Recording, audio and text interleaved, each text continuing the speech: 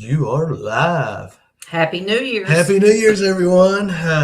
This is a surprise live stream, and I know it's probably going to take some people some time to start coming in here. Yep. And that's okay. Yes, it is, because Because this is we unexpected. didn't tell no one, because that's just how we like to do it here at Clark's Cove Detecting. We like to surprise you guys. Yes, we And do. so when you're all watching Like I this need on the my eyes replay, Happy New Year. And we're just going to sit here whether anyone comes in or not.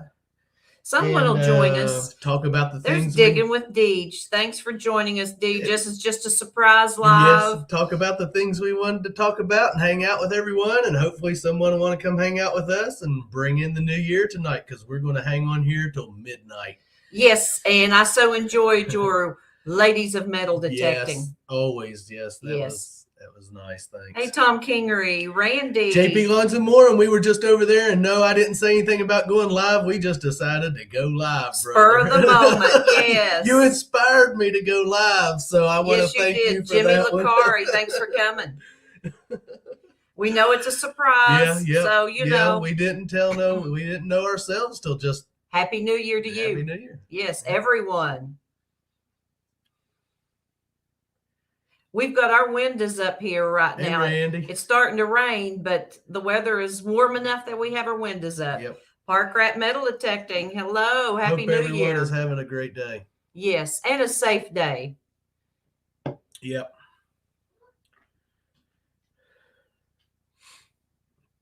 We've been enjoying our day. Yeah, we've been enjoying the day. Yes. Yes, absolutely. Thoroughly.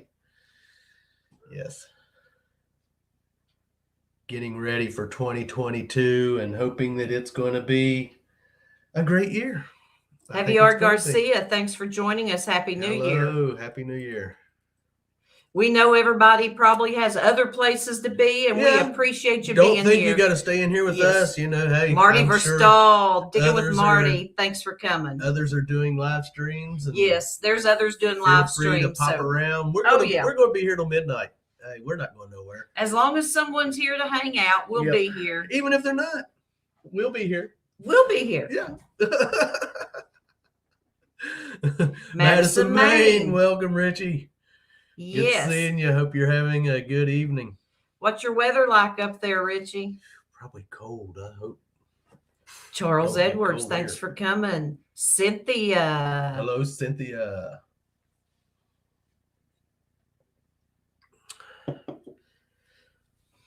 Good to see everyone popping in. Yes, it is. We're just hanging out tonight. We're going to go over a few things we want to talk about, and got some mail I want to shout out, and some channels we want to shout out, and just, Clark's Cove stuff. Yeah, we were actually invited to a New Year's Eve party down the road, and we can hear their music with our window up right now. So but we wanted to be here with you folks. Yeah. We opted to hang out with the metal detecting community. The cool kids. Yeah. All the cool kids. All the cool kids. Definitely. Like Cynthia and Deej and Richie and Pat and Randy and Javier Garcia and all of them. Yes, everyone. Marty. And Lauren. Welcome, Lauren. Lauren O'Reilly. Her ears were burning because we were talking about great people. Oh, my gosh. Marty Verstahl. Freezing rain tonight. 4 to 8 inches of snow tomorrow in Northwest Illinois. Wow. Now, I know Sunday night is supposed to get down in the lower 20s here. Yeah. But then during the day, it's supposed to be fairly nice. Yeah, we're going to have a couple of days. It's going to be nice. And then it's going to get like down to in the teens. Yes. Yeah. Yes. Eek. Yeah. Have to get an extra lump of coal for the fireplace. Get an extra blanket out. Extra blanket, extra quilt. Could you imagine living back in Little House on the Prairie days and how they had snow be coming through the cracks? Yeah, snow coming through the cracks. Woo! Have to get up and go to the outhouse. I think I'd be putting on a pull-up or keeping a bucket next to the bed. That's when the chamber pot's for. Yes. Yep. And no, we do not use our chamber pot that we use to pull the names out of. Now, we do not use that. It's just prop. It's just a prop. Yeah. The chamber pot has a crack in it. It does, yeah. So, literally, it has a crack in it. You wouldn't want to use it. You'd be carrying it and it'd be dripping. Yeah. I see Randy's saying that Shane and he are going detecting on Wednesday. Good luck. I think we're going to be. We've got a new permission, and I think we're going to hit it Wednesday. That's our plan, based on weather. Old school, Randy, here in Huntington. They're in Huntington. It was built in 1811. 1911. Or 1911. I'm sorry about that. Yeah, 1911. 1911, Randy, and it's a church now.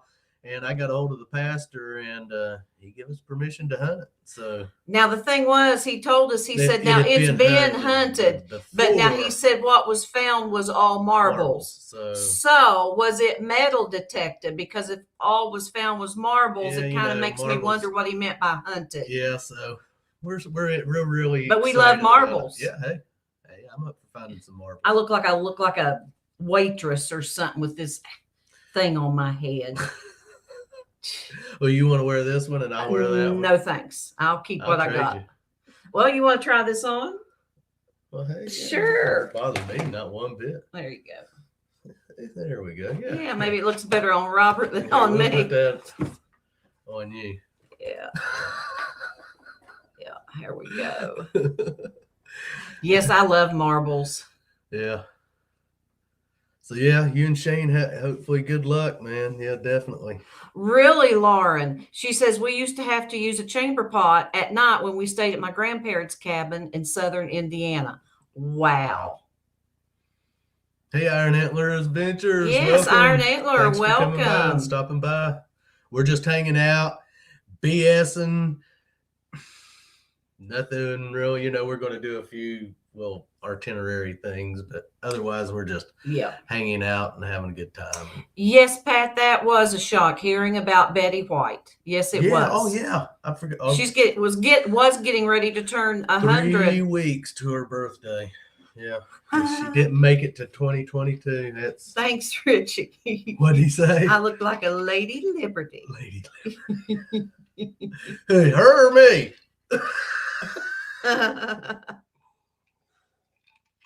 Treasure hunting with Swifty. Happy New Year's. If Karen's there, Happy New Year. Hope you're all having a good evening. We're just hanging out, drinking. Just ready to go live and when we say drinking, everyone. Rum and eggnog. Rum and eggnog and some beer, So, just getting merry. Just getting merry. Yeah. We just hope everyone has a safe New Year. And I know I said that probably earlier. Yes, I did say that. But if anyone's somewhere and you need a ride, just call us. Call us. We'll come. It might take us a couple of days to get there, but we'll get there. Yeah. Just stay where you're at. Yeah, just stay where you're at. Sleep in your vehicle. There's little dirt diggers. Hello, Emily. Well, hello there, little dirt diggers. Thank you so much for stopping by this evening, and Happy New Year's to you. Thank you so much for stopping by. It means a lot. Dee just saying all you need is a baby bottle diaper, and you could be Baby New Year. See, Robert, I knew it. I told you if you wore that, someone would say that. That's great. Hey, Rebecca, James, thanks for stopping by a little bit this evening. We're just hanging out. And American Woodland Relics, Paul, welcome. Yes. And you know what? There's so many good people in here. I'm going to drop the link and let someone come up. I know someone's got to come up and BS with us for a while. So come on up here. Let me get this set. And don't be shy, please. There we go. And come up and talk with us for a while and talk about your channel and what you got planned for. Hat off my head. What you got planned for 2022? Because our plans for 2022, we're wanting to get out and metal detect with some. Oh, watch this thing poke my eye out here. Metal detect with some other people and other channels, and that's better, and have a good time. In the 50s, babies wore tiny hats after the bonnet era. Okay. Who we got here? Park Rat Pat. Welcome Pat. to the stream. Hey, everybody. Happy New Year. Happy New Year to you and everybody else, too. I hope y'all are staying safe. Oh, yeah. We're home. Yeah, we're not going anywhere. Nope. Happy Someone's got an echo. Happy New Year to you and everybody else, too. I hope y'all are staying safe. We're home. Yeah, we're not going anywhere. Nope. Because I'm not in with anything else but There we go. There we go. The mayhem started early around here. Last night, some drunk tried to take this corner out by my house and drove right across our side lawn and rutted it all up. Oh my gosh. And that was just last night. And the fireworks been going off in every direction around me since 6 o'clock. But thankfully the dog's not going crazy, so Yep. Absolutely. But yeah, they're having a party down at the mouth of the holler, so yeah, I can hear them down there. down there at Eddie's place? Yes, down at Eddie's. He's expecting about 60 people, live band, and we can hear the music. We can hear the music through our window. Yeah. Oh, that's definitely doing it in style. Yeah. And we are going to add And we can hear James from Messy Hole. Hey, brother. And there's Rebecca. Welcome. Thank you guys for joining Clark's Happy Show New tonight. Year's. Happy New Year. Happy New Year's from Messy Hole. Sip, sip, hurrah. Hurrah, everybody. Woo. Happy New Year. Doug McClure, thank you for coming. Yes. He's saying he's from the 50s and turned out pretty good. Happy New Year to all the Covers. Yes. Hey, Doug McClure. How you doing, Doug? Hi, Cynthia. Sorry, that was loud. You're okay. She's almost polished off a bottle of champagne, just so you guys are aware. That's nothing wrong with that. we understand how that works. Oh yeah, definitely. Hard. So what's everyone got planned for 2022? Pat, what you got planned for 2022? This is it. Well, we're putting a new roof on the house. That's probably going to be our biggest venture for the year, expense-wise. Hi, Lauren. And other than that, just trying to stay alive, stay healthy, and not get sick of each other. Yeah. Yeah. Yep. Oh, that was totally unexpected. I got a frying pan under here somewhere. She's still trying to talk me into getting a second dog, but it's like, Oh. I just, Yeah. one Lucy girl's enough. Yeah. Don't want her to get jealous. She'd get jealous. Yeah. That could be bad. That could be bad. Yes. Yeah. That could be bad. Little Dirt Digger says she got a U.S. Civil War belt buckle with puppy paws today. Wow. Congratulations on that. Congrats. That is awesome. So, James, Rebecca, what you guys got planned for the new year?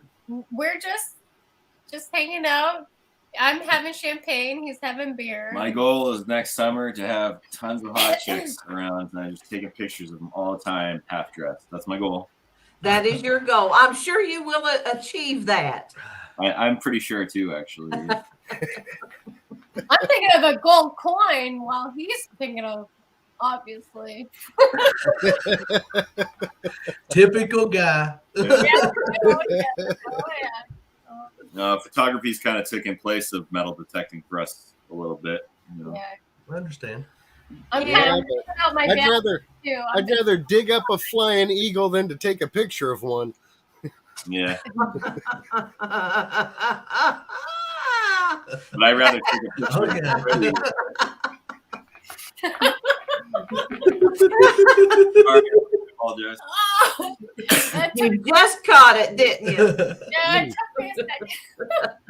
Oh man. Deej says she's babysitting 3 dogs right now. Oh, Yep. yeah. That's a lot of work. Yep. But, How's she when you're doing, helping out a friend, it doesn't really seem like work. Yeah, that's true, Pat. That's true. Mm. Swifty says his goal is to cause more mayhem. I want to find more gold and silver and I have the yet goodies. to find my first gold. I've not found my first gold. I know. I want a gold coin. I found a gold ring, but not a gold coin. Yeah. I would love to find a ring, bracelet, anything like that. But coin, yes, absolutely. I have some videos getting ready to come out here in a few weeks where I have some. Actually, I actually find I can consider one a white whale for me, and I'm not even going to tell you what it is. You're just going to have to watch the videos. And then, oh my God, I have the best find ever with two finds. They're just 5 feet from each other, and it's awesome. The thing about it is, when he found his white whale, I was over it was an old home site that was bought out by the Corps of Engineers back in the 60s. And it's some past ancestors of mine. But anyway, I was next to the road and Robert was more at the back of the land. And I heard him holler. And my first thought was, oh my gosh, he's got hurt. He's fell. He's cut himself. He stepped on something. What am I going to encounter? And he was in all these brambles and briars and thickets. And I thought, how am I ever going to get to him? Yeah, but I figured out that it was a good thing. Oh, man. Awesome find. Yep. So I have to leave everyone in suspense. Yes. You know, I can't give my secrets away. Yes. Hey, Paul, thanks for stopping by, and you and Belinda have an awesome New Year. Yes, Happy New Year. Yes, Happy New Year. Here's something when you think, well, oh, what do you want to do in 2022? I got 4 left. You gonna quit smoking? That's it. I'm gonna do my best, and Adam, I'm on that same boat. I just didn't say it because I don't want to hold anybody. I don't want to. I'm glad I don't smoke. Yeah, well, I wish I'd never started. Hey, Mark and Angela. Yes. Hey, diving detective Spader. Welcome. Yes. Rocky Mountain Live. Welcome. If we're missing anyone, we're drinking. Yeah. And we do not mean. We don't mean to miss anyone. I think we missed someone in our live stream on Saturday, and so we're so sorry about that. They're not in here, but we don't mean and intend to do that at all. And I need to say something. I tend to talk very loudly, and it is a habit because I work. We live in the woods, so you have to holler. Yeah, we have holler down the holler. We have 2 cans of the string, but I work with a lot of elderly ladies, and I have to, and Robert, and so I have to speak up. And so if I get too loud, just say, Melissa, turn it down. Hey, Susie Q, welcome, hey, Susie Q. Happy New Year's. Glad to see you here. Happy New Year's. Nice of you all to stop by. Absolutely. Like I said, we're just going to hang out in here, and if it gets boring, it gets boring. Oh well. Well, now Swifty says he's working on his last pack of cigarettes also. So that's good, maybe if me, him, and James become our own little support group, we can keep encouraging each other not to.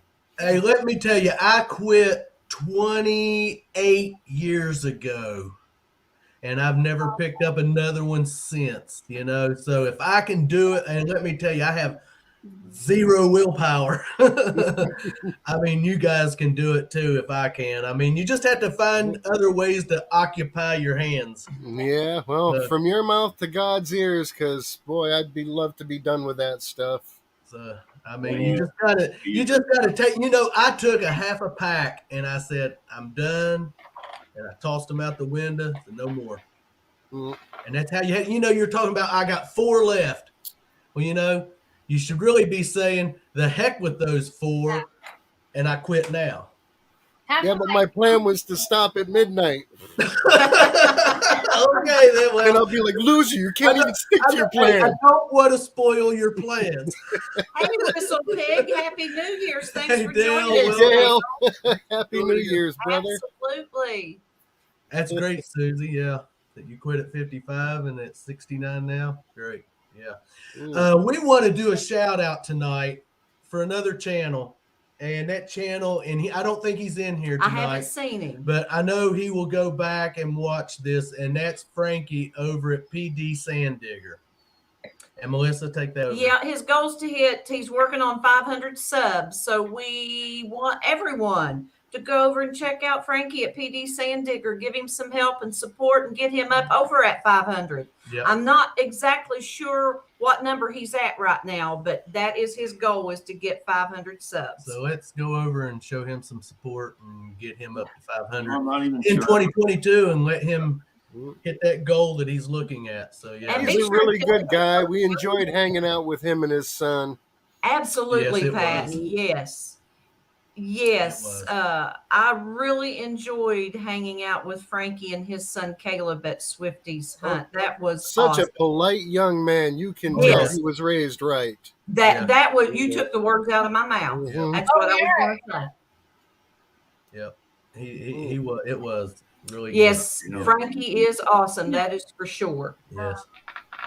Yeah. So let's get over there. And I know my covers out there that will be watching this later that might not know Frankie. And I know I got covers out there that probably don't know Frankie. Get over there and check him out and give him a subscribe and a thumbs up and Yep. show him the love. Yeah, definitely. Absolutely. He doesn't put out a whole lot of videos, but when he does, he has some good content. Yeah. So go over and give him some love and support. And not just him, but everyone that's in here. If Yes. you see a name in here that you're not familiar with, you know the drill. Go over and check their channel out and give them some love and, show them, hey, we're here. Yes, absolutely. That's what we're all here for, is support and also friendship. Yeah. So, in 2022, I know the past couple of years have been It's really crazy and stressful, and we can only hope that 2022 will be more relaxed and peaceful. Yes. That is my hope. Yeah. Here's to that. Yeah. Cheers. Yeah. Absolutely. And I think we have another shout out. Yes. I know he's not on here. He's and this blew us away. We really did not expect this, but we was contacted by Dean Scottish Relics the other day, and he did a New Year's Eve video today. He put out where it was just a bunch of channels doing little clips of wishing everyone Happy New Year's, and he approached us and wanted us to do a promotion and Happy New Year to everyone. And it really blew us away that he approached us to do that. Yeah. Because I have to admit that he's a channel. I'm sub to him and I have watched him, but I'm, you know how it is. You get caught up. You don't watch channels all the time. You can't keep up with everyone. See you, Susie. Thanks for coming. Happy New Year. Night, Susie. I made an impression. We made an impression on him, and he asked us to do that. But Yes. and I told him that if he couldn't watch it live, to come back and watch it. But we wanted to let him know that because he did that for us, and now what we're going to do for him is we're inducting him into the Cover community tonight.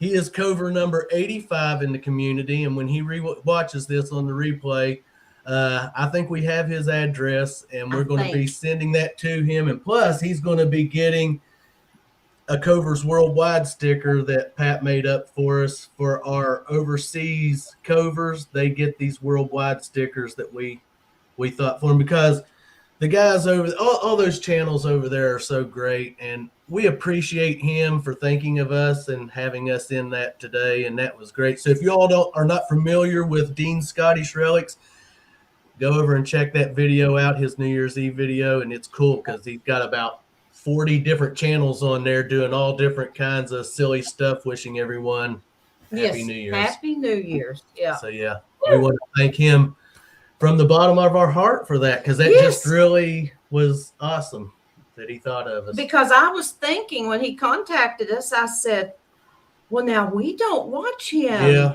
often. We don't have, I kind of felt bad. And I felt really honored, but I felt kind of humbled as well. Yeah. And so we did the little, because he said a short clip, so I had to make sure that Robert wasn't rambling too much. So we made sure it was short, and I think we shared that video on Facebook, didn't we? Yeah, I shared it over on Facebook. But yeah, so go over and check that out if y'all get the chance to. So we appreciate it. Yeah, and we want to thank him. We just appreciate that from him. So okay. Hey, Metallic, heavy metal detecting. Yeah. How are you? Thanks for joining us. Yeah. Metallica. Okay, I get it now. Metallica. Yeah.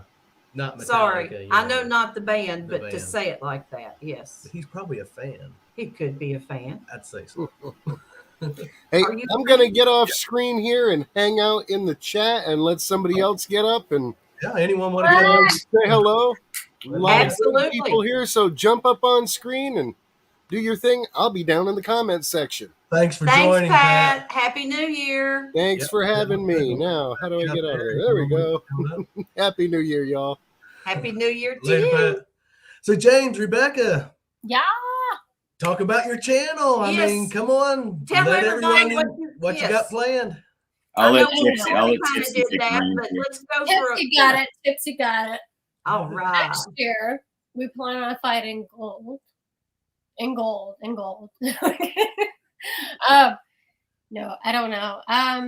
So this year has been quite the feel. We haven't been out much, but we're hoping this upcoming new year we're out quite a bit and finding a lot more good things and hoping to post more videos. Yeah.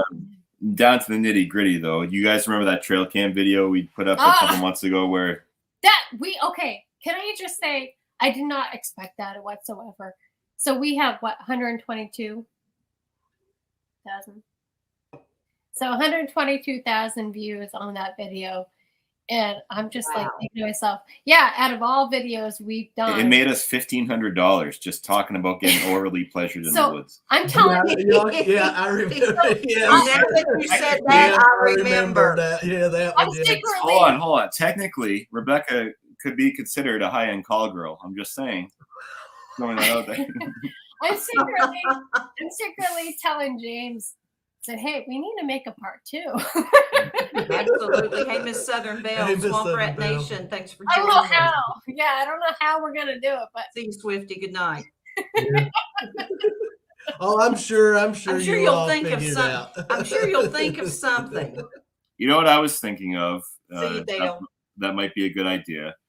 Is people listen to those, rain noises and thunder and stuff to fall asleep to. I'm going to put a couple of those videos, like 10-hour loop, on our channel. Yeah.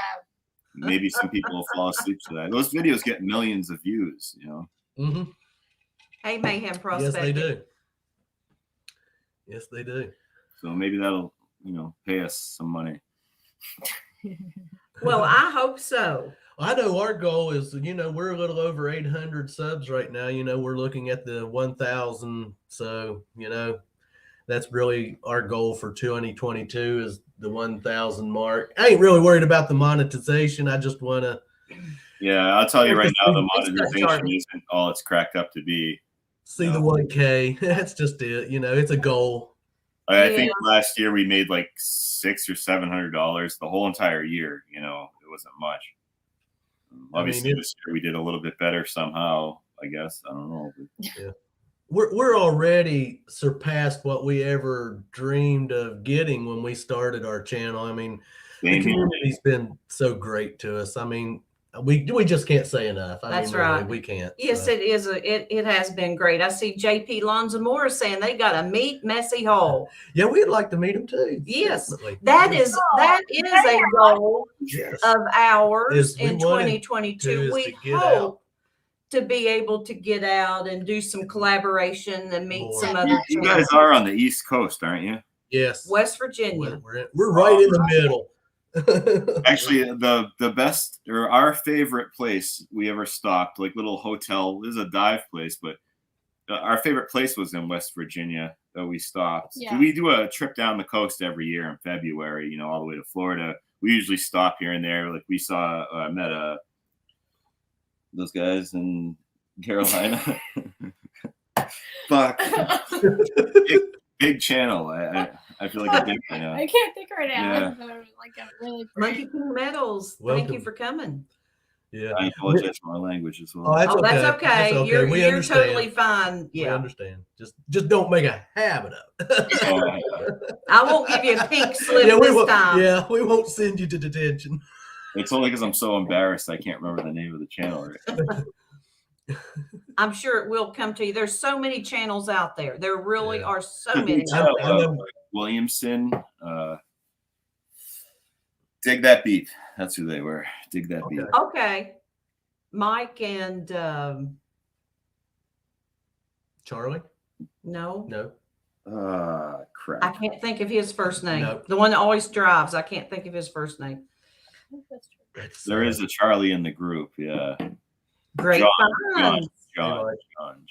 Thanks for joining us. I know we're getting ready to head to Bristol, Virginia here in a few weeks because we had our 2-year anniversary giveaway, and Brewers Prospecting won the metal detector we were giving away. We give away an F-22 and a few other things, and we're hand delivering that giveaway to him. Yeah. Yeah. It's freaking beautiful in West Virginia. I love it. I've never thought Virginia, like going by it, driving through it. Well, there's like 2 parts to it. You go through up 95 or whatever, you go through kind of the crappy part of it, I feel like. And then there's that other highway in West Virginia, which we went down. I forget, it was like 80 or something. 81 or 80, yeah. 81, 80, Hey, Ski Searcher. Hey, a lot of Gary. Cool. Hey, Gary, did you find anything detecting? Thanks for joining us. Yeah, West Virginia has some beautiful country in it. We used to, when we first met, we used to travel we'd take weekends and go to the bridge up to the New River Gorge Bridge and go see through some of the caves. There's Seneca Caverns, Lost World Caverns, Oregon Caves, yeah. And there's all kinds of things to do in West Virginia. Whitewater rafting. We never have done that because Melissa's scared of the water. Yes. I'm a little scaredy cat. I can't swim, so I'm scared to death. But we're wanting to go do the floating. Now that I can handle. Float. Have a cooler float next to you and just, Can we all do that? Oh my God. That's what we want to do. Guess who's in the house? Who's in the house with us? Florida Thunder Digging with Rob. Welcome, Rob. Rob. Yes. Happy New Year to you and Denise. Rob, if you want to come up, I'm going to post that link again for anyone that would like to come up and Rob. BS for it with us for a little while, and we're going to hang out till midnight and bring in the new year Clark's Cove style. Yeah, absolutely. That means drunk, passed out, puking on the floor. Don't pay attention. You guys are pretty much like Ground Zero, Virginia, Maryland, all that area. That's where all the cool stuff happened.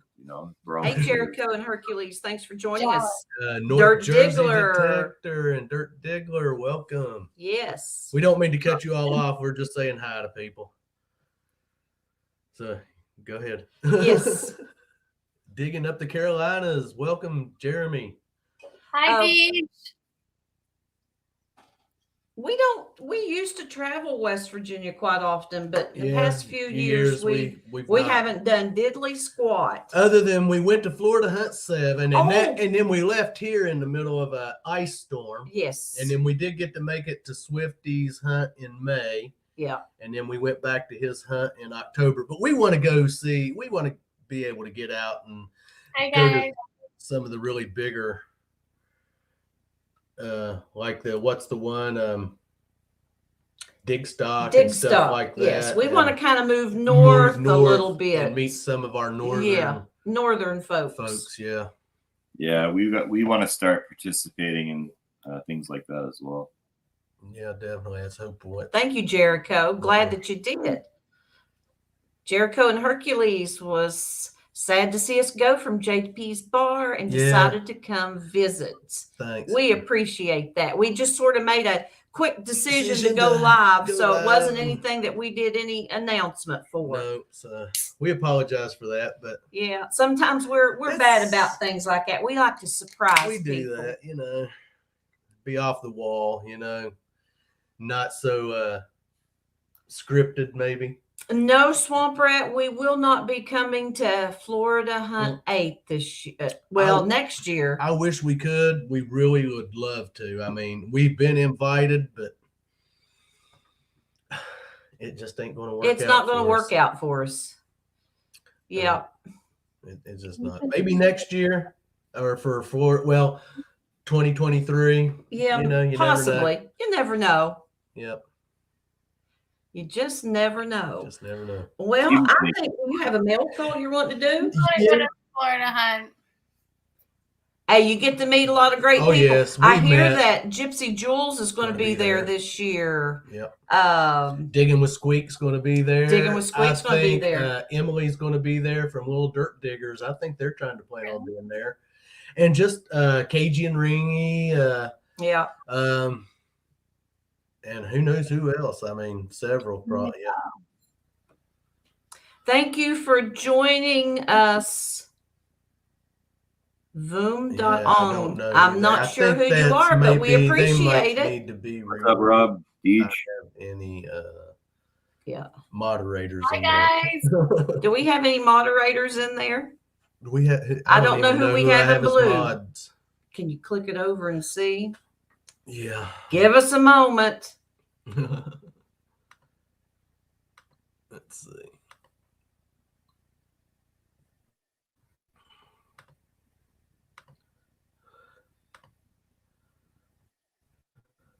Yeah.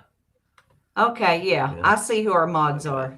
I don't know. Yeah, unless they're probably a bot. Okay, yeah. I see who our mods are. Yeah, I see Deej says yes, it is a bot. Yeah. So Cynthia got it. Thank you, Cynthia. Thank you, Cynthia. Yeah. That's our first bot, I think. I do think that's our first bot. Woohoo! Do you guys get them where they post the link to their adult websites every time you post a video? Yes, I have had that. Yeah. Yeah. Anybody like to join us? The link is out there. I will throw it back up there again. We're going to put it back out there again. Anybody? Anyone? Yes, come and join Clark's Cove, the messy hole. Yeah. We won't bite. No. Rebecca might. She's had enough to drink. Just warning you. A little bit. A little bit. Well, at least you're safe at home. Yeah. Yeah. It's the best place to be, really, honestly. It is, yeah. Cheers. Cheers, everybody. Bottoms up. Bottoms up. Yeah. I don't know about all that, but Johnny Smallpepper. We made it. Johnny, welcome. You guys are awesome. You guys have the best attitude. Thank you. We try. Hey, you know what? You got to laugh and have fun. Yeah. Life is too short. And I need to practice what I preach more often because I am a worry wart. Yeah, we can be, We sweat the small stuff too much and it ain't worth it. It's not. It's We're going to work on that in We're 2022. That is going to be a goal for Clark's Cove in 2022. More positivity. Don't sweat the small stuff. Yeah, more positivity. And we've got Swamp Rat Nation up with us. Howdy, howdy. Hey, how's it going? How we doing tonight, brother?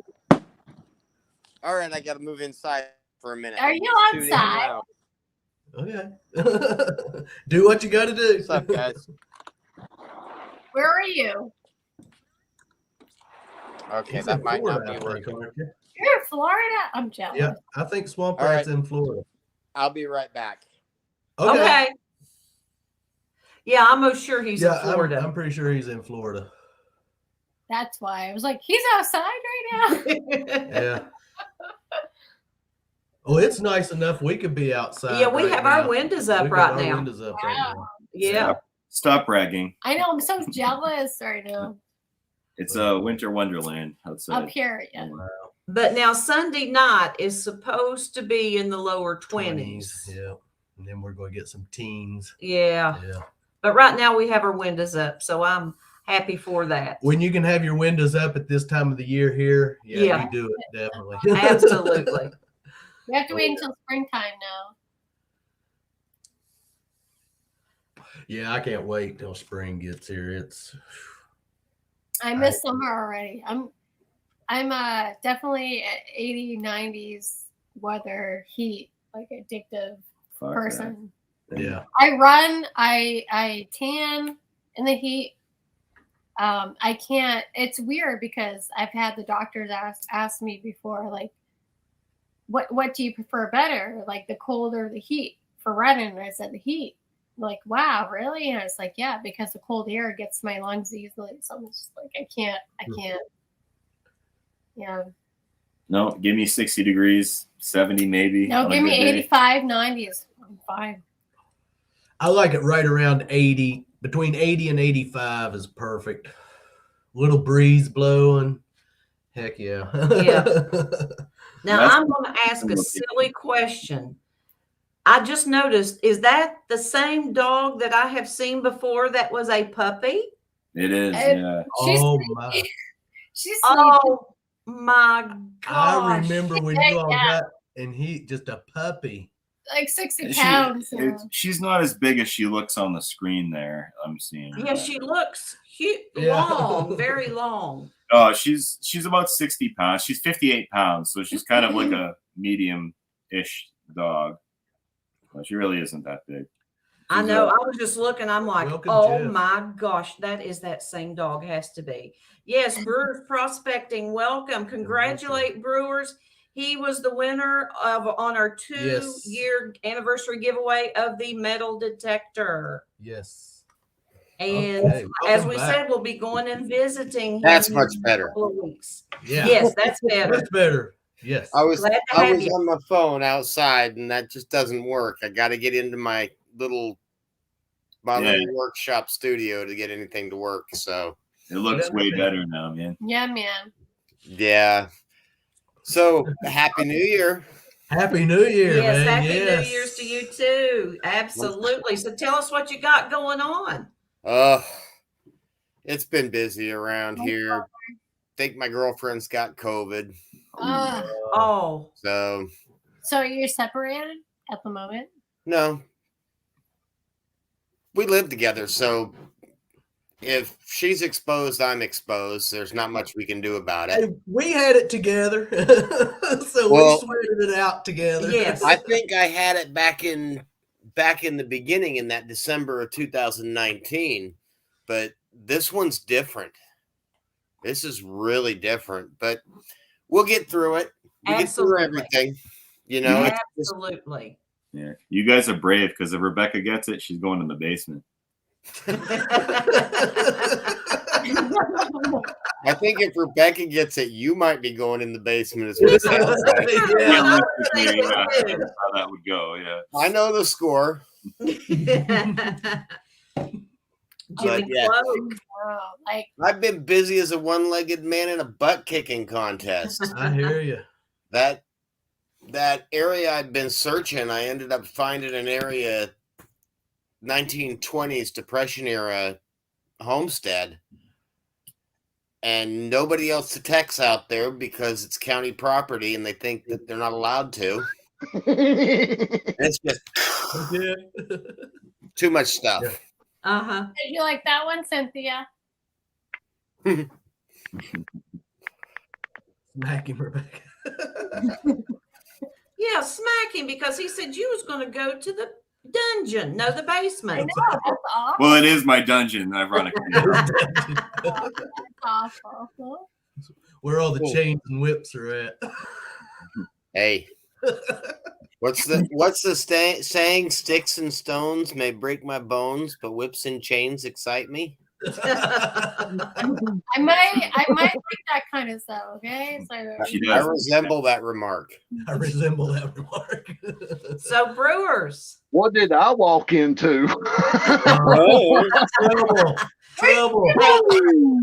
when Messy Hole is in the house, Hey, you could expect anything. it's full on. When Clark's is in the house, you could expect anything. And I'm over here at the bar at the same time. I'm like running two places tonight. I could not help myself but come over here and holler at the Clarks. I love them. We appreciate it, man. I know. 2 weeks, baby. They're awesome. Yeah. 2 weeks, baby. You're coming here. We are swinging in detectors. Nice. And now, who are we meeting again in 2 weeks? M&M Prospecting, HD Shovelhead, JP Lawns and More. And maybe even it's a possibility the treasure vixens, the magnet fishers will be there. Rose. Oh God, Right. man, that's you don't realize that'll be the highlight of our 2022. Yes, it Dude, will. I'm making this happen. I am making it happen. Just because you guys decided to hand deliver, I am throwing down what we're going to call the Bristol Bash. The Bristol Bash. The Bristol Bash. Where are you from? Bristol, Virginia, baby. Bristol, Virginia. No, I say baby, but I'm not being disrespectful in no means. Trust me. Have you seen the pictures I put up of her? You're fine. Well, you know how it is. They say it's racing at Bristol, baby. It's boogity, boogity, boogity. We are so. That's ESP, not my words. We are. We're looking forward to it. Looking forward to it, man. It's just. Dude, it's going to be a ball. Last year I had Park Rat Pat up here, and trust me, there at Thanksgiving that was like one of my best. Randy, thanks for coming. Later, New Year's. Randy, Happy thanks. New Year's. Happy New Year's. Anywhere Pat goes is crazy. Oh, it's a ball. Oh yeah. It's a ball. Oh yeah. Well, Park Rat Pat's my lucky charm. He went out the second time I ever went out to that homestead with me. I'd never found a coin out there. He's like, well, we're not really finding any coins. The targets are really far. I swing over something. I go, I'm getting a 95. He's like, it's going to be something stupid. Dug in the first shovelful. He looks down and he goes, wait a minute. No more. He reaches down into my clump and pulls it out. 1943 Walking Liberty $50. Oh my goodness. That's my very first silver coin I ever found with the detector. That's a good one. Park Rat Pat helped you. Yep. Awesome. We met him a couple of years ago, and when we first showed up, he had T-shirts made for us. He makes his own T-shirts. He gave Rebecca a 3XL. You know, he said to her when he was handing it to her, "You look a lot bigger on camera." I've seen that video. It took me 2 seconds to like, is he being serious? I was like, no, this guy's joking. We were talking about it on the phone or text message the night before, him and I just didn't tell Rebecca about that part. What it was is he ran out of small shirts basically, so she used it as a nightie for a while. Hey, I took it as it was humor. It was funny. I didn't take it anything serious. Oh, it was funny. I thought it was. Yeah, I thought it was funny, honestly. It took me a few seconds to process, obviously, but after that, I was like, oh, okay. Pat, he is a character. Pat When you're is with a him, character. it is full-fledged on. We have had the privilege of having him here at the Cove on Twice. two separate occasions, and he is. Yeah. Let me tell you, Your when first we mistake. We took him side to First side. mistake was leaving Park Rat Pat unattended on the Cove property. That was your first mistake. Must be He was out there accompanied at swinging. all times. we took him side by side, and we put out a video of Park Rat's visit and us going side by side. And so if you haven't checked that out, Yeah. you need to. He had a blast. We put him through a blast. Yeah, It was on Memorial Day. We had to cut some parts and not put it in the video because you talk about two boys being inebriated. Yeah, you know. Hey, can you guys bring the side by side? Can you guys bring the side by side? No, we'll not be bringing Okay. it. Yeah. I didn't know because we got some cabins in the woods that would help us get to with this group. Because I got 2 4-wheelers, but you know, we can only pack 4 on each 4-wheeler, and that I was thinking, that might. But that's understandable. Understandable. But I'm going to tell you, when we took Pat and we was going up this hill, and I know it blew his mind because we're going up this hill and I've got a beer in one hand. I'm adjusting the stereo with the other hand. And he's just like, okay. Yeah, I guess Pat's used to the flatlands, you know. The hills of West Virginia are very straight up and down. Yeah, not down here in Florida. I'm in central Florida, so I'm inland. I'm about 50 miles inland. I'm 10 miles south of 13 miles south of Orlando Airport. So, I'm a couple of hours south of the Clarks. Just like 3.5. 4 hours tops. Yeah. That's awesome. Charts. We're so looking forward to the drive down. And ooh, you've got my favorite rum there. Oh, we got the Kraken. Oh, I love that Cheers, stuff. everybody. Let's do a toast. Yeah. Cheers. We call them charts. Dig together. I want to know. Yes. I look forward this year to meeting a whole bunch of people. You know, that was my goal. I'm going to Florida Hunt 8. It's only an hour and a half from my place. Oh, so wow. If I have to, I'll drive up in the morning and drive back home at night. You're going to meet so many nice people and so many great people there. You will have the time of your life. You will. I'm excited to meet Cynthia Swearingen. I've been talking to Bill from Digging with Squeak, and that's one I'm going to meet up with is Bill, because we're in the same state, and I think Squeak's just the cutest little thing ever. Who don't, you know? She's just awesome, you know. Get in a metal detecting competition with that girl. I think any one of us would lose. Oh, I guarantee it. And I've been running the AT Pro for 10 years. So okay, you're on the same detector I am. Yeah, that's the one I bought into and the one I've been using religiously. But you know, the one I get from the Clarks is going to be a huge help because I don't have another detector for somebody that doesn't have one that wants to come and join me. So that's going to be awesome. Maybe I'll get my son into it. Yeah, well, I already did. My son came out on leave and went freaking berserk with my detector, and now he's back in California at Camp Pendleton. He's a Marine. He went. See, my son's in the Air Force. My son's in the Air Force, and he's down in Alabama, right there at Birmingham.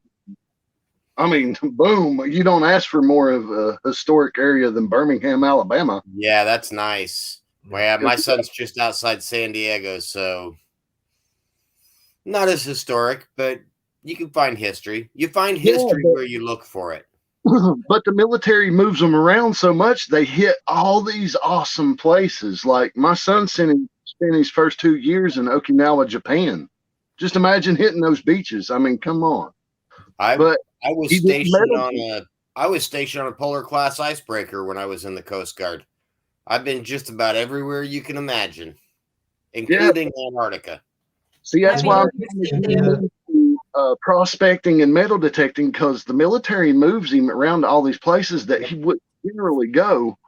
And, you know, Qatar, over next to Saudi Arabia, he spends at least 4 months over there out of the year over there. So he goes to all these places that you could find just who knows. I'm not even going to pronounce your last name because I don't want to butcher it. But welcome, Donald. Goodrow. Guys, I'm sorry. I apologize. I don't see chat, so if I'm missing anything, I do apologize. I'm on my phone while I'm on the laptop over at JP Park. I just figured out where to watch the screen, the streams of the comments over on that side of the screen. Uh-huh. But guess what, Brett? If you get to hunt with Cynthia, she was my hunting partner. You're going to have a blast. We got to hunt with her back in the summer. her and her grandson. Yeah. You will absolutely have a blast with her. She is so sweet. Bill and Squeak. Squeak is sweet. I cannot pull the words to say about them because they're just great people. Yeah. And Squeak is just. Bill's helped me with figuring out what I'm getting for my next detector. My AT Pro is giving me problems right now. It's probably 12 years old, and for the first 11 years, it was sitting in the attic unused in the box. So I have a feeling that that didn't do it very good. So thanks, Cynthia. I'm looking at a Vanquish. I'm looking at the 540 Vanquish. Yeah. So he was helping me with that, and Cynthia's every day I talk with her. I chat with her online. So it's been an amazing run. I've been detecting for 4 months. I came over from the magnet fishing community. Went out magnet fishing for the first time today in 4 months. I found a pair of nail clippers and 3 hooks. And I'm going. We're trying to get a little bit more into magnet fishing. We've done our one little video where I caught the bridge. Yeah, he caught the bridge. We all do it. That's more than I caught with a magnet. But we're going to try maybe this spring and summer to get a few more videos in. You never know.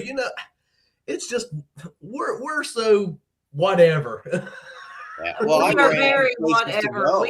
We have our moments. It's like, we can't make our mind up, and then there's times we just sit around, twiddle our thumbs. But we love metal detecting. I mean, we're hooked on metal detecting, and that's me at this point. I love doing the magnet fishing. I got out there this summer. I really hit that hard. I didn't know how to do the YouTube thing. My YouTube skills are all within the last month. Dude, I love your bicycle. I love how you sit down and just trike it out. Boom, gone. Oh, my bike?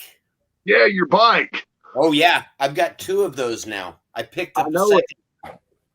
And I've seen your videos, man. I love them. I love when you take off on those things, man. I get killed around here on the mountains on it. Yeah. I can understand why you utilize one. Oh, yeah. That's my lack of balance. Unfortunately, I was a cyclist before I started having health issues, and Parkinson's disease has taken away my balance. Oh gosh. I got my tremors under control with surgery 5 years ago. They did a deep brain stimulator on me. See my horns? Yeah. I got electrical implants in my head now. Whoop whoop. Oh. Really? I used to live with somebody that had a cochlear implant for hearing, so I sort of understand. Yeah, it's kind of funny though, because when I'm checking the pinpointer if it's on, I'll turn the pinpointer on and the battery pack's right here in my chest, and I'll just set it up against the batteries in my chest just to see if the thing is working. Hey Tony, Mr. Diggs, always glad for Clad. Thanks for joining us, buddy. Happy New Year. Can I show Brewers tomatoes on here or no? Huh? I'm asking if I can show Brewers tomatoes. Oh. Are those the tomatoes that don't have? I think so. Yeah. Those are the tomatoes that are only legal here. I know which tomatoes you're talking about. Like the tomatoes. Yeah, I'm rolling up my tomatoes right now too. Yeah, I have quite a few jars, which 'tis the season. I am not saying nothing yet, but when they make it back safe and home, they can explain. Well, I'm going to let you all go. I just wanted to come up and wish everybody a happy new year. And see, you scared them away with the tomatoes, man. Send out Rocky Mountain Life. Thank you so much. Happy New Year. Have a safe one. Yeah, thank you. In the new year. Bye. See you, Swamp Rat. Bye. What Yes, is the Deb dog? Spader, green tomatoes. I see the dog. What breed? She's a mix between a Italian Mastiff and a Husky. Caleb Hall. Hello. To me, she's just a short-haired Husky. That's what she looks like to me. See, I used to have 3 Huskies that lived right beside me, and now I own a Australian Blue Heeler. But I live in the farm country. Caleb Hall has joined us, everyone. Not to interrupt your all's conversation, but earlier when we was doing the shout out for Frankie Hall, PD Sandigger, his goal is to get to 500 subs. Caleb is his son. So you all go over and check out Frankie at PD Sandigger. Tell him Clark's Cove sent you. And Caleb, be sure and tell your daddy that Clark's is going to bump their subs up. Yeah, we hope so. We hope so. So if you haven't checked out PD Sandigger, go check out PD Sandigger, folks. Yeah, you know, I can remember PD Sandigger commenting on our videos as far back as our videos go. Absolutely. Isn't that the truth? Had to make a beer run, guys. I figured you went for the munchies. Yeah, and that too. Yep, had to get some munchies. We did homemade pizza. We did homemade pizza and chips and dip. Crunching and stuff. I got Chinese.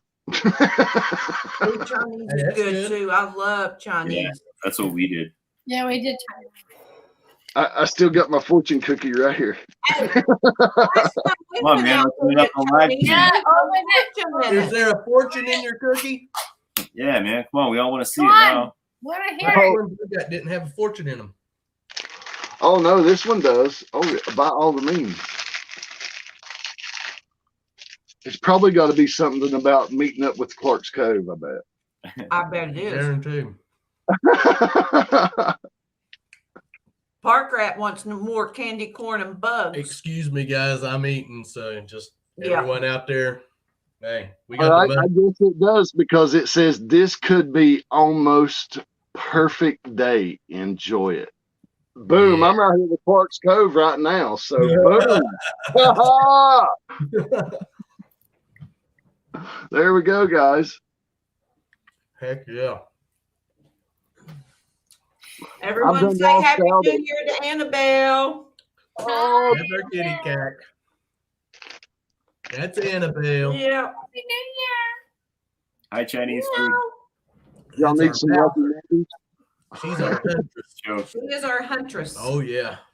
She is a huntress. She brings us squirrels and chipmunks, and she's brought a baby rabbit. Rabbits. These things I am not proud of. And snakes and lizards, and she'll lay them at the front door for us. Yeah.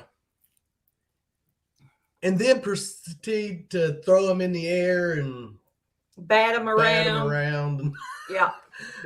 Hey, it's free pest control. Come on. Welcome, Tony, Mr. Diggs. Always glad for Clad. How are you doing tonight? New Year's Eve. Welcome. I know I spent half the night up with Mr. Diggs there the other night until he booted himself off of the StreamYard.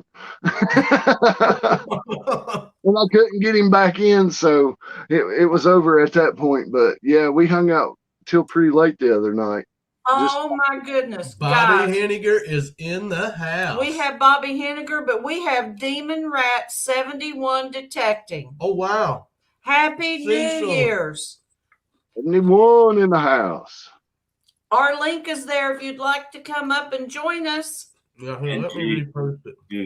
Where'd Parkett go? Did he already crawl in bed? No, he's still there. He's still in the chat. He's in chat. Yeah. Yeah, he's in chat, but he won't come back to video because he's done crawled up in bed. I'm calling him out. I'm calling him out. Yeah. Yes, Bobby Henniger. Welcome, Bobby. Welcome, Bobby. He is our minute man. He takes notes at Zoom meetings. Yeah. Or he's the secretary, however you want to look at it. Keeps us Party all foul. Party foul. She done switch back to water. Watch her hide it. Too late, Rebecca. Too late, Rebecca. Okay. Hey, sometimes you have to kind of refresh yourself, and then you can start it again. That's what I do all the time. Yeah, there you go. Too much champagne. There's an empty bottle of Kraken. Didn't you have that as a full bottle just the other night? Yes, when you I did. showed it to us? Yeah, I'm a little heavy on that. Now it's time to get into the black label, guys and girls. We got the next one. There we go. You won. That is attitude in a bottle. I have to stay away from that stuff. Robert has to stay away from that. I'll give him the clear. Don't you worry. I got him taken care of. He loves Jameson. Jameson is my drink. Hey, I got a meeting. With the mayor of Bristol here just next week to clarify a few gray areas of the metal detecting side. Yeah, because Parks and Recs didn't end up solving my problem, so I went ahead and scheduled an appointment with the mayor to clarify any gray area or any doubt, which I'm sure he'll have the city manager there, but I just had to sidetrack that and go on to the top. Right. Being a firefighter and for the community for the last 15 years, you got a little pull and you can actually go talk to somebody instead of getting the runaround. Now our mayor is so cool, and I think we have the only mayor that will get out and sweep streets. If you have the pavement guys out filling holes, he's out there with them. I kid you not. He is shoveling asphalt. He is filling holes. And he is cutting and doing weed eating. It's great. I've never seen a mayor that'll get out and work in the community like ours does. I mean, he's a pretty cool guy, and I've talked to him about metal detecting. He's like, yeah, go ahead. Yeah, I mean, I agree. You've got to grease those wheels. Yeah, he's serving his third term right now. Oh yeah, people love him. Mm-hmm. Yeah, and being in the fire department, you learn how and who to grease and who is a waste of time. So, yeah, you learn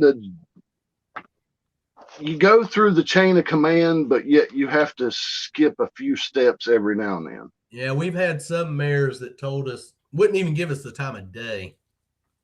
Oh, there's some of them that won't because you skipped the change of command and you should have talked to city manager before you ever talk to them. I mean, I understand that, but yet, when you know them on a somewhat personal level.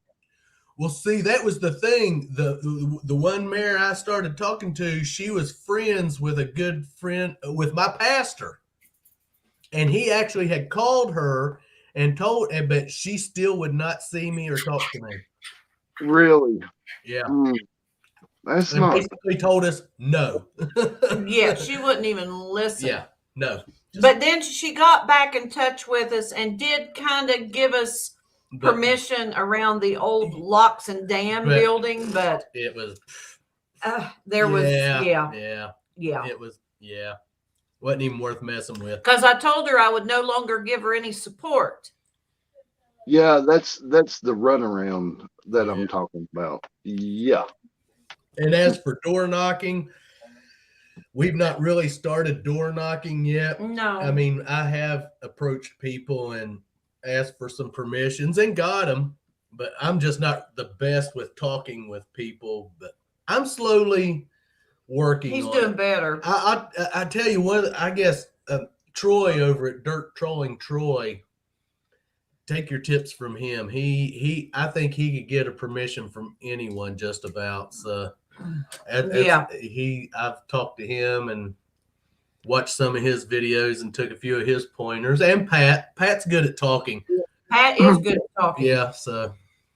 Well, see, around here locally, my last name pretty much carries my reputation for my family. So a lot of the people in this area knows me from somebody in my side of the Brewer family, I mean, they're like, "Oh, was you so and so's boy?" I was like, "No, I'm so and so's boy," And they're like, "Oh, I knowed him. He was a good man," And you're in there like Donkey Kong. I mean, it's not that hard locally, but when you've been here for 45 years, you're sort of invested. You Right. know either their sons or their grandkids or something, or your role in the fire department, pulling your weight for the community, gets you a lot, Not that I expect it, but it's a good avenue to use. Good night, Lauren. Thanks for joining us, Lauren. Yes, Lauren. Thanks for joining us. Happy New Year. Anyone? O'Reilly? Huh? Lauren O'Reilly? Lauren O'Reilly. Okay, I can't see chat, so I'm just guessing at the name. But I know the community. Eton Beach Treasures. How are you doing? Our friends from Fiji. Yeah, our friends from Fiji. Over the mill. Well, does anyone have the countdown up? No. It is 11:39. I have 11:39, which is just our clock here on the computer. But if someone would put the countdown up and let us know, because we're going to count down to midnight here at Clark's Cove. And after that, we'll hang on for as long as we can. Caleb Hall, bite your tongue. We need more sour pickle balls. No, brother. I'm never eating another one of those things again. I bet you pooped green for 3 days. I know I did. One more. I want to try it. Seriously, I love some dill pickle, but I've seen Sweet's face, and I know better, but what the hey. Those things taste like a pickle. Oh, my gosh. And the thing of it is when we did our sour pickle balls, I ate 2 of them. I was just about chucked on that second. I don't know how you ate 2.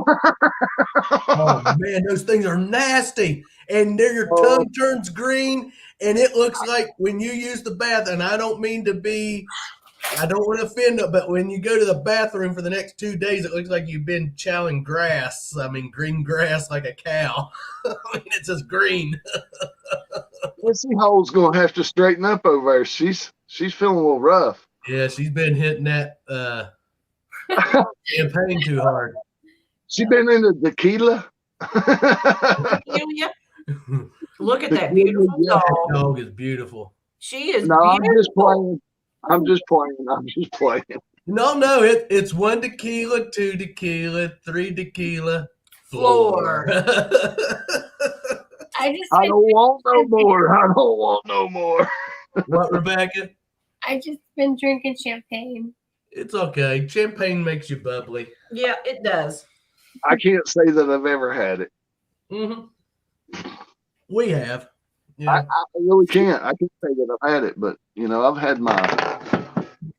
How did Mike say it? The champagne. the champagne of beer, Miller. The champagne of beers. Champagne. Yeah. Champagne. Carbonated moonshine. Yes. Now you're on the ticket. Yeah.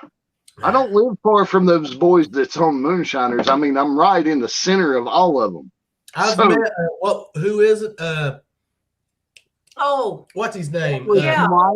Mike and Jerry. The real popular one that got real popular. Mark and Digger. No, he's just by himself. God. Tim. Yes, Tim. Yeah, Climax. He's just 2 counties up.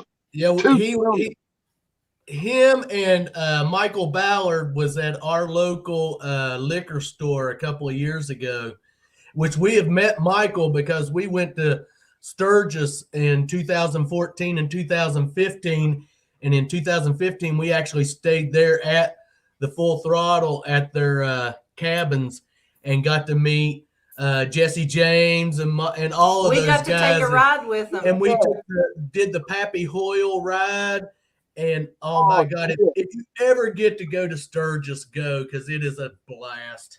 I've watched a lot of Jesse James's place over there on, the TV side for years. I love his whiskey, But, the Jesse James whiskey.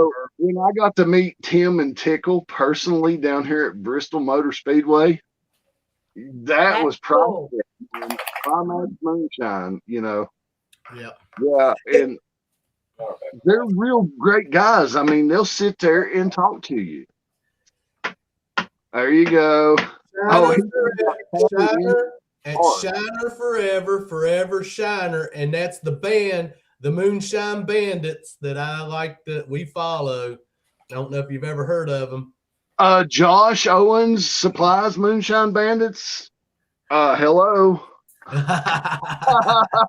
And the Lax and Colt and Colt Ford. Ford and the rest of them. Yep. The whole damn crew, man. Moccasin Creek, which is just over the over just the River Ridge here is Moccasin Creek, just right where that boy come from. Really? I mean, the Bandits was just up at West Virginia Motor Speedway back in, what was that?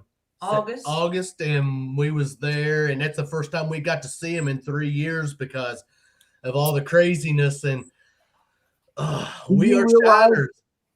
Do you realize you could ride your side by side from your house all the way to my house and be legal? I'm sure we could. If it took you months, you could still get here by trail and be legal roadworthy by law and get here. Believe it or not. It's getting to the point that they don't care if you ride them on the roads around here or not. It is. We see people now in our town that's just riding them through town, and the cops don't say nothing. I mean, they're not, they just don't. Yeah, our communities, our coal towns that are now shut down because the coal mining has went out, that's what they're requiring on revenue is these ATV trails, the B&Bs. I mean, they have created over 480 miles of trails that connects to Hatfield McCoy's. We're battling them now. Yeah, we got locals battling Hatfield McCoy right now. They call them our outlaw riders. We are considered outlaws. Bullshit. If you're battling ATVs, you are sitting there saying you do not want the revenue that you're sitting there pulling up and playing crazy Karen. That's my thoughts. Because that's what's keeping our cold communities thriving and alive right now is ATVs and UTVs. And you're allowed to ride right through Main Street of town, go watch a movie, go to the Hardee's, go back to the campground. It's totally legal. They're what they come in, they're saying no kids on the trails. They're saying parents can't take their kids. That's what they're trying to do here. And no nothing. They're trying to restrict stuff, and the community's fighting it because the places that they're trying to take, me and Melissa have been riding there for 25 years, and others have been riding there even longer. And it's family cemeteries, it's lakes and ponds, and they're trying to come in and they're wanting to take that over and say, okay, now you can't have your kids on your side-by-sides, you can't do this. And it's in a big battle here right now. It is. We had the same battle with the railroad that was established back in the 1800s and has been abandoned since the 1940s. But they have turned it back into a walking and bicycle trail, which takes you from Bristol back here to my house, which is roughly 10 miles on that train trail. And you can end up from main town to my house, which me and my dog like to frequent and walk and hike. I mean, I love it. But yet we've had people fighting the Mendota Trail. It's been really sad. Yeah. Really sad. Essie Hole, HD Shovelhead says hello. Hey, HD. He was over at JP's bar. It looks like he fell off, but yeah. Welcome, HD. See, you guys get to meet him. in 2 weeks. That's one of them that you're meeting. Okay. Cool beans. Now we're going to be videoing. Yeah, they will too. Yeah, they will be too, because I mean, this is a collab. This is a Bristol Bash. So we are going to put this out there for all the future detectors and stuff. In February, if you guys would like to join, we're going to Upper Virginia, towards Richmond area and Washington D.C. area. You know, we'll be in the Gold Belt just outside of it, but we're hitting the Confederate grounds like Rocky Mountain Life Prospecting. Yeah. He has given me permission to go hit his property, and he wants me to take Clark's Cove with me. Oh, well, see, the thing, it's all going to be weather-based. February is always our worst month. Now let me say this. Rocky only asked me that we give him 50% of our fines because he is doing it for the animal rescue and stuff that he does for the military. You know, if they got to go across seas, he'll take care of their animals for them for free. I see. You know, wow. So we're doing a good cause, and you know, we give him first picks, but you know, for somebody to give you that kind of permission on his family farm that's right 20 minutes out of Manassas battlegrounds, you know, I tell you what, we'll do it for him. You know, he's a good touch about that. Oh yeah. He's a great community member. He's in there on the prospecting, the metal detecting, magnet fishing. You know, I mean, he's everywhere. So it's only right to get back to what we get to define. Yeah, we'll keep in contact about that one. Yeah. Yeah, but that's coming up in February. We have yet to set a date, but we are getting like Benzo, JP, HD Shovel Ed, M&M Prospecting will be back again. I mean, we're getting anybody that wants to come in our local community or who you want to shout out and get coming. You know, the more we find for Rocky Mountain, the better, because we are supplying his rescue funds. So, and I mean, it's a 50-50, so you get to keep half your fines, you know, or whatever. You understand, you know, we're just trying to help out the community, and he's getting ready to sell, so we got to hit it quick. And the more the merrier.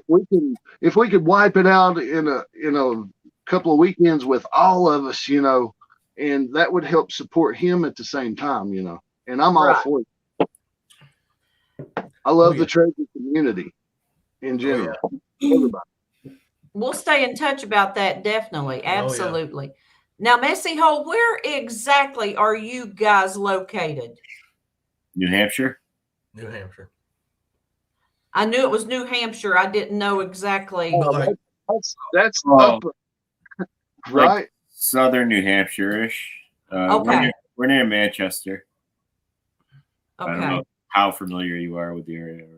Hey, Lisa P. Not. Happy New Year. Cheers to you, too. I was up in that area here when I was a kid. What would you travel down to Vermont from New Hampshire? I mean, what kind of hours we talking?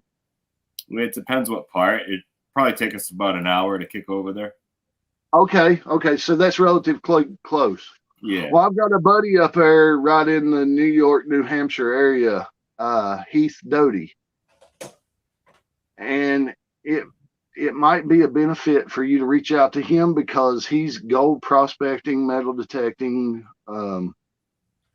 and has quite a few areas that might be close to you for y'all to collab, you know. So yeah, we like collabing with folks. Yeah, I mean, he's a good guy. I mean, I'll vouch for him, and Clark's Cove can vouch for me, and absolutely. Guys, we have 8 minutes counting down before 2022. Are you gonna make it, Rebecca? No. Oh, we got come on, Rebecca. We're rooting for you, honey.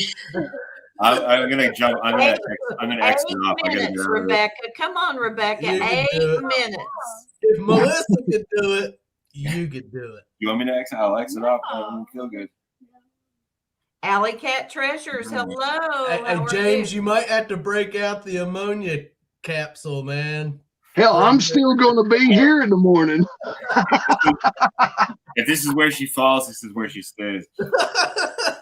I'll toss a blanket I'm pouring lives on over here at Clark's Cove and JP's. Yeah, JP's got me over here. Oh, everybody! Hey, we gotta show the show, guys. This beer's empty. You never know what's in store at JP Lawns and More. Yeah. Team Clam Bake, hello all. Clam is up. Yep. Team Clam Bake. Baked, not steamed. I hear me over at JP's in the background. Bean and Pick. Welcome. What's up, Team Clam Bake? Hey. It's been a great night. Okay, we got 7 minutes left now, Rebecca. Oh, we're counting down, guys. 7 minutes. 7 minutes. Of course, we're so far away. Now, James, you do have your Sharpie ready, right? Past those days, man. No penis on the face? No, because you know what? Around here, what goes around comes around. Woohoo! I hear that. Yeah. Yeah. Robert knows about that. No. I say cards. No one has ever drawn on my face. I can tell you that right now. Yeah, same here. I've been lucky thus far. Woo-hoo-hoo-hoo. Jack Daniels is rough. Shoo! That'll put hair on your chest. Or take it off I your don't head. know. They ain't none yet. I think he took it off his head. I'm sweating over here. Just like mine. We need some charts. Chillers. Cups up, pipes out. Drink now, smoke. Hey, Digologist, welcome. He might have already been here. I don't know. I don't think so. Yes. Was he? Yes. I'm drunk. Okay, we got 6 minutes, guys. 6 minutes, guys. 6 minutes. Melissa's giving me the countdown over at Clark's Cove, so I got my Someone doobie in ready. here said a while ago, who is going to kiss me at midnight? And I've done forgot who said that. Don't know. oh, I got to get my tutors and my hat. It's It's tutors. tutors. Okay. Watch the ball drop. Yeah, I was asking if anyone actually had the countdown up. Robert, you've never had my Hey, brother Allie, for a hey. brother. He uses Sharpies.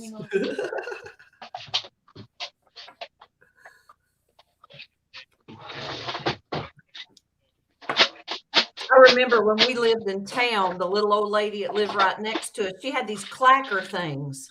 And she would get out on her front porch and she would just clack. She's dead and gone now, bless her heart. MD Melbourne. Woohoo. Hey, Melbourne, yes, welcome. 5 minutes till New John Year's, John. guys. John, Welcome. Happy New Year. Alrighty. what did you say you had to go get, Jeff? Did you say your tutors? Is that, My name is Jeff.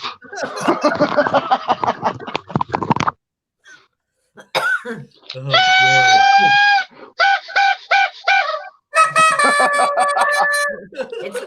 We got 4 minutes, guys. Come 4 on, minutes. Rebecca. Everybody root for Rebecca. James, you may have to hold her up. I know, it's getting ridiculous. Sorry. Oh, what the hell? Demon Rat. Cecil, we are so glad to see you Yes, that you it's great joined to us. see you. It is great to go into 2022 with you. Yep. Yep. I feel like I should get I us got off. boobies. Boobies. I got to go make one last deposit for 2021. He's got to go. Yeah.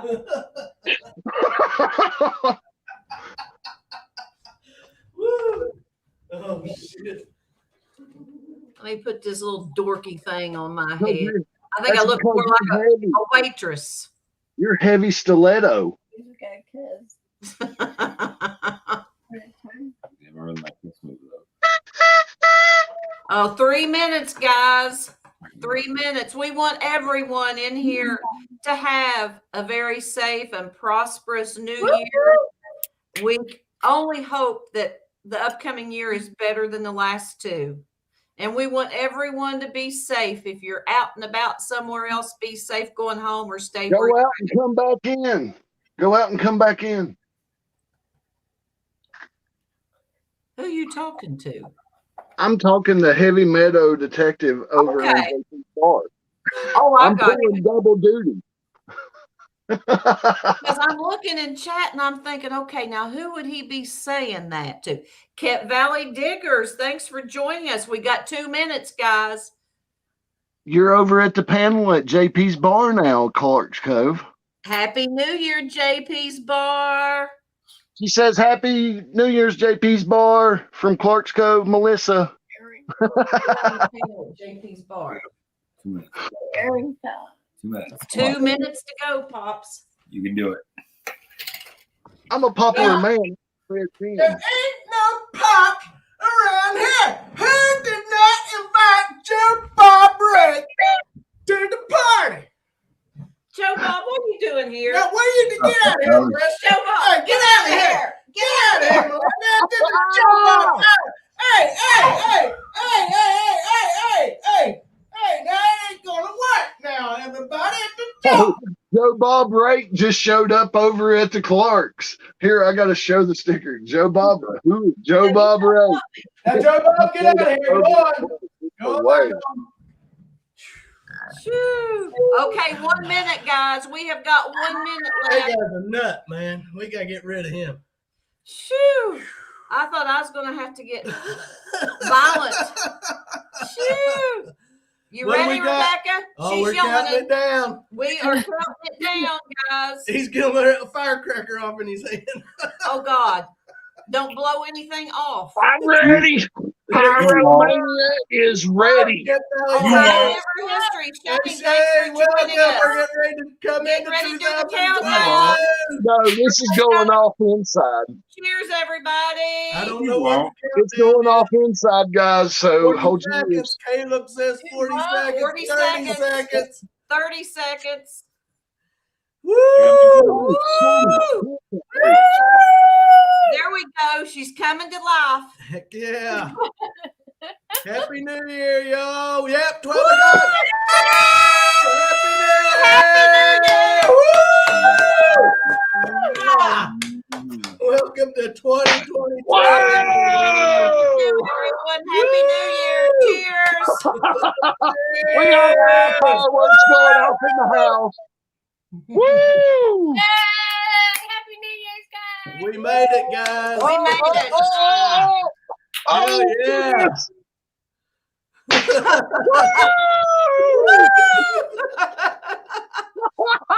Hey, look at the smoke. Woo! Oh. Yeah.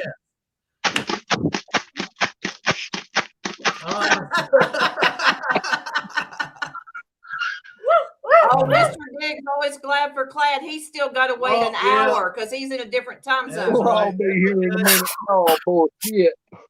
We'll hang out with you, Tony, and we'll celebrate twice with you. Woo-hoo! Come bail me out. Yeah. Stay. If you're ready to go, If you're ready that's to fine. go, We you don't understand. have to hang out with us. We Each and appreciate every one of you. Happy New Year. Thanks for made it. joining Clark's Cove tonight.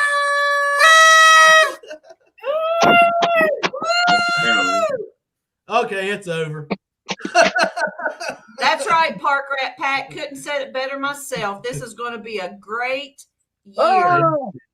Yes, it is. And Demon Rat 71, he says, here you all are in the new year, and I'm still stuck in 2021 for 3 hours. You'll be all right. Oh, that sucks. Yes, MD Melbourne. We have to wait 12 months to experience this. I'm right here having a party too. 2023. Oh, that's scary. Oh, gosh. I'm Yes. having a party over here too. Happy New Year, Team Clam Bay. Yes, Team Clambake. Happy Be New the Year. Etten Beach.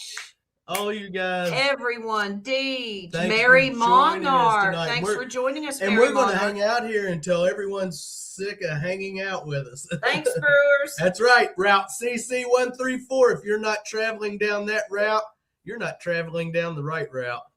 Nope. And 134, that stands for metal detecting. We went from small town to worldwide. Covers. That's Woo-hoo! right. And this year we're going to take over the world. That's Miss right. MD Melbourne is saying that Natalie and he are almost 2 days into the new year already. Wow. Oh, I got Terry Browner calling in the house. Hello, Terry Briner. He's on Marco Polo. He's going to have to wait a second. I know what he's saying. Happy New Year. New Year's. 143 means I love you. I hear the guns I hear going off. fireworks and guns going off. I hear them going off right now. Yep. I see we have a friend Mary in the house. Monarch, welcome. Moderators, I see we have a friend here. Yep. Rebecca, go shoot some rounds off outside, would you? I'm just kidding. I can take care of that. Oh. Okay. Yeah. I'll take care of it. I guess I did. Whew. Wow. Yeah. Put that thing away. 2021 is behind us. Yep. And 2022. Put that thing away. 2022. Going to be a great year. Brewers, There you he is. I go. was getting ready to say you're sideways, man. Yeah, I got to come back. There I am. You're straight now. Well, maybe not straight. But So I've got you're this shit lined up there. Might be a little tipsy, but Hey, when you're sitting here running 2 stream yards at the same time, you're pretty sad. Hey, I'd be crazy. I wouldn't know what to do. I'm about to come out of the shirt. It's that damn hot. Happy New Year's, Etton Beach. Happy New Year's to everyone. Live stream. Thanks for I heard the fireworks go off outside. We're going outside. Let's see if they got some fireworks, guys. Let's see if they got I've some. got all kinds of firecrackers, but I ain't going to set them off. Not in here anyway.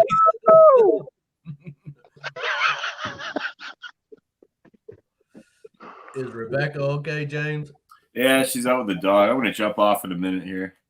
It's fucking something out here. I thought they were Yes, fine. thanks for hanging out with us until the New appreciate Year's. so That was a very pleasant surprise. having you. Thank you bring for me having New us. Year's. Yes.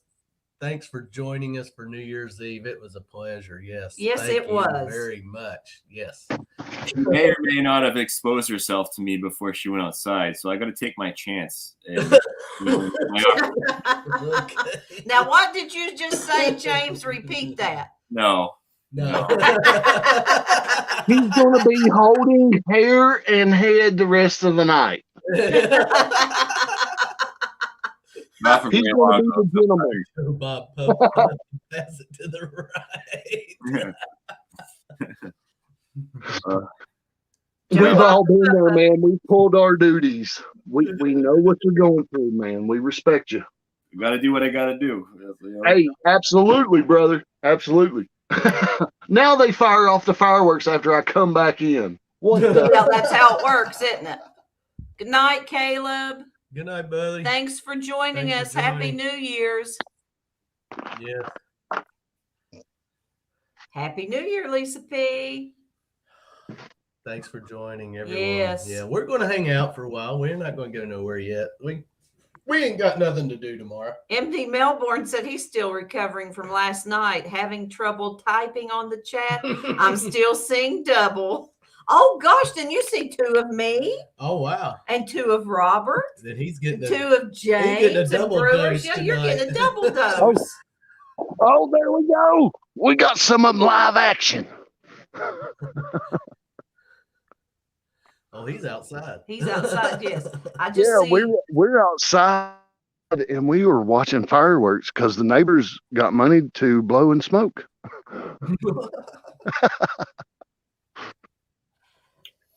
Good There you night, go. Pat. Good Thanks night, for Pat. joining Thanks us. for joining Happy us. New We'll Year. talk to you soon, brother. Have a good evening and tomorrow too. Yeah, it's my Everybody key. eat cabbage or black-eyed peas Gotta tomorrow. have something green. We're having meatloaf, mashed potatoes, and cabbage. We're having the meal from A Christmas Story. Yeah. Yep. Cabbage, meatloaf, mashed potatoes. Yeah. Marty Verstahl says, Robert, you're giving me the munchies. Nothing wrong with that. Go get your pizza, some chips, some dip, something good. Sandwich. Hey, bologna and bread's good. Sandwich. Get you a sandwich. Get you a good ham, cheese Ham sandwich. sandwich. Lettuce, tomato, onion, mayo, mustard, ketchup, hot dog, hamburger. So anybody going detecting tomorrow? Well, come on, guys. Everyone's Give gonna me be too more. hungover. Like, Oh, now there'll be some people that won't be hungover. Well, yeah. Oh, here we Party. go. Yeah! Woo! Give them a little enthusiasm, you Next know? thing we're gonna be seeing sirens pull up in Brewer Jeff's house. Yeah, you're that guy. Let them come. Hey, it ain't me. I'm just motivating them. Sandwiches. I'm the hype man. I eat a ham sandwich every day, Tony says. Heck yeah. Oh, it's been great bringing in the new year with you guys. Absolutely. It has been great. I I know we had a little bit of an itinerary of some things we wanted to do, but we did half of it. We'll save the other half for another time. We just enjoyed hanging out with everybody. Yes. Everyone hanging out with us. We want to thank everyone for coming around and hanging out and bringing in the New Year's with Clark's Cove. Yes, absolutely. Yes, team blah, blah, blah. I can't speak. Beats PBJ, but I love peanut butter and jelly. Yeah. Come say goodbye. See Thanks, you, James. Go take care of Rebecca. Good night, Rebecca. Happy New Year, Rebecca. Happy New Year. Good night. Happy New Good Year. night. Thanks for joining us. Bye, everybody. Thanks. Oh, they're Fire in great. the hole! Fire in the hole! Oh my gosh. They're talking to me. That's how we talk as neighbors. Yeah, you got to holler down Oh, the holler. look at the I fireworks. see fireworks. Oh, it done fell over. Hey, look, everybody, we're getting to watch fireworks. Heck yeah. Oh, they're going everywhere. We might get one coming at us. I'm Yeah, gonna make you YouTube famous. Heart sandwich. You know, that by. sounds good, Marty Verstals. I love to eat chicken hearts. Thanks. For They're dying laughing. I told them I was gonna make them YouTube famous. They're freaking dying down there.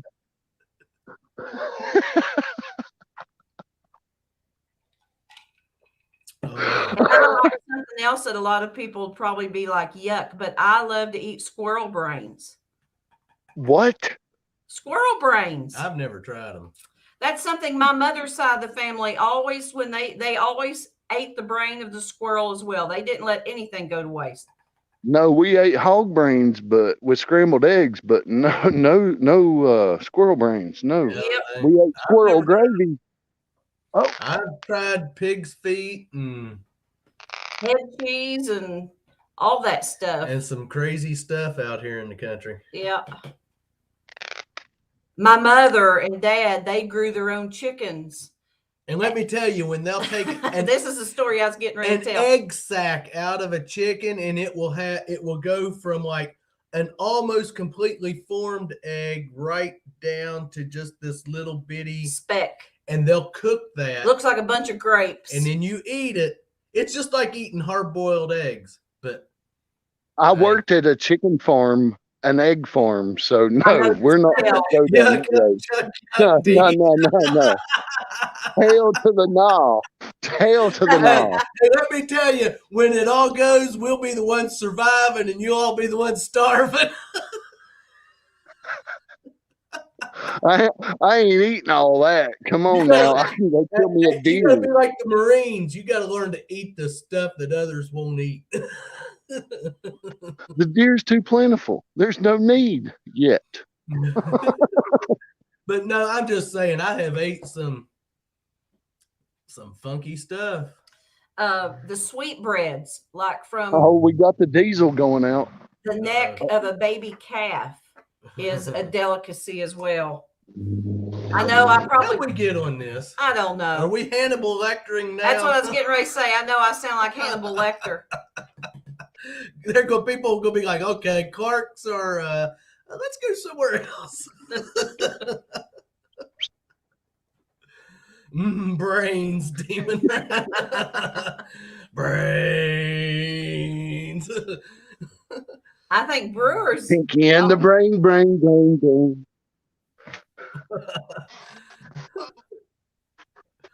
Oh, we're just being. Hey, I silly, tell you what, folks. Deej, that is a hard job. I would help my mom with cleaning the chickens and picking them, and all the smell when you dip them in that hot water. Whew, God.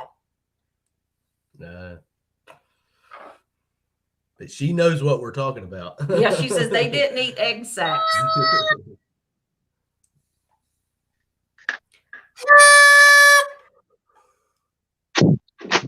Oh, Mary Monarch said so gross, and I thought the Clarks were normal. Normal.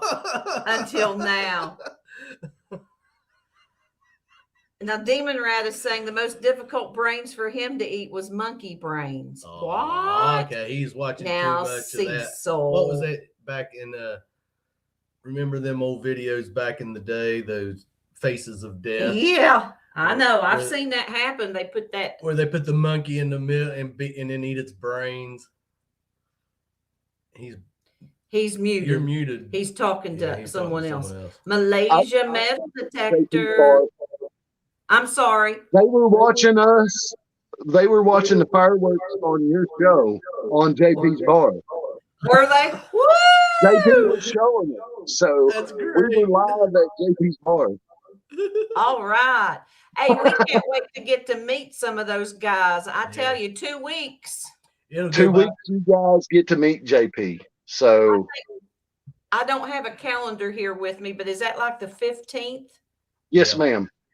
Yeah. Yes, ma'am. And I'm going to send you guys the link to the motels. Of course, I done told you I'm buying the first night. So, well, we have a pet. Yeah, Jeff, we have to bring a pet with us. So we've got to talk about, Oh, no. I understand that. That's understandable. I know Junior. Oh, okay, I got you. Okay. I know the old man. He's coming with you. Yeah, you're good. I've got you under control, brother. I've went and took care of all this. We appreciate it. You do not need to do that. You don't need to do that, but we do appreciate it and forever thankful. Oh, you guys are bringing me a detector that I won. I mean, but you want it, so it's our job is to get it to you.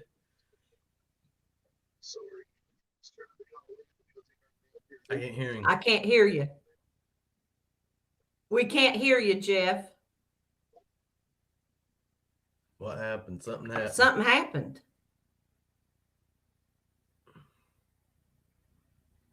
Can people in the chat still hear us? I thought Robert was the old man. You're muted now. Muted. Okay. I can. You sound like you're in a barrel. Yeah.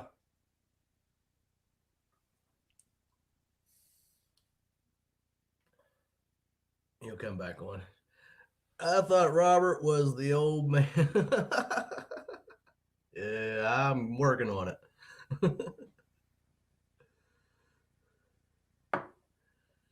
But yes, thanks. Happy New Year, Rob, to you and Denise. Everyone, and thanks for joining us on this New Year's. And I hope everyone's New Year's a great. Yes, that's about all I can say. I hope everyone's that's is all a great I ask New Year. for everyone out there is 2022, and we all get along better. And we hope that you find your white whale and your gold and silver. Your gold and silver. I can't hear you. Nope.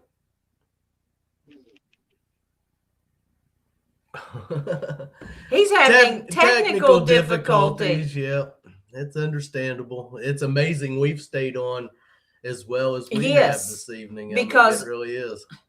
Well, usually, you all know. Let's see who's on here. Tony Maxidon's still on here, and Rob is on here. You guys know how our internet connection they is. know exactly how it is. And Cecil, yes, you guys know, and we were having difficulty before the live stream, but not too bad. Your New Year's diaper. I didn't need it tonight. Sorry. I'm the New Year's baby. That's funny, Mary Monarch. If you were here, Mary, you and I could help put it on him. Yeah, you can come and help me get in my diaper.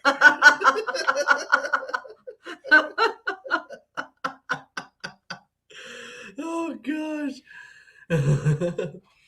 Yeah, we had honestly 2021 was a good year for us. It was. 2021 was good to us. And enjoyed what people we got to get out and meet this year, and hopefully 2022 we get to meet more. It's our goal. Yeah. But 2021 was a good year. Yes, it was. It was. Even with all the craziness and all the stuff, it was still a good year. I mean, it was. We got to meet a lot of good people and got out to detect. Just blessed and thankful to be able to get out and metal detect. Yeah. A lot of people don't have that luxury, just being able to breathe fresh air and enjoy the outside. So, I mean, Mr. Diggs always glad for clad. He's got 42 minutes to go before the new year hits for him. Yep. Got to count it down for Tony. Cat Valley, that's about right. New Year's diaper for when you pass out. You don't need to apologize to anyone, Mary Monarch. No. We're all on the same page here. I think. What page is that? Page.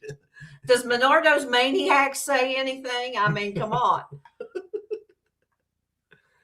Oh gosh. Anyone want to come up and join here? Let me throw this link. We'll throw the link out if anyone wants to join us for. Oh, Oops, that was the wrong button. I don't think that's what I wanted to do. I don't think so either. Happy New Year's, Don Williams. Thanks for joining us. Yeah. I mean, Brewers must still be having technical difficulty. Come on up and hang out for a little bit. But if he's not able to come back, we understand, and we'll be in touch. Happy New Year's, Brewers. Yep. Yeah. Don Williams. Heading down that way. Yes. A couple of weeks. New Year's Eve for rookies at the bars. Yeah, us seasoned veterans stay home. Yeah. No bar life for us anymore. Well, I'm going to come out and say it. That's where we met. Yep. That's where we met. One of my best friends, who's now passed on, was working there. At a bar that I used to work at. At a bar that he used to work at. And then hung out at. And then so I'd go in there and visit her, and met her. When Robert would get off work, he'd come in, or before he'd go to work, and that's about it. The rest is history. 27 years ago. 27 years ago. Yep. And as far as living the bar life after that, we'd go out just maybe on New Year's Eve or just to have a drink, just to get out. But other as making it a weekend thing, that ended for us. Yeah, it was home life after that. Yeah. Oh, yeah.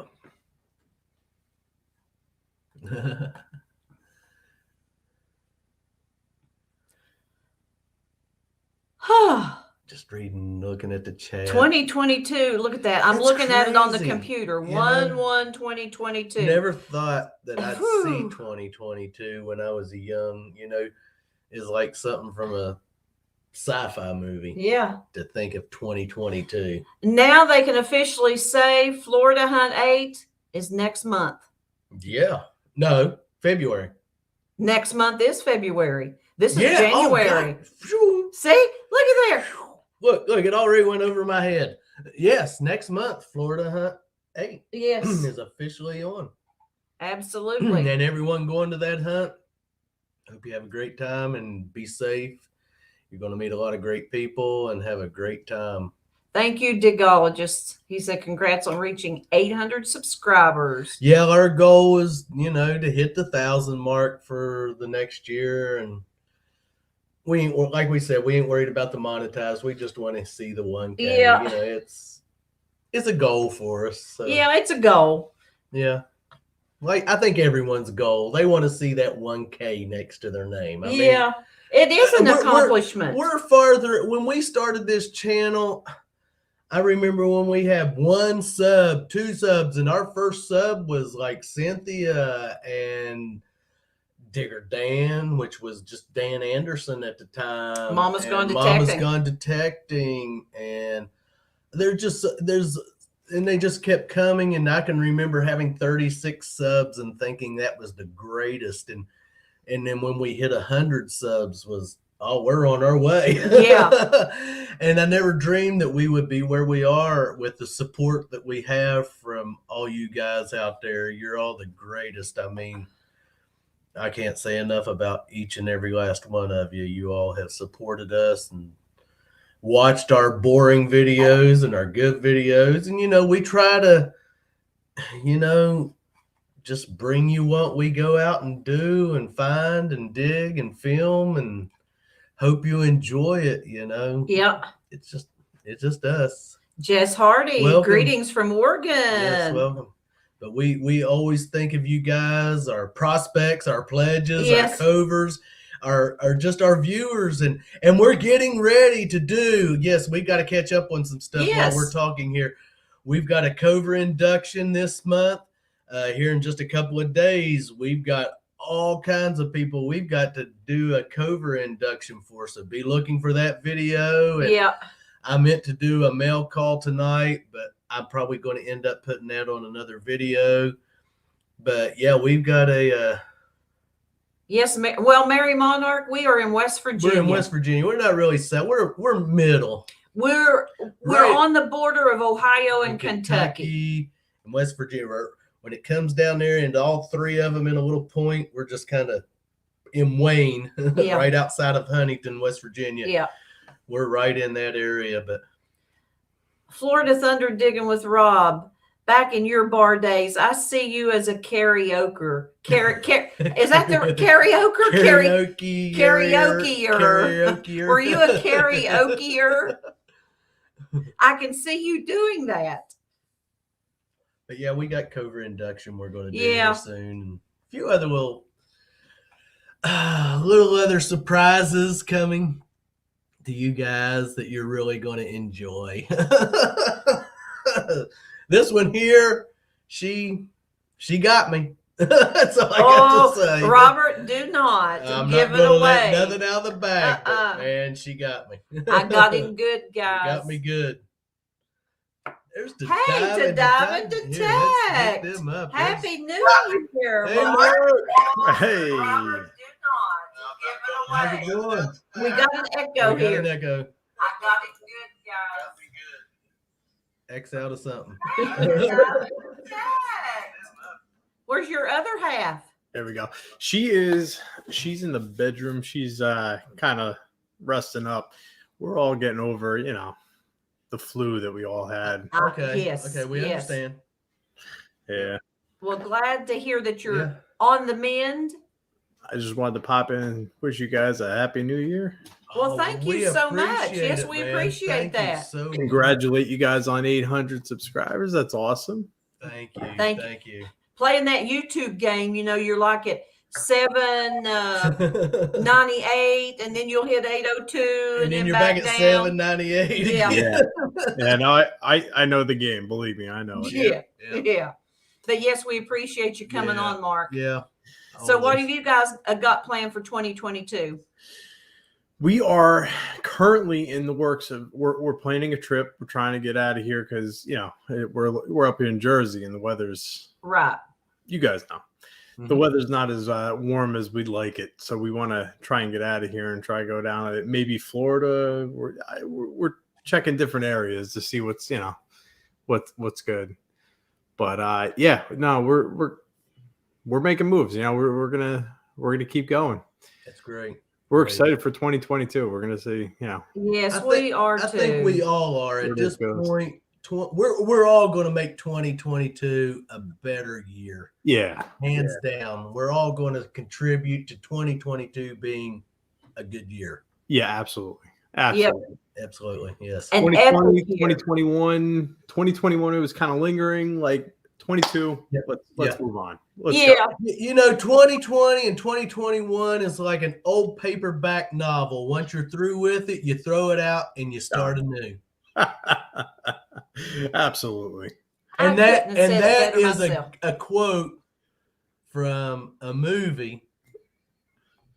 And if you can guess it, if you could guess it, you'd win a silver presidential token. But no, it's true. You got to throw out the past and start with the new. Absolutely. Yeah. And we're super excited. We haven't been doing, we haven't been doing this for a year yet. March is our anniversary date, so we're excited. Great. We're very excited. All right. You all have, and we're going to apologize. We don't get to make it over to your channel as much as we want. Don't.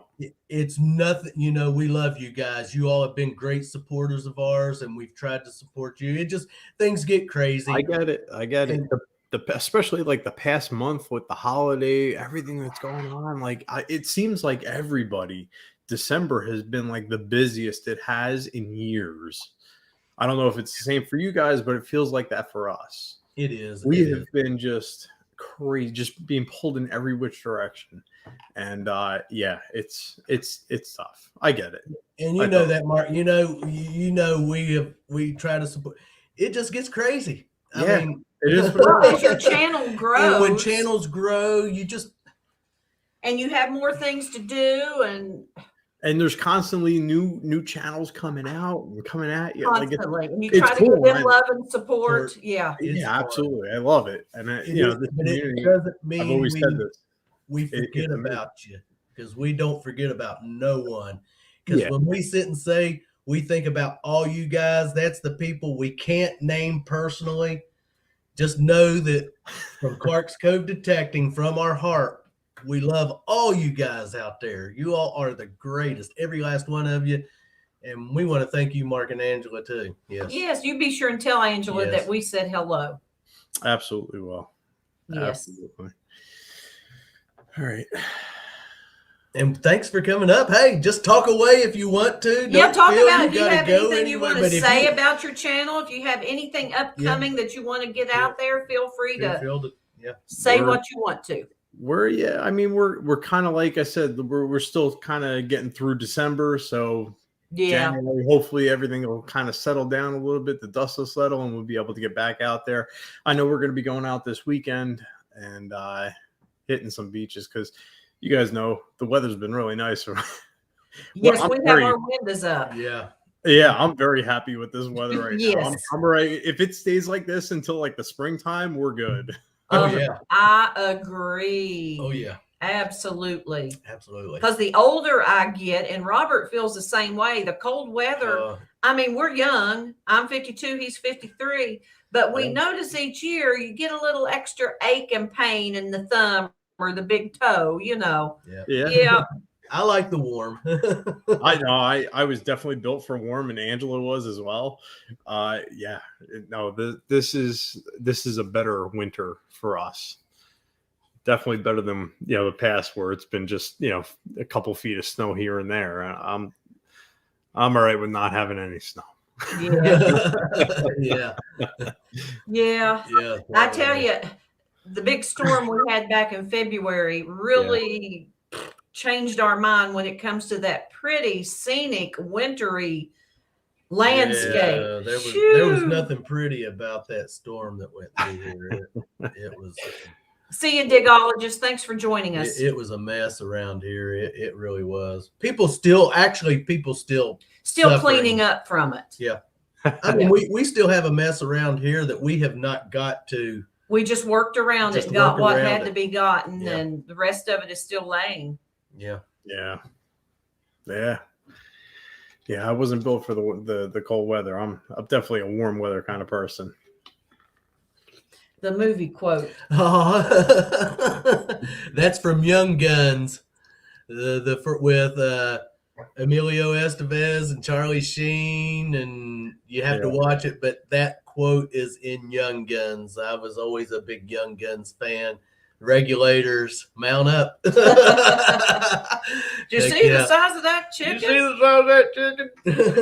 But yeah, Rob, that's from Young Guns. That quote. Yep.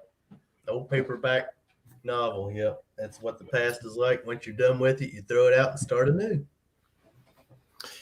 So, what about you guys? What do you guys got going on this winter? Well, we're getting ready to. We had our 2-year anniversary giveaway, which Brewers Prospecting won the metal detector we were giving away. We're hand delivering that to him in a couple of weeks. Going to get to meet some other prospecting channels that we're going to be, I guess. That's a surprise to us. We're going to get to do a big collaboration with some other channels on that. Yeah. And JP Lawns and Moore's, M&M Prospecting. HD Shovel Ed. Is that how you say it? HD Shovel Ed and some other guys. Yes. And we're looking forward to that. And then we're just hoping to get out and meet some other channels. That's what we want to do for 2020. What we want to do. Some visiting. Yeah. Do some visiting. Very cool. Very cool. There's been so many channels supporting us, and I just want to get out there and personally, it's one thing to say hello and thanks over the computer, but when you can shake their hand and hug them and say thank you in person, and that's what we want to do. I mean, we really do. Thank you, Don. Happy New Year. Thanks for joining us. Have a good night. We've had a chance to do that with several channels, but there's several more channels we want that opportunity Mark and to Angela. Do. And you're all one of them. Yes. Yeah. We want to come up there and meet you guys and Team Lynch and Team Clambake and all you guys up north. I think the house is somewhere. And Nancy and Mark the Berg Hunter. I mean, there's just channels galore out there.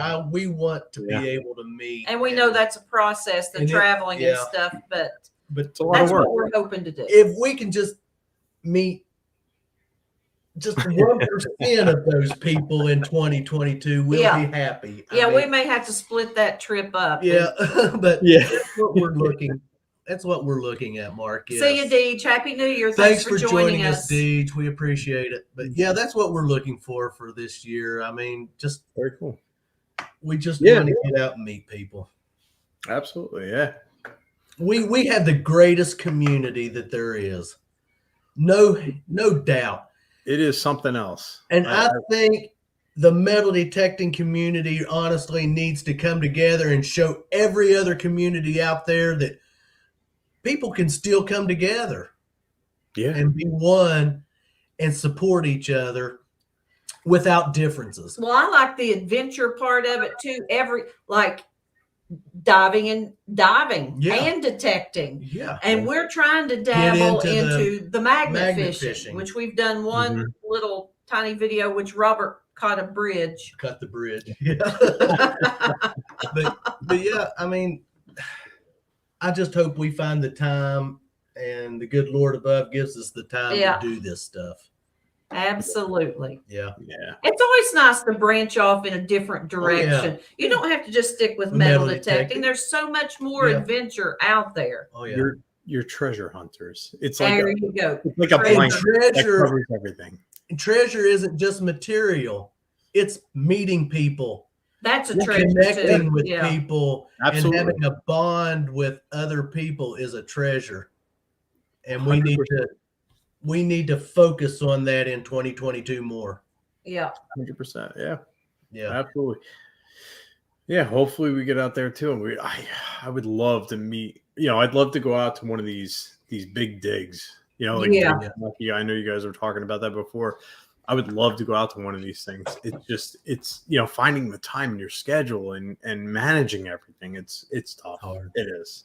And time seems to go so fast. It's like, I'm going to do this next week, and then next week's here, and you're like, there's something else. There's something else come up. And I know you guys know more about that than we do. You all have children. Do you all just have one child or? Yeah, it's just the one. Okay. But still, But it's a lot. Yes. Yeah. But now she doesn't, she goes along with you guys when you go out and detect on occasion. She does. Yeah. She actually enjoys it. I think she enjoys watching us find the stuff more than she actually enjoys actually digging up stuff. So we're kind of like, we got her own detector this year. She's kind of like on the fence about it. So we're just gonna keep going with what we were doing before. Right. Yeah. And hopefully at some point she'll, get into it just the way we are. Yeah. Yeah, of course. Yeah, she will. Yeah. We're not going to force it on her. Like, we're just going to, I didn't want to say that, but don't force it. Just keep it. Try to keep Make it fun. For her. Yeah. Yes. Bigger than King class. And let her Happy New Year. take her time. Yep. In it. That's exactly it. We're going to let her experience it. You know what I mean? Let her experience it first and, see if it develops. But if she sees you and Angela being positive about it, then she's going to follow that. And laughing and having fun. And just having fun with it. And she's going to want that. So, yes. That's exactly what we're hoping for. Yeah. Yeah. But, yeah. Okay, Tony. What's the countdown? Yeah. How much time you got left? And you all, now they're on our time. Yeah, you're on our. You're already. But Tony's an hour behind us. And Cecil, of course, is in Cecil's Oregon. We lost him. Thanks, Mark, for coming up. Yes, Mark. We appreciate Thanks it. for coming. So yeah, that's cool. What time is it? It is 12:39, and we've got 13 people in the house. Yes. And we still want to thank everyone for joining us tonight and hanging out with Clark's Cove, Robert and Melissa. Okay, Tony's got 22 minutes. We're going to see Tony through the new year. Yeah, we're going to get Tony through. Is Michelle there with you, Tony? We can't leave Tony hanging. Nope. And I'm going to excuse myself. I'll be back. Oh, click Rob up here. It says device is not connected, but he'll get it. Well, you can I don't know how. All you'll have to do is come over. Let's see. There he is. Hey, Rob. Happy New Year, Happy Rob. New Year, brother. Happy New Year. It takes a minute for my camera to catch up to my computer. Yeah. Well, I'm going to go get a beer, Rob. Sit here and talk to Melissa. I'm already into coffee. Melissa? Yes. Entertain. I will entertain. We're actually Tony Maxton, which I know you've been in chat. He, of course, is the hour behind us, so we're going to get him through the new year. So he's got 20 minutes to go. We Michelle live in kind is of a with blue collar neighborhood where there's not a lot of, I would say, wealthy or excess cash people here. But I'm telling you, some people here spent some serious money on fireworks. We had some great fireworks in the neighborhood tonight. That's great. We Brewers Prospecting was on here earlier, and he was outside, and we could get a little bit of a view of some of his fireworks in the area. I'm hearing gunshots. We have our wind up, and I'm hearing gunshots and fireworks. We were with the neighbors across the street. They got a little fire pit in their front yard, and we were roasting marshmallows, and everybody brought like a laid out a buffet food. And so I put your stream on, or your stream popped up on my phone, so I let it run. I was saying hi to a few people, but I let it run. So yeah, I've been kind of listening to you guys in the background, and I saw Brewers come up here, and he was in Pat's Zoom Wednesday night. Great guy, great to meet him. And Mr. Mark, I heard you talking a few minutes ago saying you want to get down to Florida, buddy. You get to Clearwater. I'd love to come out and hunt the beach with you. Absolutely, man. We're trying to figure out like where to go. So we're looking at we do Airbnb. All right, that's what we did when we went to St. Thomas. That's probably what we're going to be doing again because it's just the easiest way to do it, especially with the climate, the way things are, the way right now. But we're trying to decide exactly where to go because we want to go back in the water. We want to do some underwater metal detecting again, along with the beach metal detecting. You joined us. Oh, Mark. Mark's back. Yep. Okay. He and Rob are conversing. Well, they can. Yes. Give my jaws a break. Yeah, don't think you got. Hey, you all go ahead and talk about what you want to talk about. Yeah, that was my fault before. I don't know how, but I closed We up. understand. But yeah, so you're down in Clearwater, Florida area. I live just north of Clearwater in the Tarpon Springs area. Now, is the water as clear as it says? Yeah, if you looked at the video that Dennis did last week when they were down like in the St. Pete Beach area, when they were walking down there, that water was just crystal clear. Yeah, that's what we need. I broke my waterproof headphones. I'm having to send off for repair, so I haven't been able to go too deep with my machine to where, because as soon as you on the Knox, as soon as you put the control panel under, you lose the sound. Yeah, we're done with that. But if you can go 6-7 inches still with the control panel under, and you can still read your settings because the water's so clear. Yeah. Oh, nice. Okay. Yeah, I mean that's all we need. We need like 2 feet of visibility to be able to see everything what we're doing. That's all we need to be able to. My club president has used his. I watched your video when you're comparing your new system with your Blue Nemo with the new system. Yeah. That new system looks nice. Not cheap, but it looks really nice. Definitely not cheap, but I'm really hoping that it's worth the investment. Well, one or two nice gold rings would. Yeah. When they had my Knox, when Mine Lab had my Knox during this whole chip shortage thing this summer, and they couldn't give me a date when it was coming back, I was like, I really can't afford this, but I can't just live without a Knox. So I went and bought a 600. Yeah. And to complement my 800, I'm like, well, there's no reason for me to have 2 800s. So I went and got a 600, got the really good deal from Detector Warehouse. And wow, you're getting old, Melissa, when you lose your thought right in the middle of a train. Oh, and I was just saying, I really couldn't afford it. You were saying it's a big investment, and my second Knox was a big investment. But within 2 weeks, I found a platinum ring in about 2 feet of water that paid for almost half the Knox. There you go. That's it. There you go. I see BC treasure trails. I'm close to the Canadian-Florida border. That's what I was getting ready to say. Yes, isn't that hilarious? Well, that's like us, Rob. When we started out, we just started out with the Ace 200, but I found my first gold ring, and I sold it, and it paid for my pinpointer, my detector, my finds about that stuff that we wanted. I've only sold two rings. I've never sold any of my gold rings, but I have found 2 platinum rings. The one with Troy and Dalton on our way home from Florida Hunt 7 when we door knocked a town just south of there. And my last find of the day was a platinum ring. I sold that. And then here I was doing a new beach in Dunedin that I'd never done before. And I was about 2 feet of water. And I found that second platinum ring and I sold that. I've got all the gold rings I've ever found. I say all the gold rings, like maybe 6 or 7. But I'm going to probably take all the clad I've found over the last 3 years, cash it in sometime this year. I've saved it all in peanut butter jars, 1 for each month. But I'm probably going to take all that and dump it into a Coinstar, and I'm probably going to buy the fifth. Or take it to my bank. If I do the Coinstar, I'll do the. Yeah. I'm not going to lose the 9%. I'm not down in Coinstars, but man, they take 10 cents of every dollar. Right. You have. But you can, if you're buying something on Amazon, you can get the Amazon gift card for no fee. Right. Yeah. But I'll probably I do have one bank that's got a cash machine, and I want to buy the 15-inch coil for the Knox. That's the one thing I don't have. Yep.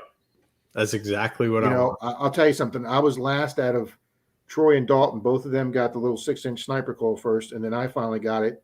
I tried finding it for a month, and everybody in the state of Florida was sold out. And I finally called the place that we used to go to hold our meetings, and the guy goes, "I got one left." It was like the last one in Florida, and I hauled ass down there and picked that thing up. But and I finally started using it. I used it on my last day in Missouri doing curb strips. And I'm telling you, you can detect all day with that thing because you can't even feel it. It is so light. Your arms, you can hunt all day with it and your arm doesn't get tired. Let me ask you. I think we all have to agree, no matter what machine you're using, whether it's the Knox, the Gare, the Fisher, the small coils are the way to go when you want to get in between the targets and stuff. Yeah. And for lightweight. Absolutely. My weakest part of my metal detecting is my pinpointing. I would miss one out of every 5 or 6 holes, have to dig a new hole. You're like 98% with that little coil. You're like right over that target. Yep. I don't care what you're using. I mean, the small coil is a great coil. It is great, especially if you're out in a wooded area. And Get in there. Yeah. And I'll tell you something. Used to have been on some freaking great properties lately. Oh, You guys Rob, are- we you have guys are got an kicking upcoming butts. video. We've got a couple of upcoming videos that I'm not tooting my own horn, but for us, Yeah, count your own horn. You guys have been getting some good videos, stuff man. lately. I mean, our area is not the richest it is, but those places we can't hunt because they won't allow you in there. So, we hunt the parks. We haven't even started curb stripping yet. And our Huntington is full of old curb strips, and we're going to start that. But, we're still having a great time in the parks and the places we're hunting. So we still I'll have tell a you lot of something. brick I'd love to streets. come to your and hunt curbs anytime because I did some curbs in Tampa the other day, and it's amazing how much silver we can pull out of curb strips. Oh, we have neighborhoods and houses, and I tell Melissa we'll be driving down them, and I'm like, if Rob and Troy and them was up here and see some of these, they'd be like, why are you all not knocking on doors and doing this? And it's just because we've not got around. You know what's an interesting little tactic to use when you're in an old neighborhood with your curb strips like that. Sometimes we'll knock on the door to let the people know that we'll be doing the curb strip, that the county allows us to do that. And you get a report going and they'll go, oh, well, you don't have to just do the curb strip. You can do our front yard too. And it's a real nice way of saying, hey, we're going to be out here, but we want to let you know so you're not startled. And they're like, oh, okay, we'll come do our yard too.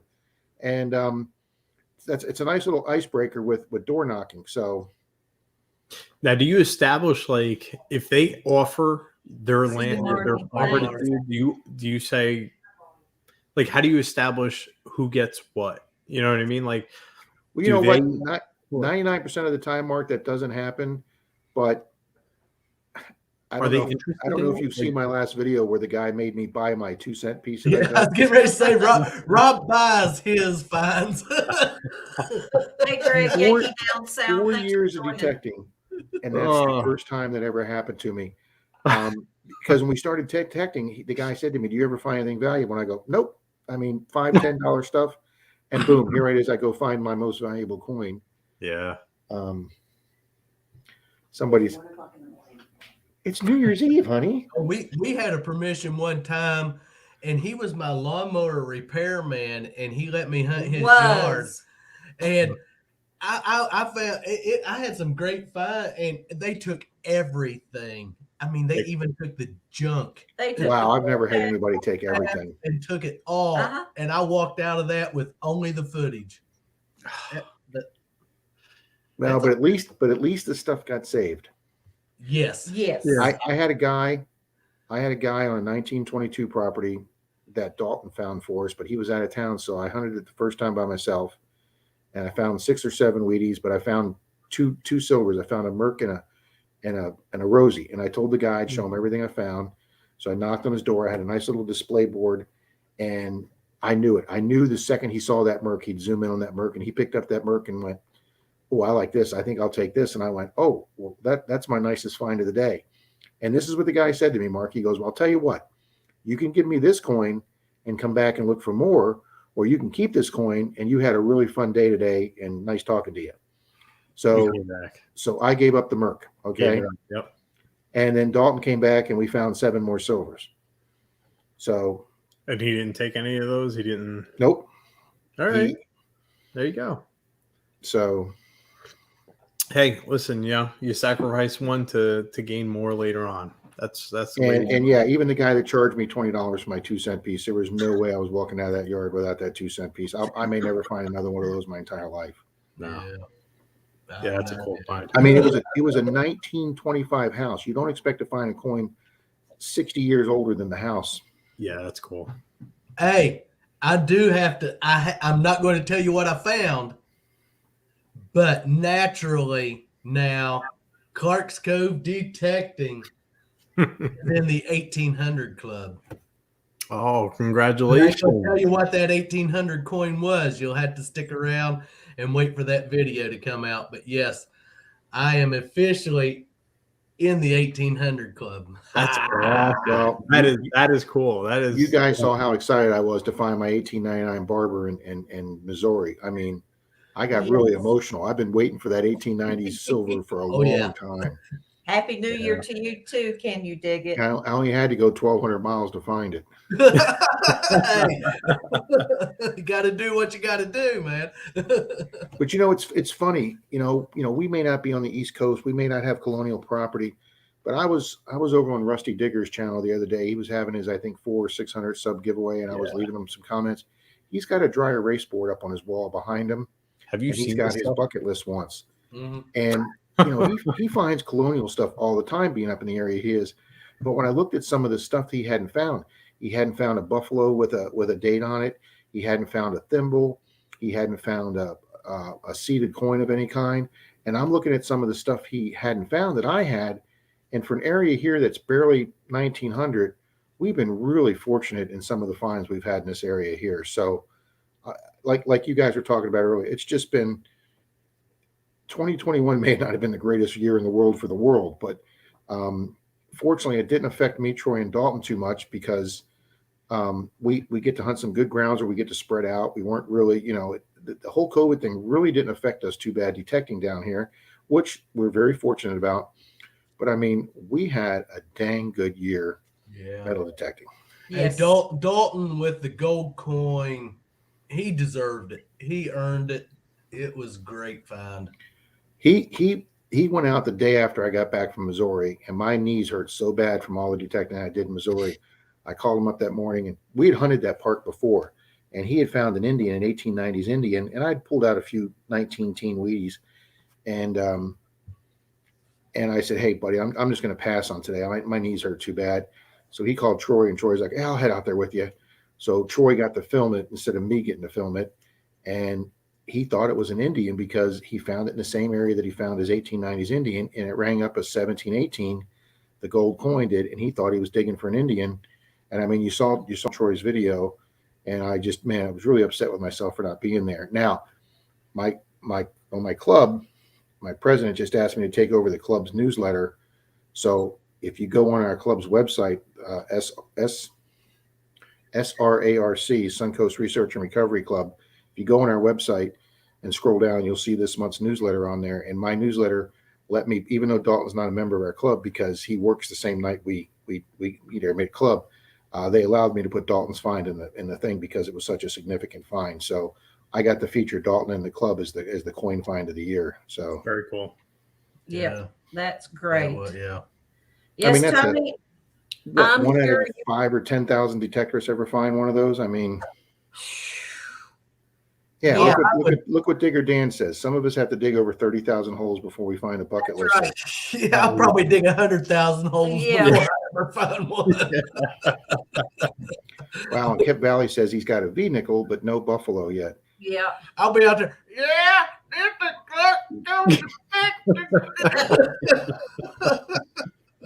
I'm 89 years old. I got my thimble. He was astounded with his 1779 Birmingham, England gold and silver vinaigrette box he found 20 plus years ago. Fine. That's cool. Yeah. Yeah, see, it's a once in a lifetime find. Yeah.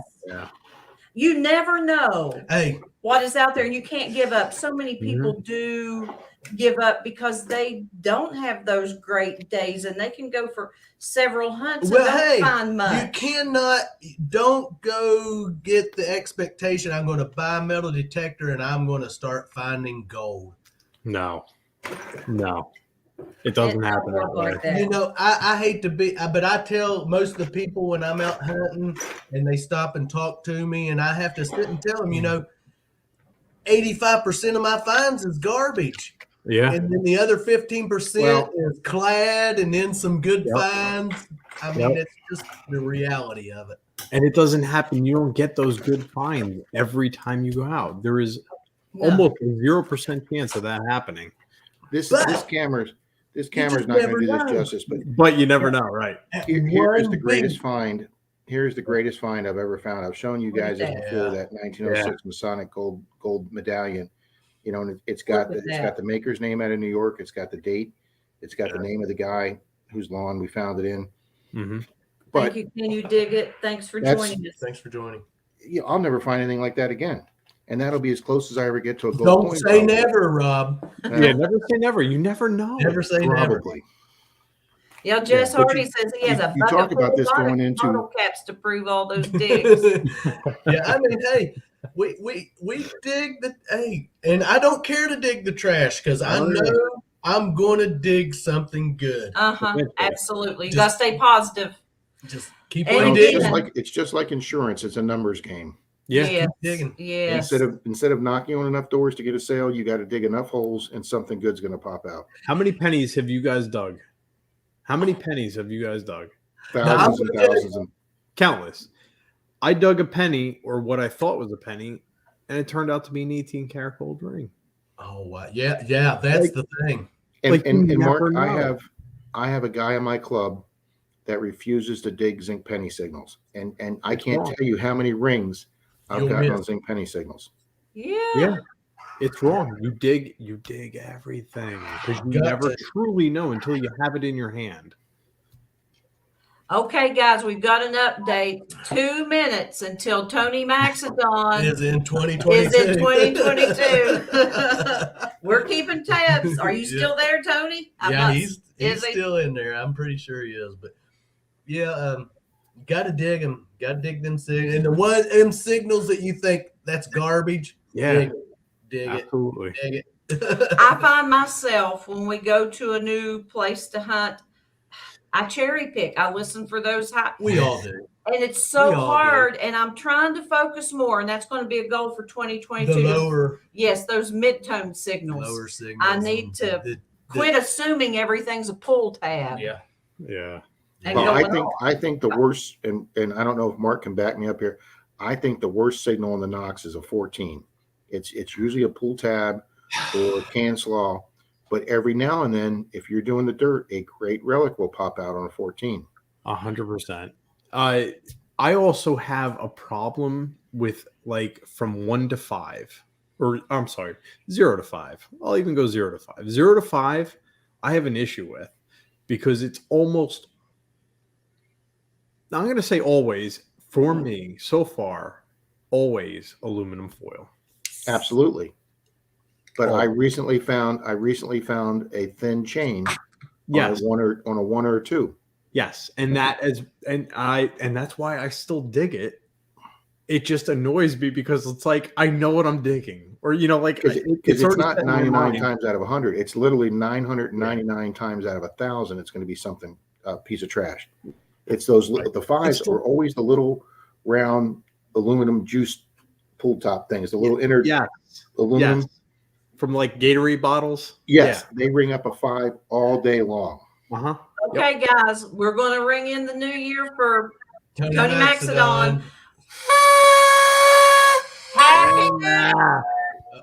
My squeaker's broke. There we go. His tutor's busted. My tutor's busted. Yes, those gum wrappers. Yes, Lisa. Those the foil toppers off of like you all were talking about, like juice bottles. Yeah. They ring up just like a quarter on the Garrett machines. They sound so good. They drive you insane. They sound good. Mark, I try and differentiate if it sounds a little heavier. If it sounds maybe a little more solid, sometimes that's where you're going to get your better target. I haven't found it yet. Oh, it's taken me, I would say, in 3 years doing the beach, maybe two targets. I hate to discourage you, but maybe 2 targets out of all the thousands I've dug turned out to be a good item. It's not discouraging because you know what? I'm gonna keep digging them. It's gonna continue to happen until I actually find something good. Just like I heard that 18, 19, 20 could be like gold rings. I didn't believe it until I actually pulled it, and I did pull it. See, yet as much as I tell you the 14 signal stinks, if I get a solid 17, it doesn't move. I get a solid 17, like 99% of the time, that's going to be a ring or a piece of jewelry. Yeah. See that I got lead sinkers for us too, though. On a ring finders call out, we went to a lake. We went to an alligator infested lake. This lady lived behind, and she was pulling the cattails and the lily pads out of her back lake area, and her mother's. And now this lady was in her 70s, and it was her mother's wedding ring from like the 30s, and it slipped off her finger. It was white gold with a big diamond in it, and she called our club out, and we each took a different direction on the area she cleaned out. And my second signal, I got a 1. And I told my club president, I said, I got a 1. He's like, that's way too low for this gold ring we're looking at. And I dug it out. And after I got rid of all the crap out of my scoop and moved everything out, there was whole gold ring. I couldn't believe we found it in 10 minutes. And it rang up. It was my only ring that's ever rang up a 1. I've and it never was had white that gold. one. That's crazy. Yeah. She stood there. She just stood there crying. So yeah. That's awesome. I would love to do a ring recovery. That's the one thing that I would really enjoy doing. It is such a phenomenal feeling handing those people back their ring. Yeah. That's something for 2022. I want to find a ring I can return. Return, yeah. One, yes. I still have yet. I've never found a class ring yet. Neither way. I found them, but they've just been the little cheapy the no inscription area we live in. People don't have a lot of money, so kids can't afford the expensive rings, and the 2 little ones I've found have just been basic, the cheapest class ring you can find with no markings in it. So that's really what comes down to. It comes down to like what inscriptions are on the inside, if you can identify like who it is. But I'd love to find that big chunky class ring with a name and be able to hand it back to either the person or a family member. Yes. We had a doctor lose his his med school class ring over the side of his sailboat in the Clearwater Harbor. And our club president went out with his Blue Nemo. Him and his wife went out with his Blue Nemo and his Nocta Pulse dive. And the muck under that boat was like this thick. And on his second dive, he come up with the guy's ring, and the guy said, I never thought I'd see that again. That's so cool. And it is. And so he's actually used his Blue Nemo system to find a ring. Yeah.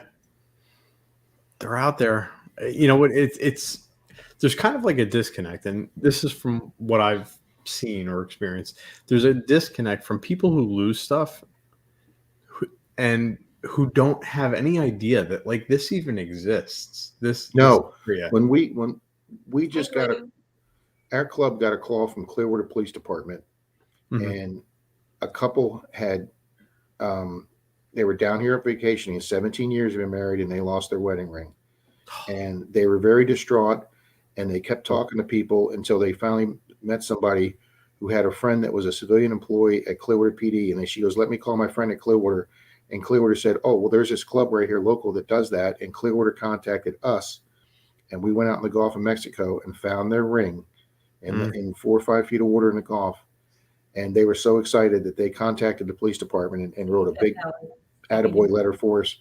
And then the police department came to our meeting and gave us a citizen award plaque. Cool.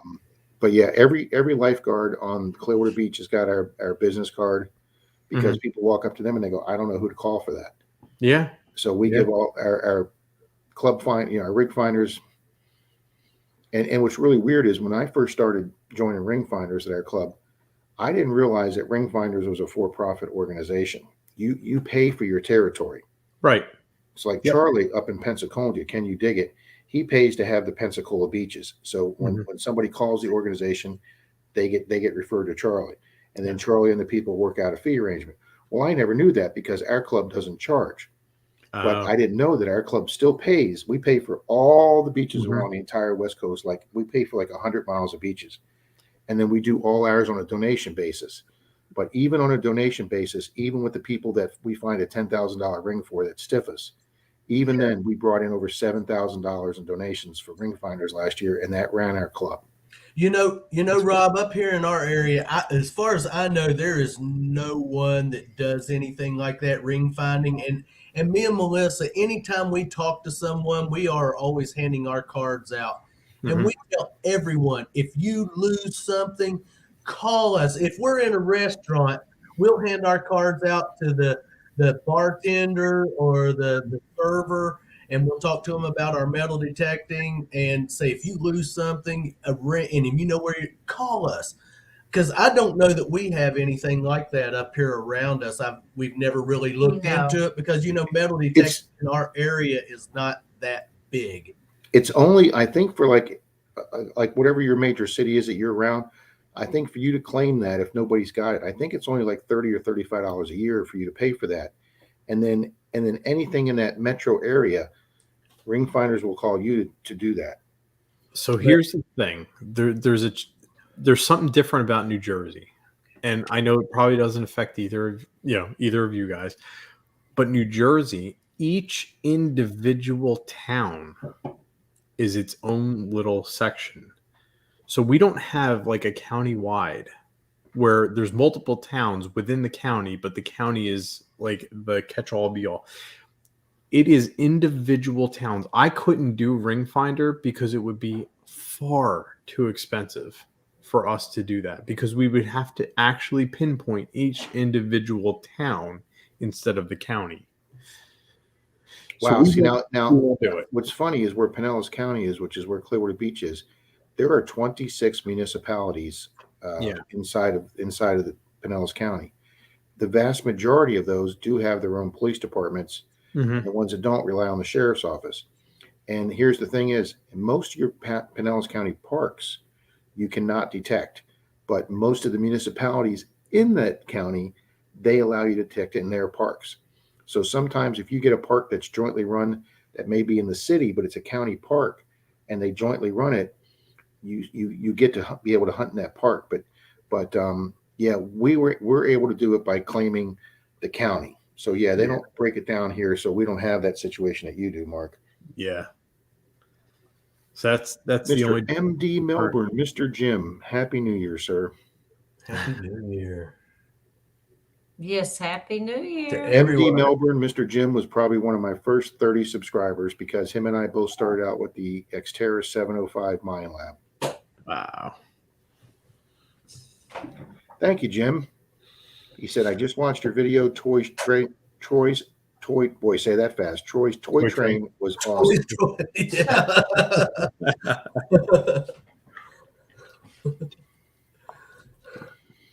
Team Clambake asked Mark, are those coins in resin on the wall behind you?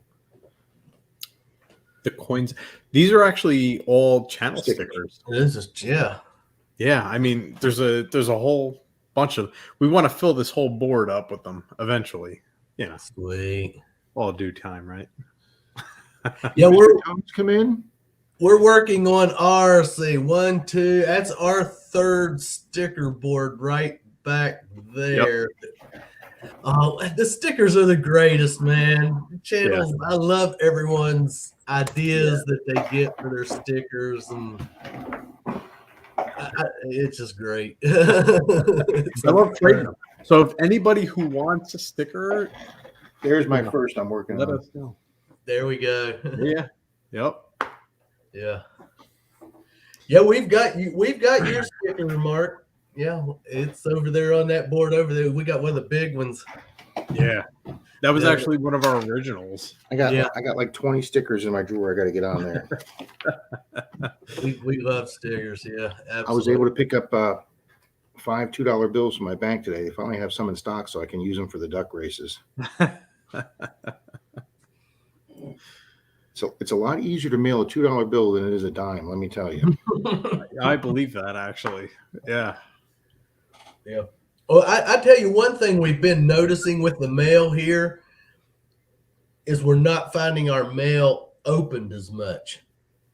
Well, we were going through a time when stuff was slit. You'd have big slices in the mail. Yeah. I even actually accused them of cutting a hole and going up into the mail with some kind of little camera to see what was up in it. I try to encourage my people that send me mail, don't put metal detecting on your address. Yeah. Because you got people out there that know what we're doing. Yeah. I actually had somebody, I think it was Mallyman 24, teach me to tape the bottom corners of your envelopes. Yeah. Hey, take Marlon. Marlon over at Man, he'll tape his envelopes. You'd have to cut it open to get in it. And that's how you got to be, really, honestly. Just tape the thing up as much as you can tape it up. If I have a contest winner from out of the country, like Eastern Europe or Central Europe, win one of my giveaways, I'm just gonna put a bill in there, because every item or coin, if somebody feels that coin, it never makes it to that person over there in East Europe. Yeah. Yeah. That's wild. Yeah. Yeah, even Team Clambake said every now and then we get an envelope unsealed and one in. Welcome. Dennis Hedrick, welcome. Happy New Year's. Happy New Year.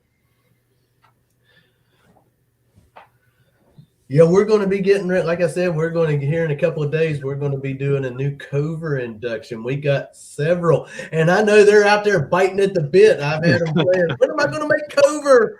Am I not a Cover yet? Well, we've got several that, hey, we're getting ready to induct. Yeah. Oh, yeah. There's some people, it's been a little while since we don't keep up with it like we used to, but we don't forget. We know we're still each and keeping every track. one of you. Everyone out there that's watching and commenting. Hey, Clark's Cove we just fall behind a little bit, but we get a little slow. Yeah, we all do. We're guilty, but we're getting ready to do an update and make some people very happy. I've got my big Cover sticker that you guys sent me, but I didn't put it on my truck yet because I wasn't sure if I could find any mechanic to actually get the truck fixed to keep the truck to have the stickers on it. Rob, have you seen our cat? I have, haven't you? That's Annabelle. That's Annabelle. Yeah. Now I heard you guys say with Brewers earlier that you needed a hotel with a pet. Do you take her? No, that's for our little dog. She is little dog. She's great. She is such a good house cat, Rob. We can leave her here 4 or 5 days, and she's good. Leave her a couple of. We got a feeder.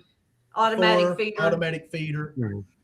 And her litter 2 litter boxes. And she's great. But we'll never have another cat as good as her. And the thing about it is, she had been totally an outside cat living in the barns. We come up here, and then we kind of just adopted her and brought her in. First thing we did was took her and had her fixed. She was throwing out litters of kittens left and right. Oh, yeah. Shoo! But she was, when we took her up there, because she had just had a litter, they had some kittens that needed a mother.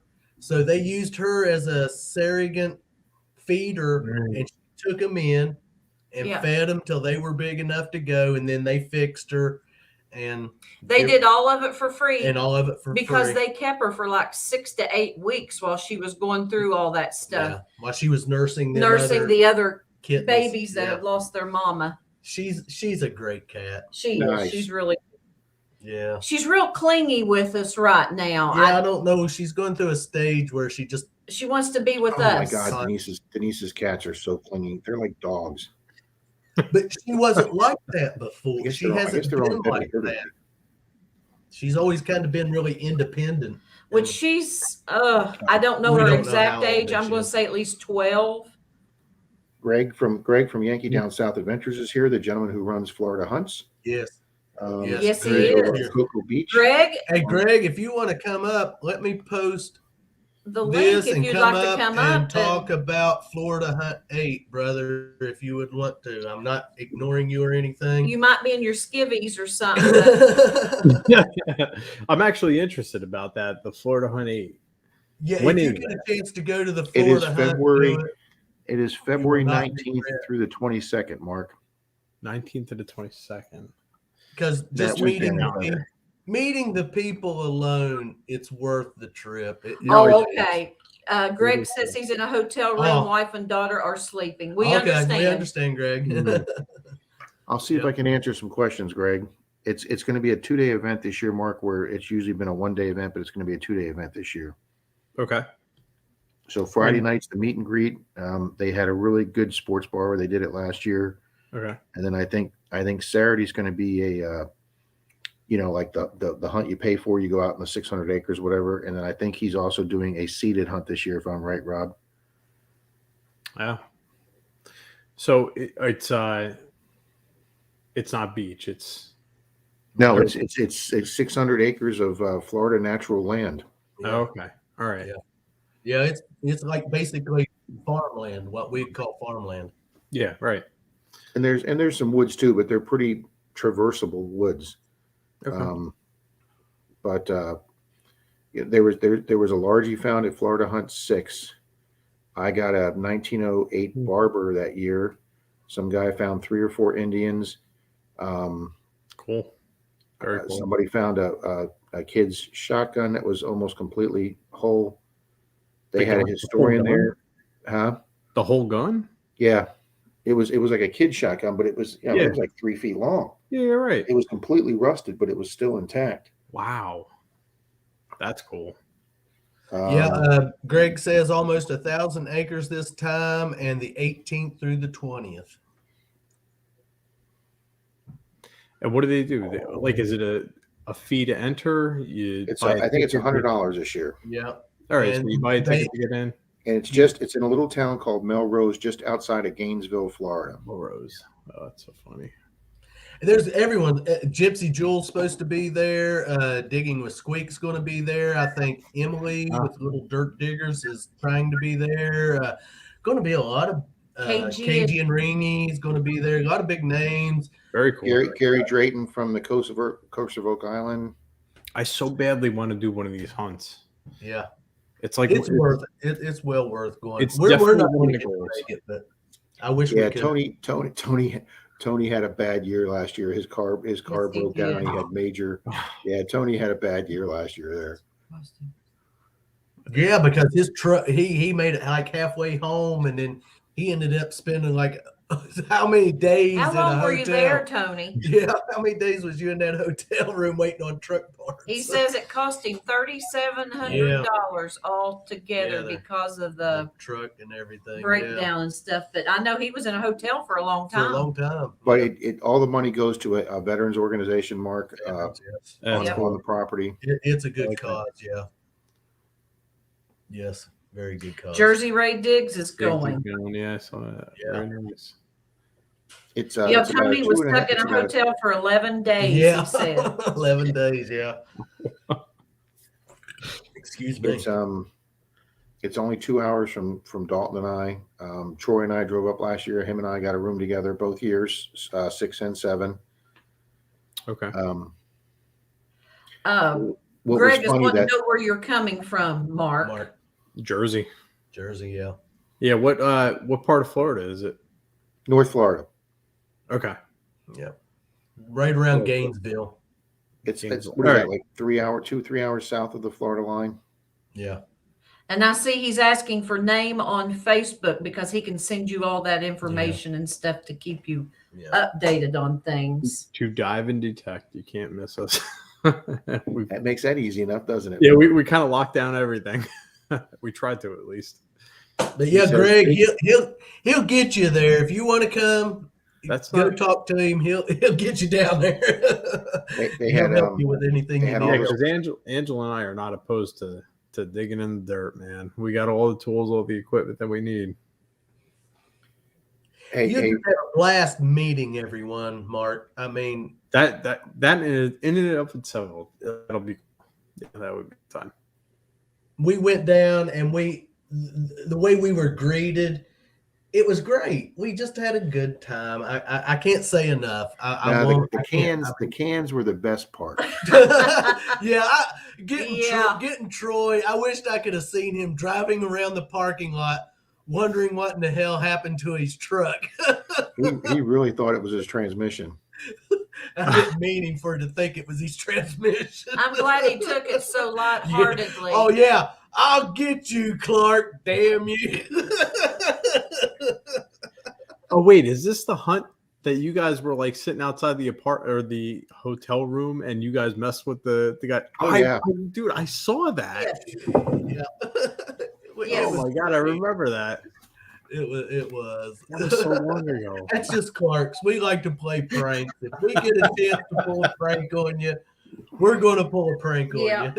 Now, some people take pranks well, others Some don't. don't, but it's okay. It's Wow. okay. Let's get over it. It's just Clark's. We love Mark, pulling pranks. that's the hunt. I got this. Yeah. Yes, exactly. Oh, that's nice. That was actually a railroad spike. Yeah. I see that. That's what I was gonna say. Is that a railroad spike that was And that turned thing into is a knife? sharp. That thing will cut Yes, you. it is. That's cool. I keep this in the drawer so I don't hurt myself. Yeah. So that's got some weight to it then, huh? Oh yeah, Oh, this That's nice. somebody it's breaks in about here. perfect for holding. That's cool. That's my new Rocky Crocodile Mountain Dundee Lion, be pig careful sticker right out there. there. Yeah, that was made locally in Huntington by people. And there's, I'm not going to say you can go over and see the video from Huntington, but you can go over to YouTube and type in railroad spike knives. Yeah, You can see how they do that and twist it. that's And cool. make that knife, man. That is sweet. I wouldn't even think of doing something like that. But And we I got knew Rob's a railroad guy. He likes the railroad stuff. So Yankee down south Yeah. said he sent you an invite to the page, Mark. Jim, this is from Clerk's Thank Cove. you. They gave this to me at Florida Yep. Hunt 7. yeah. And That's Rocky right. Mountain Life, to answer your question, we are in West Virginia. West We Virginia, border on Ohio Ohio and Kentucky. Yep. Oh, Yeah. oh yeah. That is Some people still don't realize that Virginia Team and West Clambake, you're a Virginia hoot. are two separate states. Yeah. Wait, We you still are? meet people we still meet people that think when we say West Virginia, they think we're meaning Western Virginia. Yeah. Virginia. Which in a Right. sense we are because It we was. used to It be part of is. Virginia. I mean, you but- know. So you're See, divided. one you can marry your sister and one you can't. So Yeah. But it's our state. We love it. You know, it's not the best state, but it's our Oh. state. Team Clambake, that prank of them tying the cans underneath those two vehicles was just freaking hilarious. It was. Yeah. It was all funny. innocence and just trying to have a good time and show people, you know, if we didn't pick on you, it means we don't like you. Yeah. That's right. That's You right. know, Billy the Kid was quoted as saying that if I don't steal your horse, I don't like you. So I mean, we pick on you a little bit because we like people. That's just our way That's of just our showing. nature. You know, we do try to do. I ain't going to do something that's going to disable your vehicle. No. You know, we just like Have to have fun. fun. Have fun. Yeah. That's it. Now, Yankee down south, to explain the difference between West Virginia and Virginia. West Virginia has banjos, Virginia It doesn't. Yeah. We're the more talented state. Yeah. I got this T-shirt that I wear in some of my detecting videos. Paddle It's Stewie. faster. Paddle faster. I hear banjos. I saw that. I'll tell you a story, Clark's Cove. A few years ago, a buddy of mine, we go to Bowling Green, Kentucky almost every year for the NHRA races. And we were going up the back roads one time. And like I say, this was like 7-8 years ago. And Blu-rays were a fairly new thing then. And we stopped in this pawn store. And there was this old half-toothless guy in there. And I said to him, do you guys carry any Blu-ray DVDs? And the guy looked at me and he went, this is what he said to me. Ain't never heard of such a thing there. And I went, time for us to get out of here. I'm hearing some banjos playing here, folks. Oh yeah. Ah. That's a good one. Now, Rocky Mountain Prospecting is another Robert. Yeah. Yeah, I was just Yeah. reading that. Now we actually have another is he Robert Clark? Because we do He's actually the other have Robert Clark. Clark. Okay, Yep. so So Rocky he's Mountain the Life other is Robert the other Clark. Okay. Robert Clark. Yeah, so that Okay. gives us 3. Hey, you can never have too many. Oh, Jesus, would that be confusing? Because see, me and Rob, he's a Robert J. I'm a Robert J. He's a junior. I'm not. And his Clark is with an E, and mine's just Yeah. Clark. Yeah, my dad was Robert James Clark also, but he was not a senior. And then his brother's oldest son, my cousin, is also Robert J. Clark Jr. So there's two of us, which is pretty scary. And I'm a Joseph. So that's cool. Rocky Mountain Life Prospecting, we'll have to keep in touch with you over the next couple of weeks because we're planning on the 15th making our trip down to Bristol. Oh yeah. We'd probably leave on that Friday. Thursday or it's because we may want to just kind of tool around a little bit ourselves before hooking up with you guys based on your all schedule. Yeah, I always like going into a town and tooling around a little bit so I know the town and then get out and kind of get your bearings about you. Oh yeah. Oh yeah. Yeah. Hey, we're still old school, Mark. You know, we're not the GPS people. We still use I'm with you. I like that. I like being able to see like what's around me so I know what's around. We are. I mean, I admit it. We've never caught up with the You're right, electronic age. hence the Joe Bob. I mean, it's funny. Before I metal detected, and when I travel all over the place, you just look at the scenery and stuff. Now, when you travel, you go, "Ooh, that house looks pretty old. I'd like to go metal detect that place." Yeah, right. You just look at the houses and their age now. 100%. That's what you look at. Like I can't countless times where I'm driving, like Angela and I'll be driving down the shore or something. I'll be like, "Oh my God, look at that farm! Like, we should go knock on the door and see if they'll let us detect there because it looks old, like really old." Just getting out and trying to meet more people, Jesse. I mean, we just want to get out and meet more people in 2022. Yeah, that's our big thing right now. Plan for 2022 is just visiting and collaborating more. Hopefully, that's what we want to do. Other than that, we'll probably get more into some of the magnet fishing a little bit more. We're going to try it again. Yep. And so, just metal detect. See you, Greg. Thanks for coming. Happy New Year. Happy New Year, son. Yes. Mental health right there for you. Yeah. Oh, it is. Yeah. I mean, and it's nothing towards my community, but, I love the days that I can go out without the camera. Yeah. When I just have days that I can metal detect and I don't have to worry about, okay, I've got to get this on my camera. Get my fans, they're fixed. I like the days that I can just get back to metal detecting and I can dig and I ain't got to get the camera out. I mean, what's funny? So we do beach metal detecting. So like every day that we're ever on a beach, we're recording, whether it's good, bad, and whatever. The days that I don't record are the days that I go dirt digging. Those are the days that it's like camera free, just go out, metal detect, do your thing. Mm-hmm. It is. I went out on my birthday Tuesday, and I didn't take the camera out of the truck until I hit silver. And then I said, well, I'm at least do a short on the silver. Yeah. But yeah, I'm like, wait a minute, this is going to be my last silver of the year. I got to film this one. I will tell you this for how many ever people are in here. I am going to be doing a giveaway in January for guessing how many silvers Troy, Dalton, and I got and who got the most. And I'm going to put a whole bunch of little blocks you're going to have to check to figure out this giveaway. But I will tell you right now and this is your little clue for the thing, between the three of us, it's over 300 silvers. Wow. Ooh, what an amazing amount. Yeah, definitely. Yeah. Wow. That one video I just did a couple of weeks ago, that 24 property, I hit it before Dalton got there, 2 days before Dalton got there, and the guy pulled out 7 nickels. He pulled out 2 40s Jeffersons. He pulled out 3 Buffaloes and 2 V nickels out of 1 side yard. Jeez. Wow. And I couldn't find a nickel on that property to save my life. Yeah.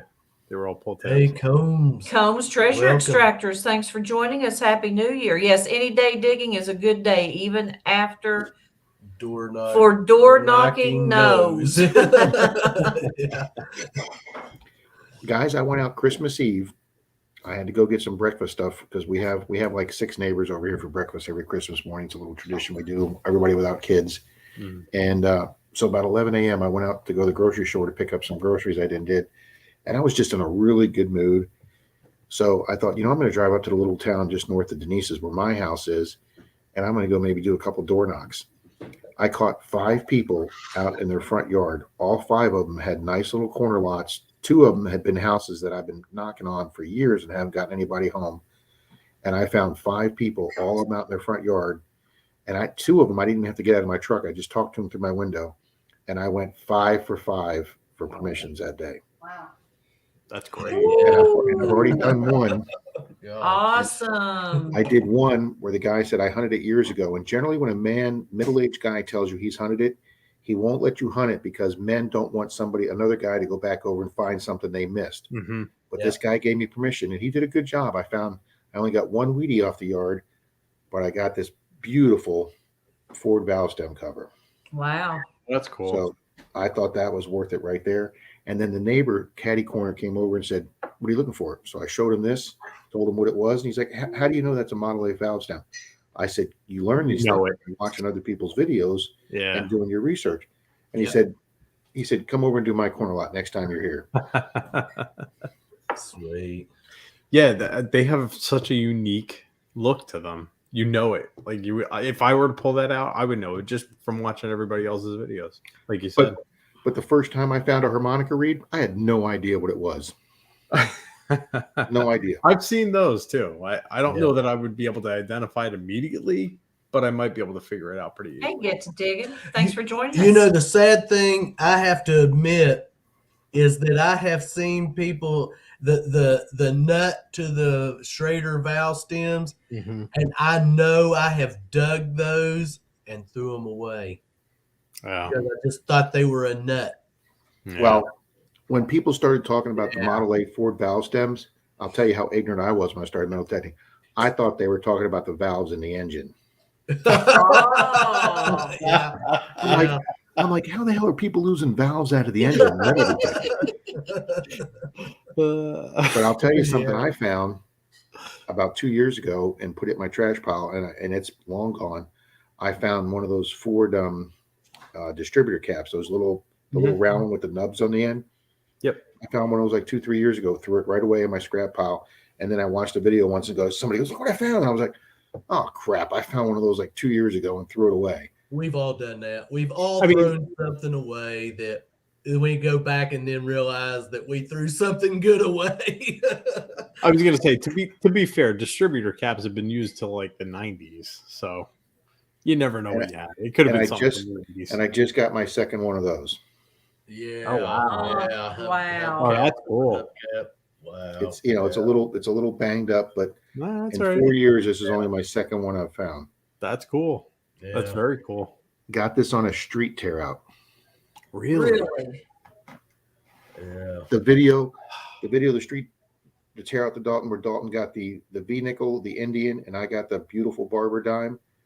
I went back there and they tore out a little bit more of the street, and that was like maybe 10, 15 feet down the street. Amazing. You never know. That's the crazy thing. Like I think about like looking at all these houses and buildings that are getting torn down to be rebuilt, and I'm like, man, I should go detect those properties, because like once they're leveled and cleared, like there's got to be something under there. Mark, go back and look at my 2-cent video that I did like 10 days ago. Yeah. I point out Caddy Corner to where we were, and you look there in the video, and it's an entire block of brand new condos.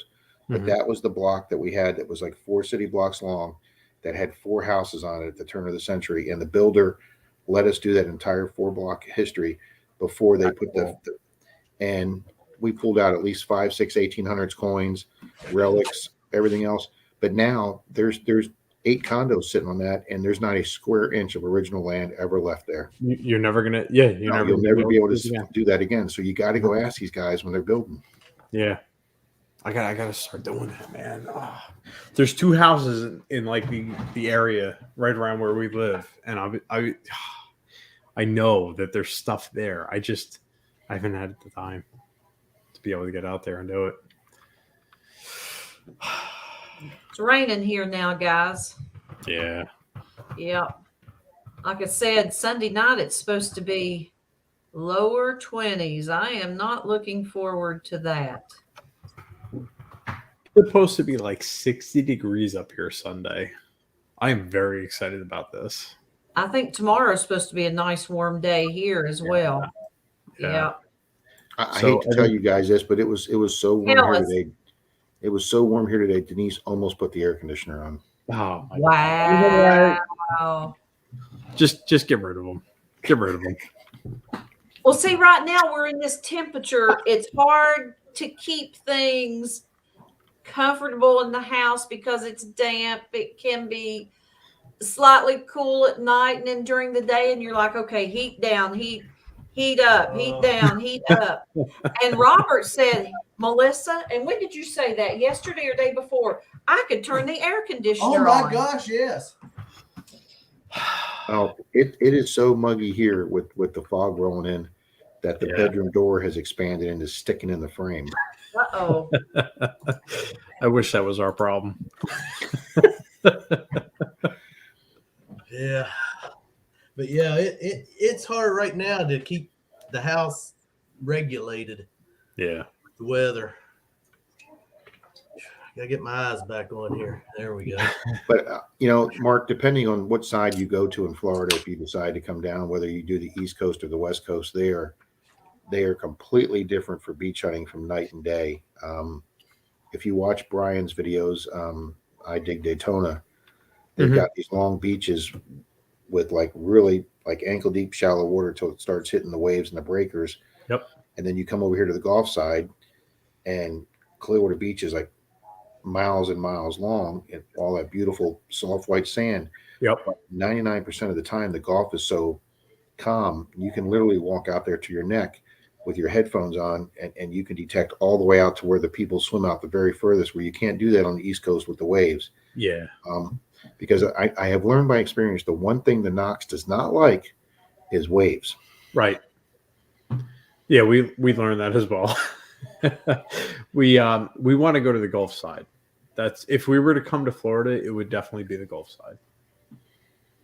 Well, we were looking at like Sanibel Island somewhere. Oh, it's beautiful there. Absolutely beautiful there. In the area there.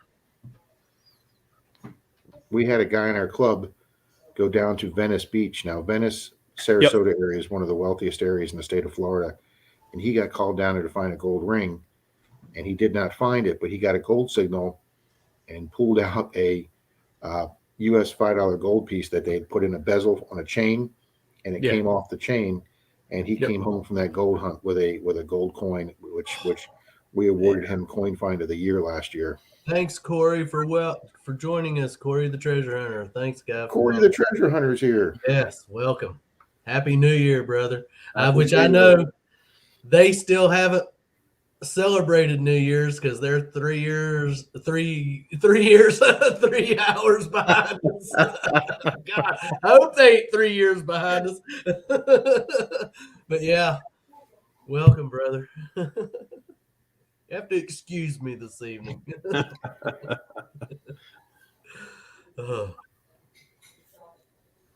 Yeah, we've never beach hunt. Our closest thing to beach hunting is going to our local swimming hole where they have sand, and then right this time of year they drop the lake down to where the water is really low. Yeah, I'd love to beach hunt. I'd like to give it a try sometime. We really would. I'll tell you, Robert. I'd have been that little lake you did by that park. I'd have been on that. I'd have been on that beach, that lake all day. All day. Yeah. That's our go-to place. When you see us go to the swimming area and the beach, that is our go-to place. I have pulled, I don't know how many rings from that area over the 2 years that we have been detecting. It's just great. And now it's getting to the point that other detectorists are starting to come in there. And in our last video, if you watch, when we got there, there was 1 million dig holes dug through the sand, and they were not filling their holes back. And I was going over their holes, and they were leaving their trash. They were finding and just leaving it. They wasn't even picking it up. I just want to catch one person doing that.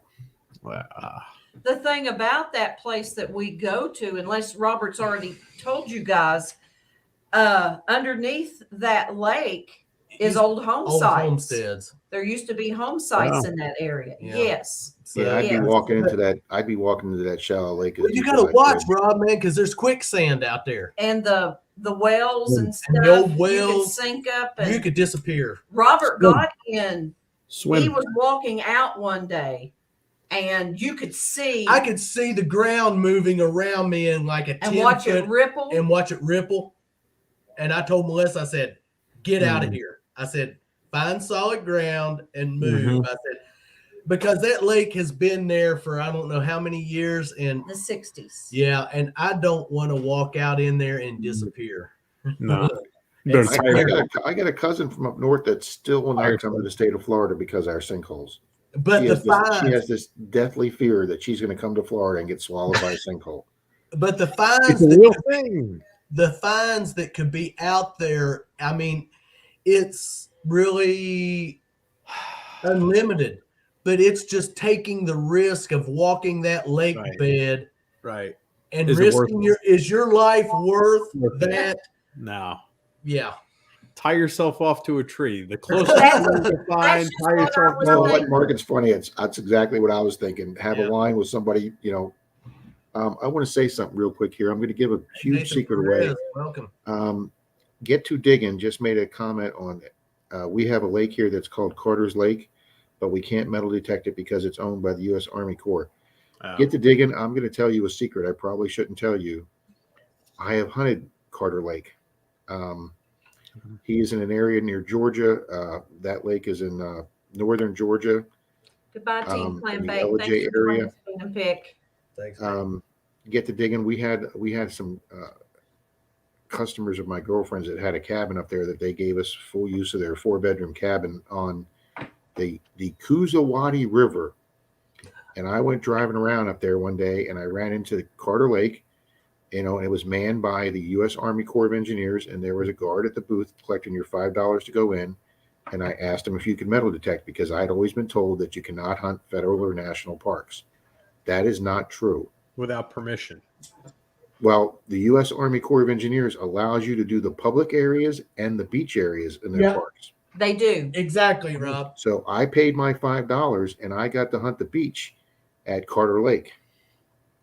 So beautiful. Get to Digging. If you're a little closer to me, I hate to tell that because that's going to be like my secret place, but I'm going to give it to you, buddy. Go do Carter Lake. Hey, where we hunt our beach area is it's Army Corps of Engineers. But I've talked to the ranger. She sat and watched me one day. I watched her come in and she disappeared on me, and I couldn't see her. But she was sitting and watching me, and then she approached me and she said, "I've been sitting and watching you." I give her our card. I told her who we are. I told her what we do. She said, "I was watching you. You're doing fine." She said, "As long as you don't dig in no big holes and in the sand and those areas that's already disturbed, you're good. The grass areas, because I was watching you dig the grass areas and how you were digging it, I'm going to let you do it." And I told her, I said, "Look, I have come out here. I found holes dug where people have dug, and I've covered them." And she said, "We know that we watch." And she was really nice. And so you got to do that. You got to talk to your rangers and talk to people, let them know who you are, tell them your channel, tell them to go over and check it out, and they will. Oh, yeah. Yeah. Jesse Hardy says, do you guys ever find shipwreck coins on the beaches of Florida? The East Coast. The East Coast is called the Treasure Coast, and not because, well, it's called the Treasure Coast because of the 1715 Spanish fleet wreck that went down. It was 11 ships. I think 9 of them got wrecked on the shores. When we stay at the Disney Resort in Vero Beach, we're Disney Vacation Club members, the actual property of the Disney Resort has a brass plaque that says this is the scene of the Spanish fleet 1715 wreck, literally 50 yards off the beach of Disney. And when I went over there the first time with my land machine, my 705, and I was doing the dry sand, some guy came by with a homemade machine. He had a coil, I bet, that was 2.5 feet big. and he was right at the shoreline because you're not allowed to go in the water there because it's all what's the word I'm looking for? It's all paid to be dredged. All the dredged people have paid to metal that, mine that land. So it's all spoken for. But you can do from the wet sand up the dry sand. And he was there with like a 2-foot coil trying to get down about 2 feet deep. But they pull Spanish cobs and Spanish reals out of that beach and sand all the time over there. Couldn't imagine. Gypsy found a quarter cut coin of a real doing one of the beaches. It just came out looking like a black rock, and it took cleaning. But very cool. I tell you, I get so envious of our detectorists across the pond. A claim. Thank you, Corey. It's a claim. Thank you, Corey.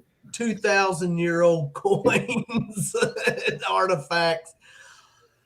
I would give a finger to get on a plane and go over there and dig with those guys. I would. I'd say cut it off. I'm telling you, Robert. Jeff has invited me over to Austria, and if I get the financial means, I'd probably. And I probably shouldn't use this language, but I'd probably walk around with wood for 2 weeks after finding some Roman coin. I'm telling you, it would just be. I mean, like you said, you just entered the 1800s club, and I got so excited. I just entered the 1890s silver club, and Jeff comes on my screen and starts holding up. Jeff found it all. He's found it all. It's all in his house right now. He's got his own museum. Which finger coin? It's unreal. A pinky. Oh, but I would. See you get to digging. Thanks for joining us. I'd Good night. I'd take a branding to go over there and hunt with those guys. Yeah. I mean, he just sent me. He's been texting me on Facebook. He says, "Rob, I sent you a package. Have you gotten it? I've sent all these packages out to the States and nobody's getting them." His package came 3 days ago, and he's got some Roman coins, and I am going to show them off on Sunday's stream. He sent me are you doing a stream Sunday? I'm doing a Sunday stream. All right, we'll be there. He sent me an entire box of Roman coins and relics. That's amazing.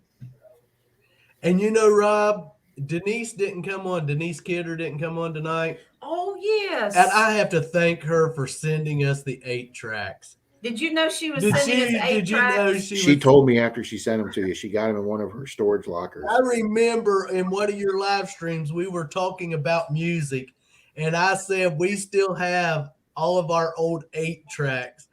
And when I went and got that and opened it up, I was like, "Oh my God, I love it." She is one of the most generous people I have ever met. That was just great. It was such great. The Statler brothers. Yeah, Statler brothers. And George Jones. And Alabama. I love Alabama. She found this pile of gold in that. I think in that same locker you did, and she was showing it off. And Brewers, Jeff from Brewers, he was in Pat's Zoom. Yes, we were there when she had that. And he said, "Hey, listen, if you want to sell it, I'll buy it." Well, anyway, she took it to her local guy, and he told her it is dental gold. So it's gold mixed with brass. So I'm going to ask Jeff if he's still interested. She said if he's still interested, she'll mail it to him and let him, weigh it and send her the money. Heck yeah. Yes. But yeah, that was so great of her. I mean, we appreciate it. We were so touched by that gesture. That was just great. She wants to give me so much stuff. Denise is like, "We don't have room. Stop bringing stuff over. We don't have room for it." She can send it our way. For sure. But yeah, we appreciate it. We were racking our brains when she said, "I've got a box I'm sending you." And I'm like, "Oh my God, what's she sending we didn't us?" have I'm clue.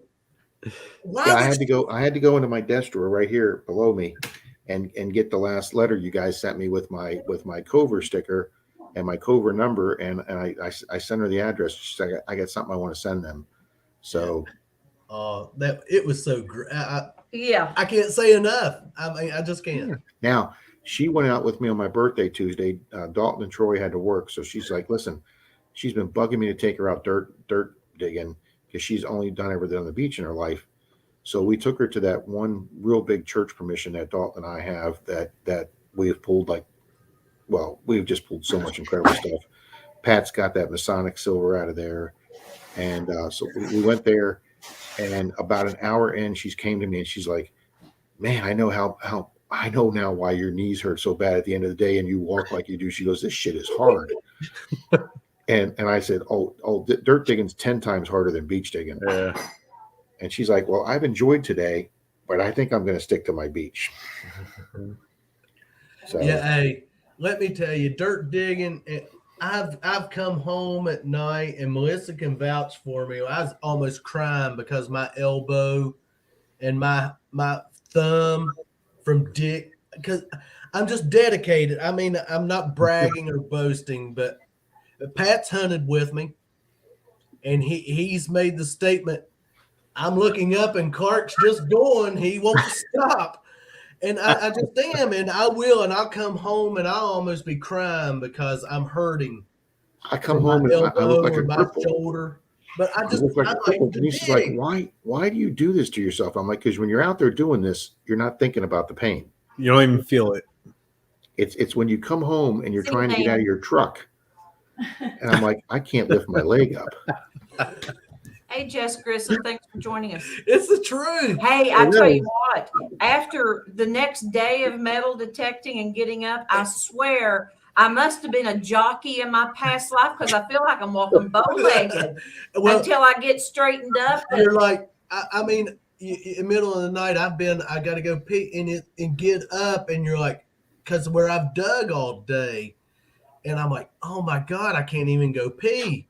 I was walking to my truck the other day, and my neighbor yells out from across the street, "You're waddling again." I go, "My knees hurt."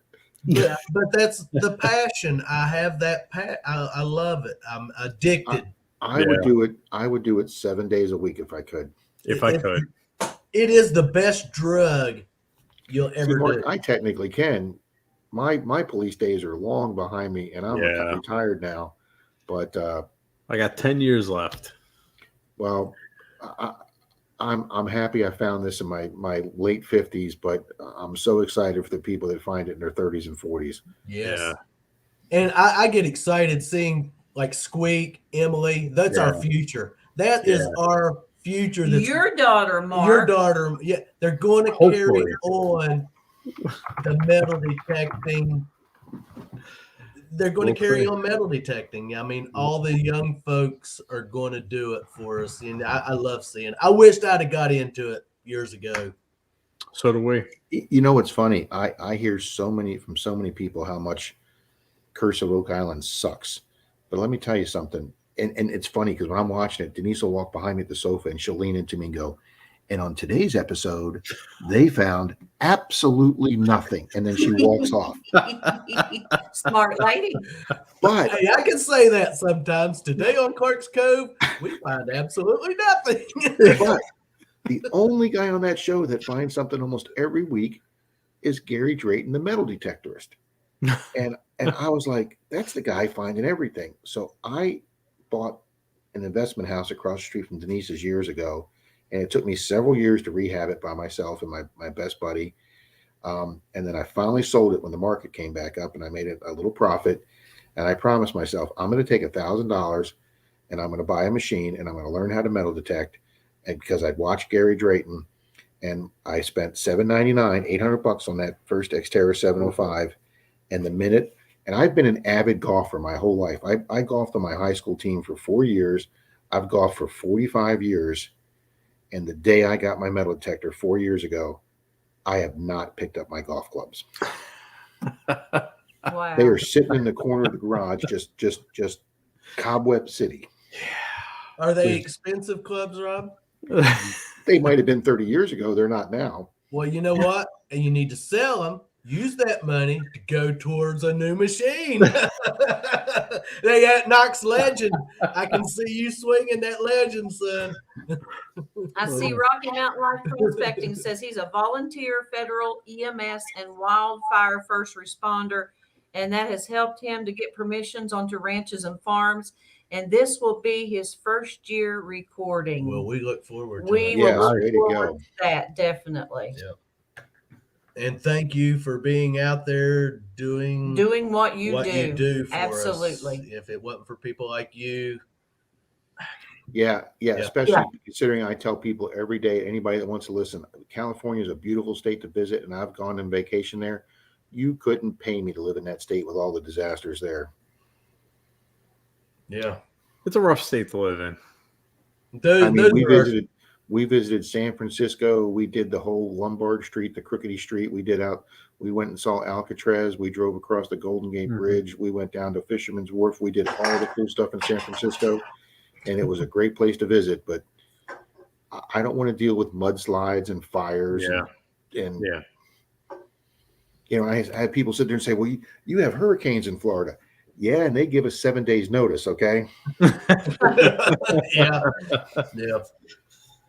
Yeah. I mean, East Coast, you get hurricanes. But those guys out there doing that stuff are true heroes. I mean, they're. I take my hat off to them. I mean, literally, I do. Jesse's like, move to Oregon. Oregon. Yeah, Oregon's going to be waterfront property someday. Okay. Oh, we hope not. Yeah, it's like Lisa says, wildfires, earthquakes, and then after the fires, rip all the shrubbery off. The next rainy season comes, and the entire mountain's sliding down the street. Mm-hmm. Yeah. But golf clubs make good back scratchers. 2 o'clock in the morning, and we're still going strong. Combs Treasure Extractor says golf clubs make good back scratchers. Yeah, I read that. That's hilarious. Butt scratchers. I played golf one time in high school, but it wasn't for me. No. Right now, my only swinging is the detector. Yeah. Well, California is beautiful, though, Lisa. We did California, and we did Lake Tahoe, and that was the first time I'd ever snow skied. It was the first time I'd ever been on a snowmobile, and Lake Tahoe is just absolutely gorgeous. You know, I don't know how familiar you guys are with Corey the Treasure Hunter, and have you found anything metal detecting, which is Gary with NorCal Metal Detecting? Man, those guys find some awesome stuff out there. My hat's off to them too. They always enjoy watching Corey because Corey and Gary. He's out there where they find some nice stuff. And they're in areas, where they have to keep eyes in the back of their heads too. Mm. I mean, and they tell us in their videos, I'm in an area. The homeless people have their areas and they don't like intruders, and it don't matter whether he's swinging or not. They see him as a threat. I have been so fortunate that I've never had any problems ever metal detecting, Exactly. even in bad areas. I've never had a problem with no matter who it is. Only one night on Clearwater Beach when I was crossing from the North Beach to the South Beach, and I had to go under Pier 60, and some guy started screaming at me that get these lights out of my eyes, and it was some homeless guy living under the bridge in Clearwater Beach, and we went toe to toe for a few minutes, but he finally walked off. But I didn't even know he was there. I didn't even see him until he said something. But for the most part, it's pretty easy going here for detecting. But we've never had any trouble out Corey of says anyone. Oakland. Corey spells out Oakland. Yeah, Oakland. Those guys, I have respect for them for getting out there and metal detecting where people are hassling them and might say stuff to them. And I've always said, if I have my digger in my hand and someone comes up to me and says, "I'm going to take your metal detector," I said, "Well, you're going to have to take it because I got a digger in my hand and it's not going to feel good when I hit you with it." Yeah. My neighbor across the street is a surveyor. So he pulled up when I was coming home the other day, and I was taking my equipment out of the back of my truck, and he grabbed my little my 3-foot lesh shovel, and he picked that thing up, and he goes, "Man, this is a nice little shovel. I need one of these for my out in the field. Yeah. I go, yeah, that's made specifically for metal detecting. I go, that's a $70 shovel there. And he's like, I don't care, man. I got to get me one of these. This is nice. they can be a weapon. Yeah. I modified my White's digger because I bought my White's digger. It's like Pat the has. Gopher or something. I got it down there at Florida, and I'm not putting anything down, but I had to modify it. And Rusty Digger Dustin did a video back several months ago on how to modify that and I followed his instructions and made my digger even better. And let me tell you, if you had to use that thing as a weapon, I wouldn't want to be on the other end of it. And that's why I wasn't worried on the beach. I'm carrying that 8-foot long beach scoop, Yeah. I wasn't worried. But it's funny. When I started detecting with the 705, I went and bought the Home Depot $10, 3-foot mini shovel. And after breaking 2 and leaving 1 at a park, I'm like, this is starting to add up even at $10. So I just went and spent the $70 and got the Les Sampson. Yeah. And I'm telling you, it is just so much stronger of a shovel that we don't have rough ground down here in Florida. It's like sand to go through. But every now and then, if you're close to trees, you got a few tree roots to deal with. But I'm telling you, we got I tried hunting in Kentucky once when we were at KOA for the races. And man, there's a lot of clay and rocks in Kentucky. Yeah. That's Jersey. I have that Predator. I use the Predator handheld digger. That thing's a beast. It's heavy in your hand, but once you get your wrist built up to it, oh man, that thing it's a monster. If you got to, Our county I'm in, they have and here's another thing that was funny. When I started detecting in February of 2017, I did not realize that Air County, at their county meeting in October of 2016, 4 months before that, had just changed their rule and they started allowing metal detecting. So I didn't know this. So when I started hitting the parks, every park I went into, every ranger kept saying, you can't do that here. So I went out and printed the county's new ordinance out. And I stopped arguing with people. I just started handing them the ordinance and they go, can I take this? And I go, yeah. And I'd see them go off to a telephone, call their supervisor, come back and say, thank you. And I apologize. And then I never had another problem. But actually in the county ordinances, it lays out specifics for how much of a size shovel you can have. Some places only allow you to use a one-handed screwdriver. Oh no, yeah. luckily we're not here. But I went up and visited Denise's family in Ohio. They had 2 counties next to next. One said you could only detect surface finds, which I thought was completely asinine. And the other one, you could only use a screwdriver. And then at the end of the day, everything you found, you had to turn in and hand over to the employee, the park ranger, and he got to keep all that. And I'm like, what the hell's the use of doing this? Why bother? My dad hunted back in the 60s, 70s, and 80s. All he ever used was a screwdriver. I remember the screwdriver, he had it where he had used it so much, it was at a point. He used a flathead, and he had used it so much. And I'd sit and watch him poke, and pop a coin up out of the ground with that screwdriver, and then pat it down. I mean, it was amazing. He was... Well, good for him. I tried that one day. I tried detecting one day with just a pro screwdriver, and that had to be the most hardest, difficult thing I'd ever tried to do. I don't know how he did it. Knowing what I do today, he never had a pinpointer. He used an old white 6,000 coin master that I still have. That's the one I sold. That's the one I sold Pat. And that's what he used with a screwdriver. And I watched that man find unbelievable finds with it. And we all honestly should be ashamed of ourselves for using all the technology that we use in the old It's so easy now. I mean, honestly, it's great. Seriously, your machine does all the work. All you have to do is swing over it. That's all you have to do. Yep, you are right. But yeah, when I started hunting, I didn't have a pinpointer. So like everybody else, you took a little bit of the dirt, with your machine laying on the ground, and you waved it over the coil. And if it gave you a signal, it was in your hand. If it didn't, you threw the dirt back down, grabbed another pile of dirt, and you waved it over your coil. That method is still effective. This pinpointer and this machine and all this fancy. And they were I went out one day and forgot my pinpointer, and that's what I had to do all day. Oh yes. So the backup pinpointer stays in the truck now.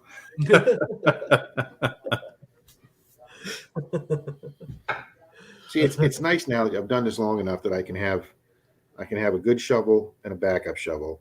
I got 2 detectors now. Yes. I bought when Dennis last year won 3 pinpointers at Christmas, and I met him up at Florida Hunt 7, guys. He sold me one of his pinpointers cheap that he won, and it's a nice Garrett pinpointer. So I've got a backup pinpointer now. So, I try and keep like one of those little nail pouches from Home Depot in the back of my truck too. So if I forget my pouch, I've still got something that because it's a pain just putting shit in your pocket. It really is. It is. Yeah. So I try and have 2 of everything.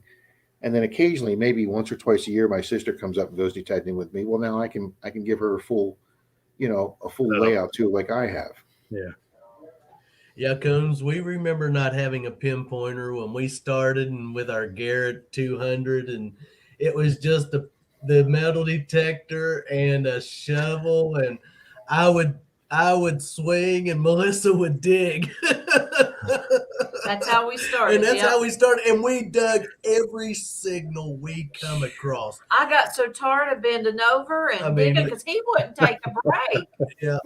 And hey, you learn so much like that. I wish I could go back to the beginner days now because we're so, what's the word I want to use? Prejudiced towards signals. You think you know what a signal is. But back then, you just dug it all. You didn't care. Well, it was just like, there's just certain days that you're just so tired at the end of the day. Like you said, you're like, oh, man, I've been doing this 7 hours a day. I'm just digging the high signals. That's it. You're just tired at the end of the day. You start going through like an area and you're just like at the end of your like time on the beach or on the ground. You're gonna start cherry picking. Mm-hmm. You just hit that point where you're just like, no, we're good. We're gonna pass over that 5, that 6, that 7. Yeah, no, that's gonna stay there. Yeah, I'll be back. And what's funny, Mark, is when you're digging the dirt, you completely ignore 0 through 5 when you're digging the dirt. You don't even you don't even slow down for a 0 through 5. Yeah, but you're on the beach and you're like, that's a good signal. It could be. It could be. It hasn't yet. It could be, yeah. It has not proven itself yet to me, but it could be. Well, the two signals I get most excited about on the beach is a 10 and a 17, because 10 could be a gold ring, and 17 literally probably 80 to 90% of the time is either a ring or a piece of jewelry. 17, yes. 10, no. 10's foil here. Really? Yeah, 10's foil here.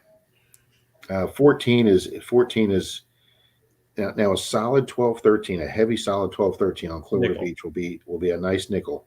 Yeah. If you get a 14 that has a little grunt or buzz to the end of it, 99.9% of the time that's going to be a bottle cap. And I've told myself I'm not digging any 14 bottle caps, and I still come home with 25 freaking bottle caps. you just got to dig them because you just never know. You can't pass them up. You just never know. I know. I watched your video, and your wife kept going, I don't want to go back. I'm not digging all the bottle caps. We're going to find a new beach. There's too many tracks. And I was just laughing at her. I go, yeah, but you guys, I'm like, you guys found, I think she found the buffalo and you found the silver coin. Yeah. I've been doing beaches for almost 4 years now. I've never found a silver coin. So good for you guys. I mean, I have found with a bottle cap will double beep, and a ring will double beep. So you might think, oh, that's a bottle cap. I'm not going to dig, but you got to dig it. You got to dig it because that ring could double beep you just like 705 double beep more than the Knox does. But yeah, you get a double beep, that's going to stop you in your tracks. Yeah. And I'm sorry. Every time I double beep, it's a pull tab. let me ask you something, and I don't know if this is just me or if this is like out there, but there are certain signals that I will actually hear, and there won't be any like a VDI for it. Yeah. The Mind Lab book, the yellow book, says sometimes when you do that, hit your pinpoint or hit your reset button and then swing over it again. Sometimes the machine will basically lock itself out of that signal for some reason. No, but like it's like a good tone. Like I'll swing over it and I'll be like, "Oh, that was something good." Yeah. And then I'll keep swinging over it to try and it gets worse. And I'll hear it, but I won't see it. Like there will be no VDI for it, but I'll hear it and I'll know, like I know that tone, so I dig it. I have found so many times on the Knox, you can be walking on a beach daydreaming and you get a great signal, and yet you go back to swing over that signal and it's never as good as that quick signal I gave you the first time. Or that. And just occasionally it falses like that. And I get that. It'll be like, beep, and you're like, oh, whoa, that's a great sit. And then you get back over it and dead it's like, in your where tracks. did that go to? What happened to it? Where'd it go? Yeah, right. Yeah. Stops you dead in your tracks. You're just like, where was that? I'll tell you something. One of my most popular videos, I did a short video on how to stop digging cans in the dirt. And I had another YouTuber teach me this. If you swing over a signal and you get a really good strong like 25, 26 on the Knox, that's a dime. Yep. You put that coil up a foot, and if it's still doing it, nope, you got a can down there. And I'm not going to say it's worked 99% of the time. It's worked 100% of the time. I'm going to give the person that taught me that the credit, and that's Metal Detecting East Texas with Kevin. He taught me that. He said, if you come across I will tell you, I have never seen anybody do parks that pulls out more good shit than him. I'm telling you. Raise that coil up above it, and if you're a foot above that signal and still getting it, crash. Yeah. But yet the greatest, when I don't use headphones too much because and Mark could probably live with, as an ex-cop, I don't like to be snuck up on. I don't like wearing headphones. I know you could do the one ear thing, but that's what I do. And sometimes Dalton finds more stuff with me because he's wearing those earbuds and he can hear those little teeny chirpy signals that I can't hear. But if I'm in a park or in public property or in somebody's thing and I get a real quiet, nice little beep of 26, 27, where all my signals have been coming in nice and strong, and I get that nice, quiet 26, 27, I'm like, that's a deep silver coin. And a lot of times you get all excited, you get this big, loud, thick beep, but it's those nice, tiny, quiet beeps that you want, and they turn out to be the nice, deep silver coin. I agree 100%. Oh yeah, Tony, Jimmy Crossbones. If you watch him, Mark, he did too, where he found all the Spanish silver on the other coast from one of those wrecks after a storm, and then he did a video after them where he cleaned it all. It's New Year's Eve at Black Treasures. We ain't going to sleep tonight. We're going to stay up till the break of dawn. If we have one person on here, we're going to be here when the sun comes up. I took a nap from 5 to 7 p.m., so I'm good to go. I'm good to go. I slept today. We have nothing to do today. But I watched him clean those Spanish coins that were completely black and encrusted, and he took a third of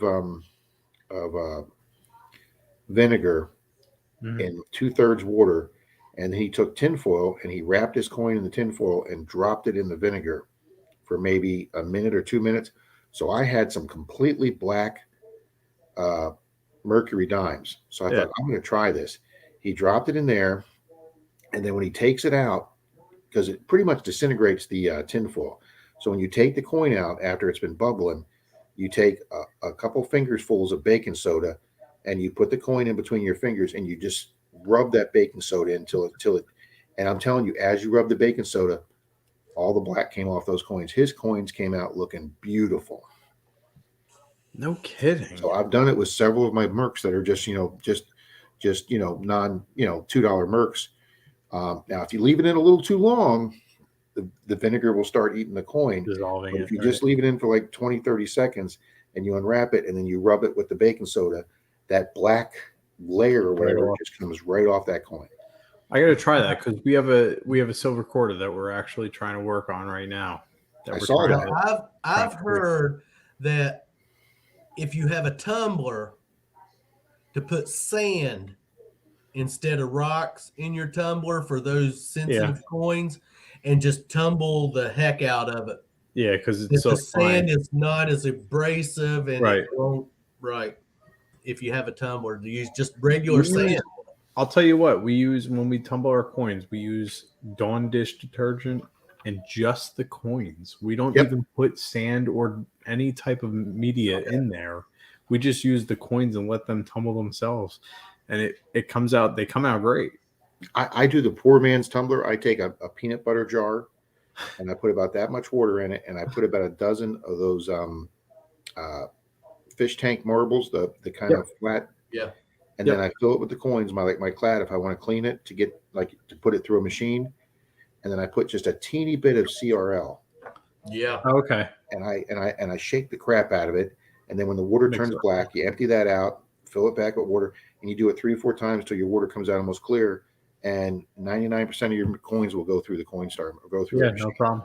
Well, I'm going to tell you where we're at because of our soil. Usually when we do a cleaning, I'll do 2 cleanings. I'll do a first cleaning, let's say my pennies, and I'll just put my rock. I use rock salt, fish tank rocks, and I'll put a little bit of dish soap in there, do a 30-minute cleaning, and then rinse that. Then put rock salt, some detergent, and CLRL. Run that for about 30 never thought minutes. of rock salt. And use the rock salt like you used to make homemade ice cream. Homemade ice cream. Mm-hmm.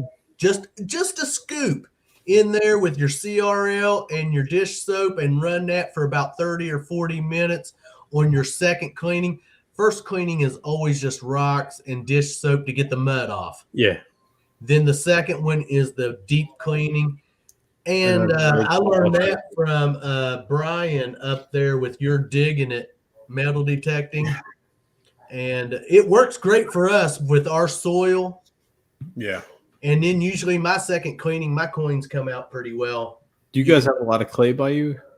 It's not necessarily clay. It's just mud. And just a lot of mud. Georgia has the red clay. When we was at Swifties, we have the clay. Oh, the clay, that red clay is hell. Pardon my language, but it is. I will tell you this. I did a park on Thanksgiving. That I've hit a few times. Me and the guys get together for some basketball on Thanksgiving morning. We've been doing it for like 30 years. And the guys leave after about 2 hours, and I pull out the detector. And I was doing a field in the park, and I was getting all modern clad, and it was coming out with this gray clay, and I was like, well, that's not native to area, so I knew it had to be filled dirt. But I got a copper penny signal, and I dug it out, and this beautiful 54 Wheatie came out that was still bronze, and it was in a pack of clay that I had to pop open, and it was in the middle of the clay, and it was still damp. That damp clay had kept that coin still bronze looking from 54. That's nice. Wow. But the thing about it is I've been tumbling coins and then find a wheat penny in there that way I tumble just destroyed that wheat penny. It leave it almost unidentifiable. I don't know why. Yeah. Where a regular copper won't do, it'll clean it perfect, but I put a wheat penny, find an unexpected wheat penny that we just didn't know we found, and it'll be pitted to death from where I cleaned it. Wow. Really? I've only found 2 steel cents here in Florida, and both of them look like they were eaten away like a zinc penny. You know, Rob, I've got all kinds of steel pennies. I've got Melissa, probably 30 steel pennies that my dad had found when he was metal. What is the main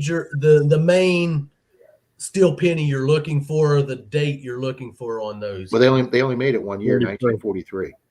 Yeah. So are like all those worth anything, or? Well, you get a 43S in mint condition, it might be worth a few bucks, but they made a crap load of 43 pennies. Philly, Denver, and San Francisco. Okay. 44 steel penny. Or was it 44? No, so 44 steel penny, that's your like $1 million coin. Well, yeah, but there's only been 5 of those known. Right. Is that like that? Is that like that 59 Wheatie? Yes. Because there are 59 Wheaties, even though 59 is the transition period between Wheaties and if you go on a coin website and you read about that 59 Wheatie, there's only been one ever found. The mint, the guy took it sent it to the mint, and the mint said, "We do not believe this is a counterfeit." Trash. But he has sent it to 2 different coin grading companies, and neither will say whether it's legit or counterfeit, but they won't grade it. They just send it back to him. So it's like the only one known, and nobody will say it's a counterfeit, but nobody will say it's a legitimate one either. So this poor guy got this coin, but it is sold. It is sold, I think, for over $1 million. Yes, Alley Cat, we're still now. away. See the stuff I've read that there was a transition between 59 Wheaties and the memorials. So, yeah, just like the 82 Zinkin. Yeah. It's funny when I'm doing my coin roll hunting with my boxes of pennies. I put all the 82s aside. Yeah, so do I. And then I weigh them to see which ones are copper and which ones are zinc. And from what I've read, they changed it. They changed to zinc in like the last third of the year, the last quarter of the year. So the vast majority of them are usually copper. Yep. And when I first started penny roll hunting, somebody said, well, if you find an 83 that's copper that they forgot to change the die, that's worth big bucks. So I used to weigh every 83 penny, and I said, no, this is like looking for a needle in a haystack. I stopped doing that. I was like, that was taking like hours. That's a lot of work. Yeah. But you got to realize there's transition years, because they would make some of those coins, they make half a year and then transition it into the next. So it's funny. One of my earliest videos from 4 years ago was a video. I found my first Indian head penny, and I find it, and I thought, because it gave me an 1819 signal, which is the same thing as zinc does, I thought I was going to be digging a zinc. And then when it came out, and I lightly brushed off the back, they had that full wreath there. So I thought it was a Wheatie originally, and then when I realized it was an Indian. And I'm in the camera going, wow, this is great, my first Indian. And then I clean it, I'll rub it off a little bit, and it says, you can see it on my video clearly. It says 1909, and I'm like, I was just new to metal detecting, and I'm like, no, 1909 is the first year of Wheaties, so this can't be an Indian. I didn't even think about the transition year. So the whole time I'm rubbing this penny going, this can't be a 1909. It's got to be a 1908 or 1900. I just can't read this right. But yet you look at the video and you can clearly see it's not. And I'm just denying it. And I'm going, no, it can't be. You've got to forgot about the transition. You got to keep that in mind, that they're just because it's a certain year that they did transition them maybe right in the middle of the year. So you might get half of this coin this year and half of this coin this year. Wouldn't that be awesome? Yeah. So now, Mark, have you ever found a magic coin? Not yet. It's a cool T-shirt, isn't it, Hill Digger? Yeah. This is my farewell to 2021. Johnny Cash. Yeah. Sorry for the interruption. Sorry for the interruption, guys. Yeah. I found half a magic nickel metal detecting. Magic nickel. That's hollow you take the back apart so you can put something inside of it. Oh, okay, yeah. No, I'm not familiar with that, Rob. Dalton found on that same 24 property where he found the silver thimble, he found a magic wheat penny, and I was stunned because I had never even heard of them making a magic penny that small to be a penny. Yeah. It's a beautiful wheat penny on one side, and then it's just hollow with the rim. So I have a buffalo nickel like that. I didn't find it. It was actually handed down to me by my grandfather. I have no idea what it was used for. I have an Indian head penny that is, the penny itself is like chrome, silver plated, and then the Indian head is like gold color. Wow. Where the Indian is. Yeah. But the coin itself outside is like a silver coin, but the indent in the center is like gold or copper, bronze, whatever. Yeah. Yeah. Did you guys hear that noise when I told this book out? Yeah. That was the magic coin falling out of my book. Combs Treasure Extractor says they've seen a 1916 Barber dime and a 1916 Mercury dime. Here it is, Mark. An absolutely perfect Kennedy $50. Absolutely perfect. Yeah. Oh, that's my Buffalo nickel. I have exactly the same thing in a Buffalo nickel. I have no idea what it was used for though. These are from magic sets. Oh. Okay.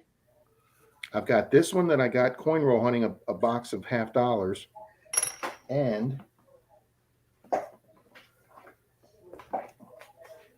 is that like the two-headed coin deal? You know, yeah, for magic tricks. Yeah, right. This is my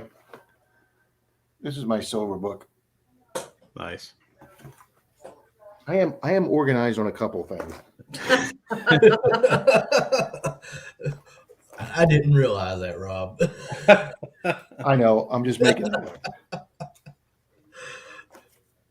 You must have listened to a lot of Johnny Cash for a 5-year-old to know the words to A Boy Named Sue. Oh, that's a good song. That is a good song. Yeah.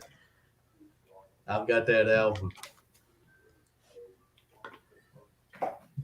When your old ladies give me, remember? Uh-huh. Now you want to get excited when a gold coin that big pops out of the ground. Let me tell you something. You think you hit the jackpot, and then it turns out to be a 1,000 peso that's worth about $7. Yeah, right. Yeah, we had 100 peso pop out of our. We did our own curb strip, and we had 100 peso pop out, and we were like, "Oh, it's a gold coin." I saw that video. That's the exact coin that one is. Yeah, it's a gold coin. Yeah. What's it worth? $2. It's worth about $6. You know, I love the fact that these guys find the old counterfeit coins. Yeah, that's cool. And it's cool that back in the 1800s, they were counterfeiting money, man. And did you see the episode of Green Mountain Metal Detecting Brad?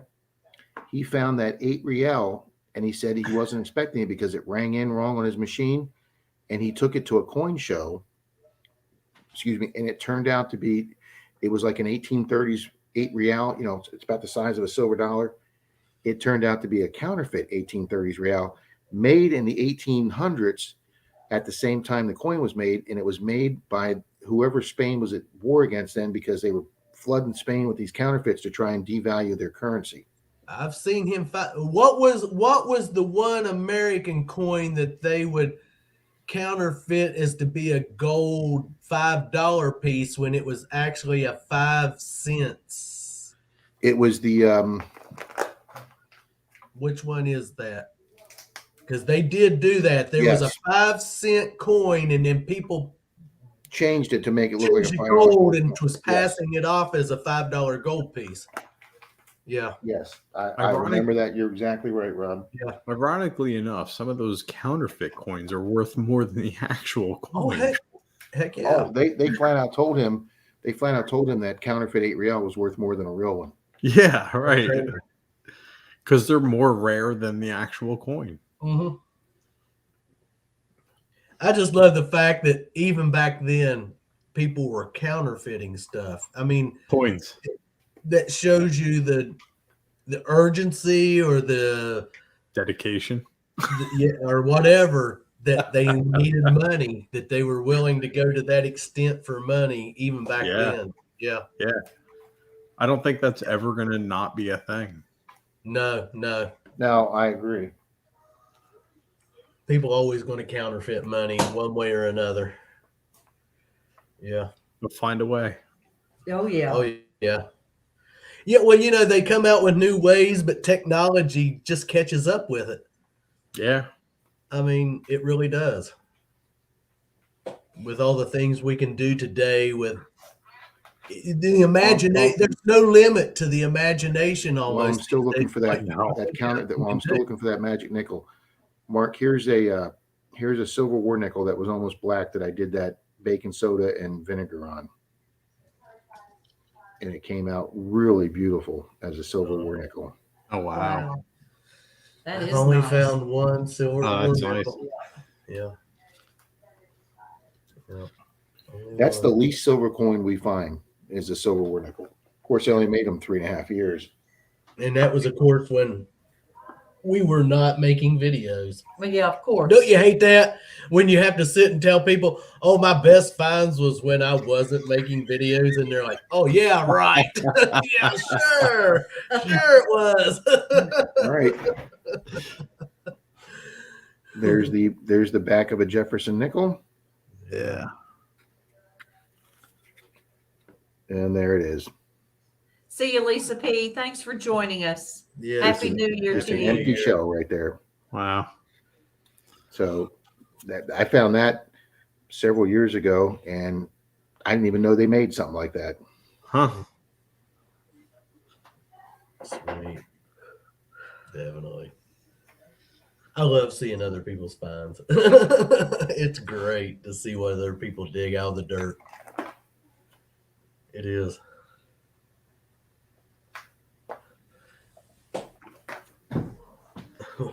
All right. Crossed. I'll be right back.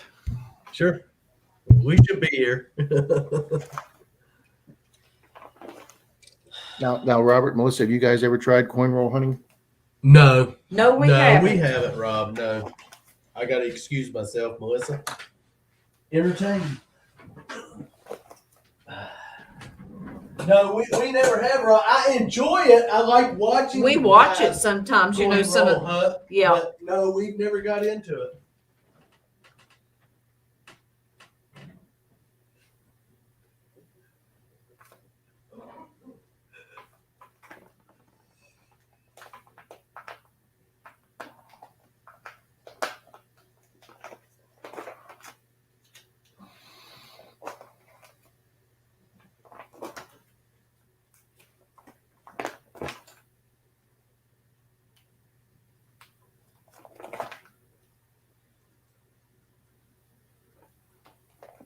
Oh, I'm trying to find one other thing.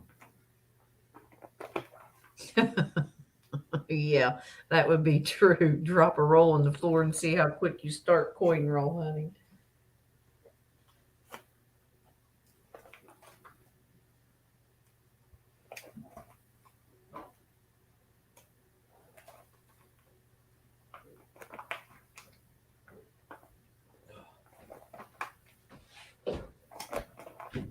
What is it, Mom? Troll. Oh, well, we can handle that. That happens.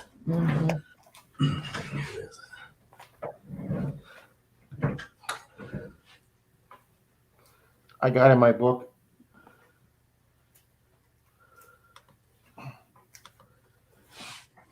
My very first wheat penny I've ever found. Wow. Sweet.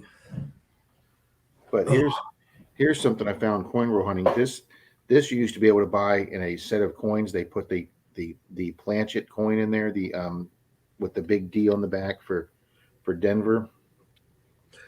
I've never seen nothing like that, Rob. If you see a coin set now, these are plastic. But back in the 70s and 80s, they made them out of the same copper from the penny to show you that this was the Denver Mint set. Now it's a plastic token now, but back in the day they put these, and I actually got 2 of these in a box of pennies. So wow. Yeah, we don't. No. Never did that coin roll hunt. I like watching. I'm trying to find one of the coolest things I've ever found coin roll hunting. Hey, I'm impressed. I found the nickel.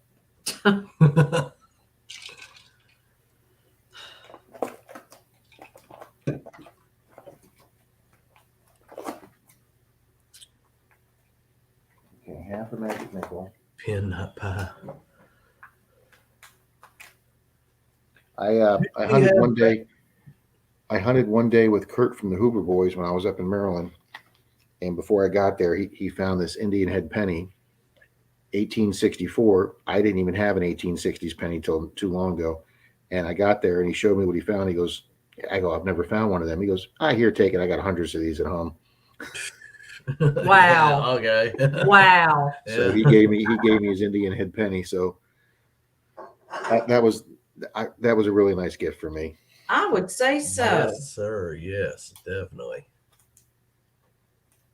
Now, have you guys ever found a large cent, Rob? No, not yet. No. Neither have we. Troy Dalton and I each have a Canadian large cent we found on permissions, but we've never found an American one. Now, what was the large? I guess it was considered a large cent, but it was a Canadian there at Miss Sheffield's. It was a KG6. Oh, yep, that was the last year's of the large cent. Yep, that's a Canadian largie. Yeah. So, but an American one, no. See, because Canada, Canada made those till 1912 or 1918. They made their large cents before they went down to a small cent like ours. But ours ended in 1856. Okay. So Canada kept making large cents for another 60 years. See, and I didn't know any of this before I metal detected. Hey, I'm still learning too. Oh, man. yeah. Hey, every day. Well, see, that's the cool stuff. When you guys find some cool stuff on these permissions you're at, and then you get to go home and research it. Yeah. Or even if we don't research it, that others inform us about what we found, because so many times I ask for help from the outside, tell me what I found. I'm not the best at doing research, Rob. I mean, I'm just not. Seems like everything I Google or Bing brings me to something that it's not what I'm looking for. Well, same thing. Troy was up in Alabama last week on a family vacation, and he found like an 1870s house he got permission on, and he dug up this foreign silver coin, and he sent me a text with a picture, and he goes, Rob, I know this is foreign silver. He says, but I don't know what the hell it is. So I took the pictures of his coin, and I started researching it, and he found the 1941 Netherlands 20-cent silver piece from 41. Now, what was interesting about that is during 41, the Nazis invaded Netherlands and took over the Netherlands. And because the Nazis weren't going to allow precious silver to be used for coins, they started making the Dutch make all their coins in cheapo zinc. And then when the Allies came into the Netherlands and drove the Nazis out, Netherlands said, we want to start going back to our coin system with the silver coins we admitted. And they didn't have the infrastructure set up then because the Nazis had taken it over. So for the next several years, all your Netherlands silver coins were made by the U.S. Mint. Okay. See, and you just find cool stuff like that out when you're doing your research.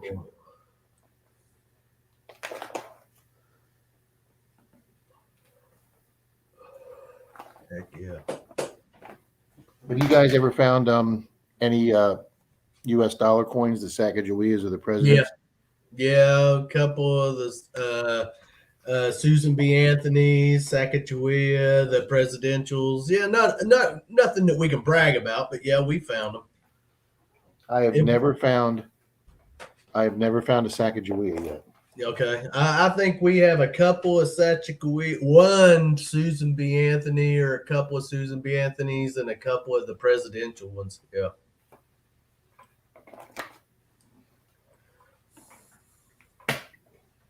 We've only found. If you guys ever watch my video on why you should be friendly with your bank tellers,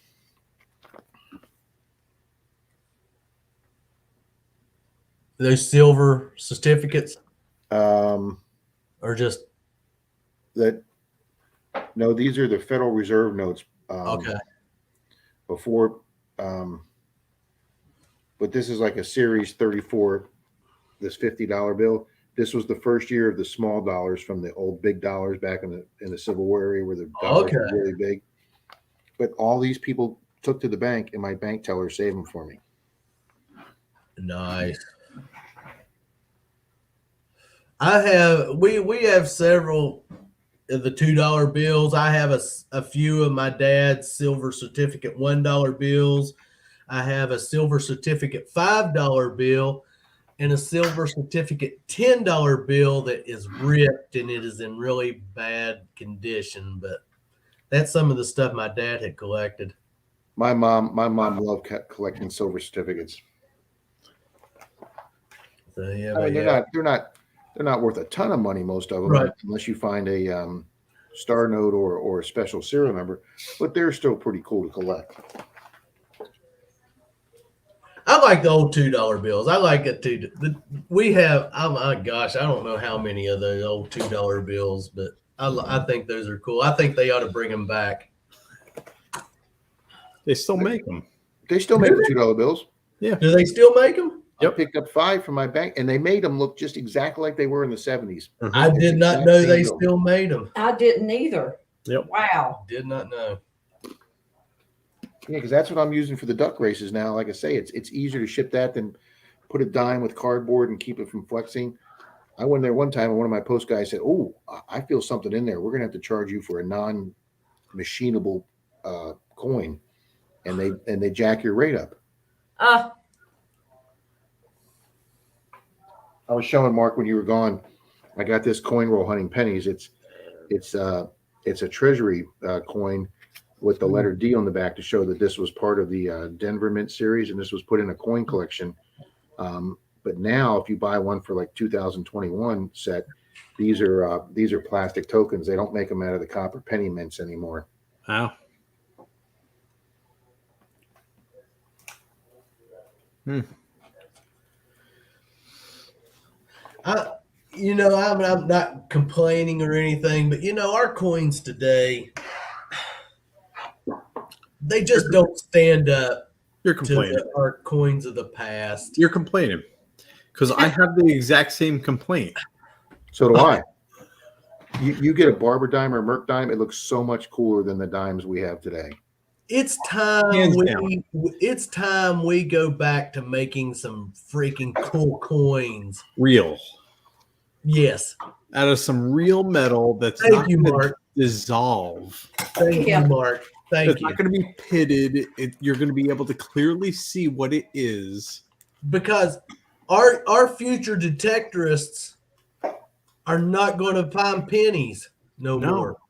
No. Or from 82 on, no, they're not going to find pennies. They're just going to be disintegrated. And it's funny. Park Rat Pat jokes. He does a lot of properties where he doesn't find older stuff. But if he finds like a 65 penny, he's going to be like, 30 years from now, guys, this is going to be the Wheatie for the next generation of and they're going to say, wow, I found a copper memorial, not one of these crappy zincs that's disintegrated. And, just like people 30 years ago were excited as hell, the Indians of the day are now our Wheaties of the day. So, what's crazy? And I thought about this. So the zinc pennies, unfortunately, are going to be the most rare pennies because they're all going to be dissolved. Yeah.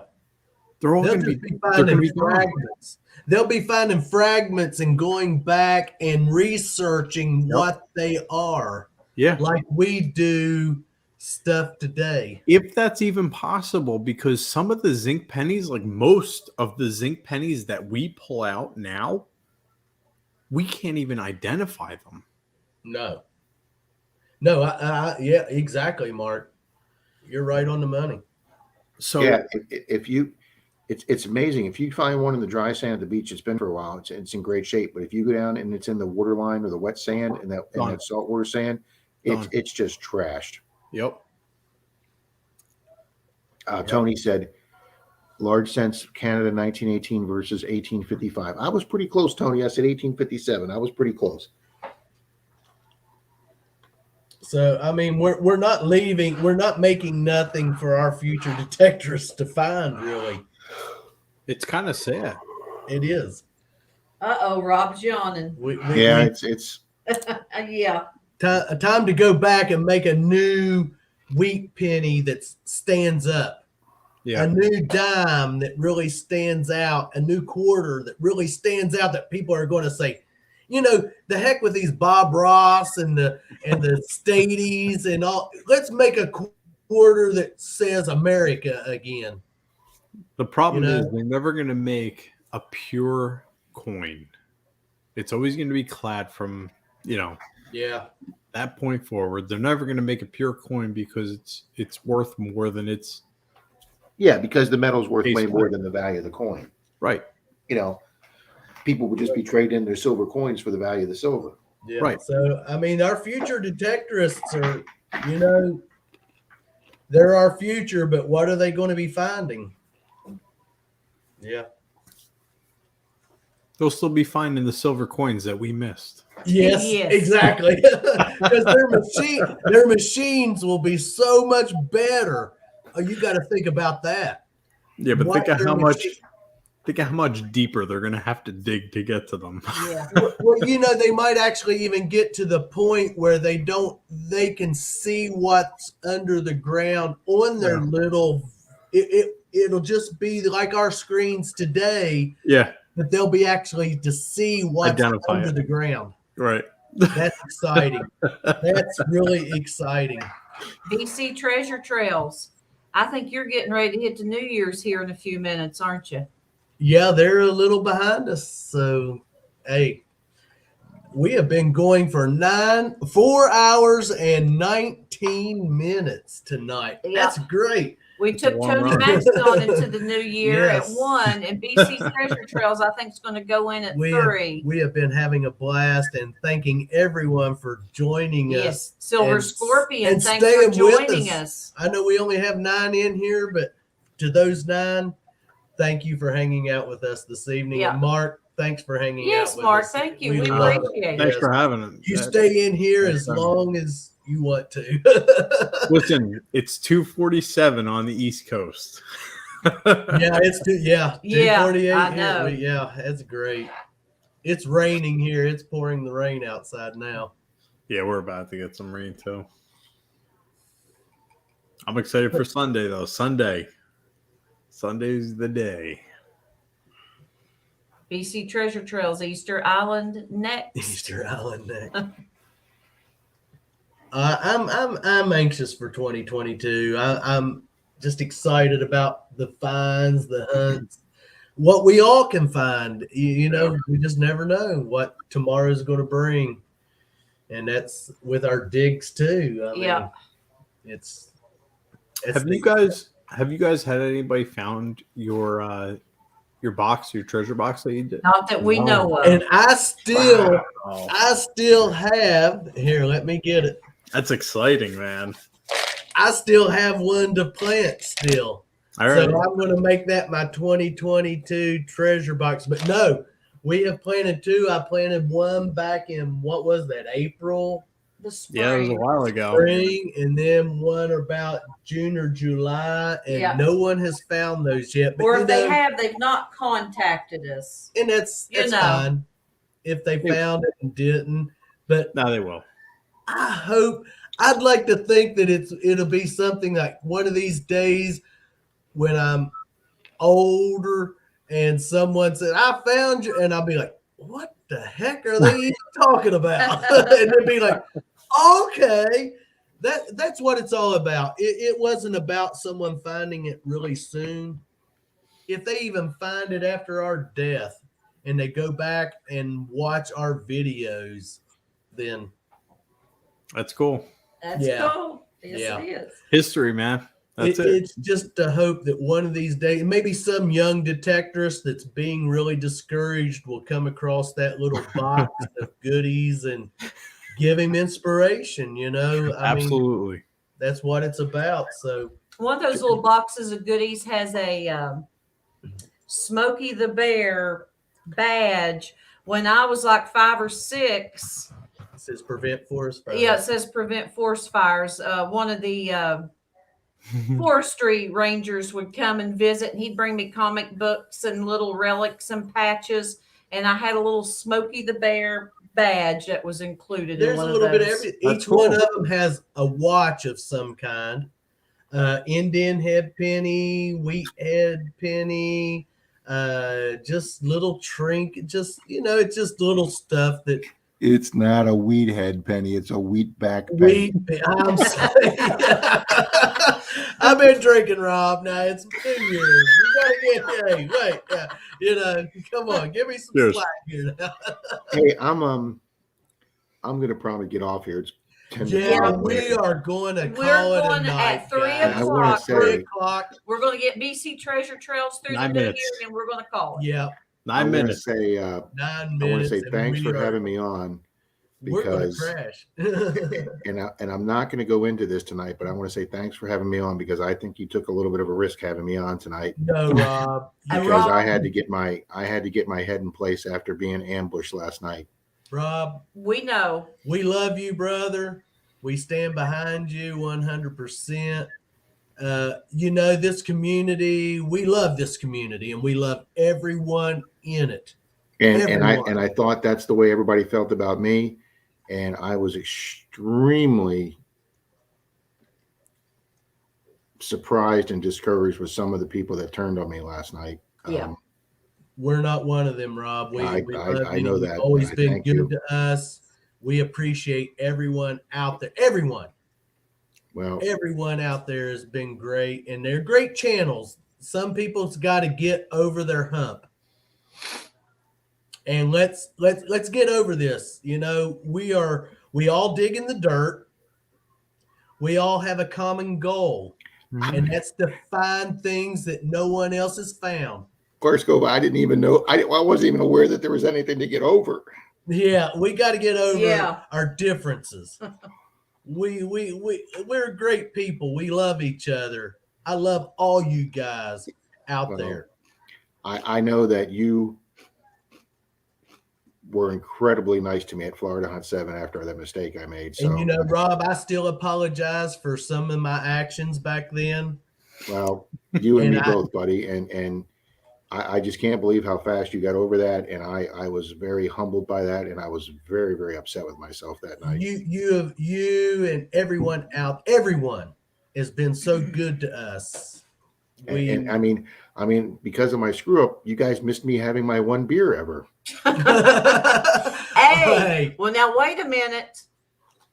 We saw you. We weren't with you, but it was on Zoom chat. You had your special. That's right. I did have my eggnog liqueur that night, and I did polish off about a fifth of that bottle, and I was as sick as a dog. But no, everyone is great to us, and we try to be good to everyone. You know, Clark's Cove here, we are just thankful for everyone because everyone has supported us in one way or another. And we've got to get past our differences. We've got to get I would have loved to come up there for that Halloween shindig you guys all put on with Swifty, but I was in the middle of driving that U-Haul to Missouri. Yeah. If I could have timed it to where I could have stopped at your guys' place, that would have been awesome. But no, we love all you guys. You all, everyone's the best. 6 minutes, BC Treasure Trails. Down. Yes, we Mark, are. if you want, since I now know your Facebook page is the exact same name, Mark, I'll PM you and leave you my phone number. And if you guys head this side of Florida, I'd love it if you gave me a holler. Yeah, absolutely. See you. Thanks for being here. So now, Mark, is Angela passed out yet? Yeah, she's sleeping. You got your Sharpie ready, right? The thing is, like, I work nights, so I'm used to staying up this late. This is my time, right? We want to see that video with the markings on her face. A pretty little mustache. No, you wish her. It's not worth it. It's not. I promise you, it's not worth it.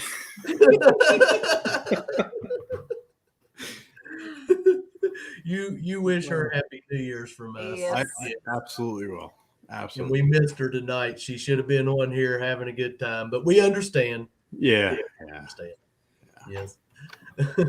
Absolutely. But the thing about it is, okay, it's 2:55 right now. Robert and I will get into bed by 3:30, 5 o'clock, 4 o'clock. We'll go to sleep. It'll be time for breakfast. But then at 6 o'clock, we'll be wide awake and ready to start our morning routine. No, I can't say that. No. We have this internal clock. It don't matter if I go to bed at 5 o'clock. I'll be up at 6 o'clock. Sleeping into us is till 7 o'clock. That's sleeping into us, and that's lucky. For most of the time, I'm up. Sometimes 3:30, 4 o'clock in the morning. I'm watching videos. Let me tell you something, guys. 5, 6 o'clock in the morning is still middle of the night to me. Okay. I wish it was. Yeah. Mark may be a midnight guy, but I did my 20 years in public service on second shift. I was a 3 to 11 guy for 21 years. So I'll be up watching a movie. I'll be 3:30 in the morning. I'm turning Rambo on. If Denise is sleeping and I pop into the spare bedroom, Predator. I'm watching. If I pop into the spare bedroom, I'll fall asleep watching YouTube videos. Yep. I mean, I'm definitely a third shift guy. See, and we at our department, Mark, we had you had to bid off midnight after 3-4 month shift just because they thought that was affecting your attitude towards the public. so guys would bid off for 1 3-month shift and then go right back on midnights for another year. I can actually understand that. Rocky Mountain Life, you never know when someone will take you up on that. He said everyone is welcome to come to Colorado as well. Hit a old mining town and camps. I'd love to. Yeah, that would be a bucket list hunt for me. Yeah. Wouldn't it be awesome? And Reed's already an adventure where he's at. Oh my goodness. I'd love to go out there and hang out with Reed. I told Robert when we watched his last video, I said Reed was born too late. Yeah. Yeah, Reed was. He should have been born back in the 1800s. Nathaniel Outdoor Adventures. Welcome, brother. Thank you. Wish you a wonderful new year as well. And you're coming in as we're getting ready here in just about 3 or 4 minutes. Yeah. My catchphrase for 2022 is going to be, may this be the most prosperous year we all have. Hell yeah. Yes, Ron. Yeah. Hell yeah. Absolutely. Cheers to that. Cheers. Mark, I can't salute with you. I'm out of eggnog, buddy. What you got there, Mark? Little, whiskey. Little whiskey. Little Maker's Mark. That's a man's drink right there. It's Mark drinking Maker's Mark. I thought it might have been Jameson or something. Jameson. Yeah. Guys, I've been on this stream so long tonight that when I went off StreamYard back to your regular page that the stream is on, the regular YouTube page, it made me re-sign into the computer. I've been here so long. we have been on for 4.5 hours. We said that we would stay up as long as for about an hour and a half. Turned into 4 hours. Hey, we couldn't let That's BC great. Treasure Trails bring in the new year without Clark's Cove. No. Yeah. Live long and prosper for the Trekkies. Want to thank everyone out there for just hanging out with us this long tonight. Absolutely. 1 minute, guys. 1 minute. It's 2:59. Now, Eaton Beach, can you? Oh, hang on. I'm on the wrong thing. Eaton Beach, can you do that? There you go. Live long and prosper. And then Nanu.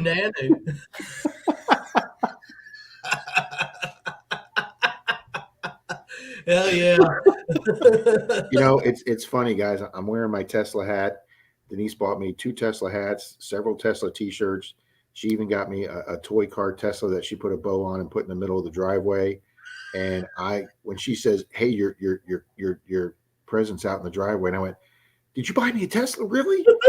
She goes, "Out the driveway." And I get there and there's a 132nd car. It's like this big with the red bow on it. And guys, I must have laughed for 15 minutes. We almost let it out of the bag a couple of times, but I'm amazed she came on to Zoom with you guys. I was really amazed. It was great. Well, I done forgot when it was. It was Saturday in our live stream. Yeah. Because you come in Saturday, didn't you, with our giveaway? Yeah, with our giveaway. And someone was asking about the Tesla. And Robert started talking, and I had to punch him. I said his birthday's not till Tuesday. It's not for Christmas. It's his birthday. I was going, yeah, I know something Rob's going to get. She got me all Tesla, and everything else she got me was Baby Grogu. I was loving Christmas Day.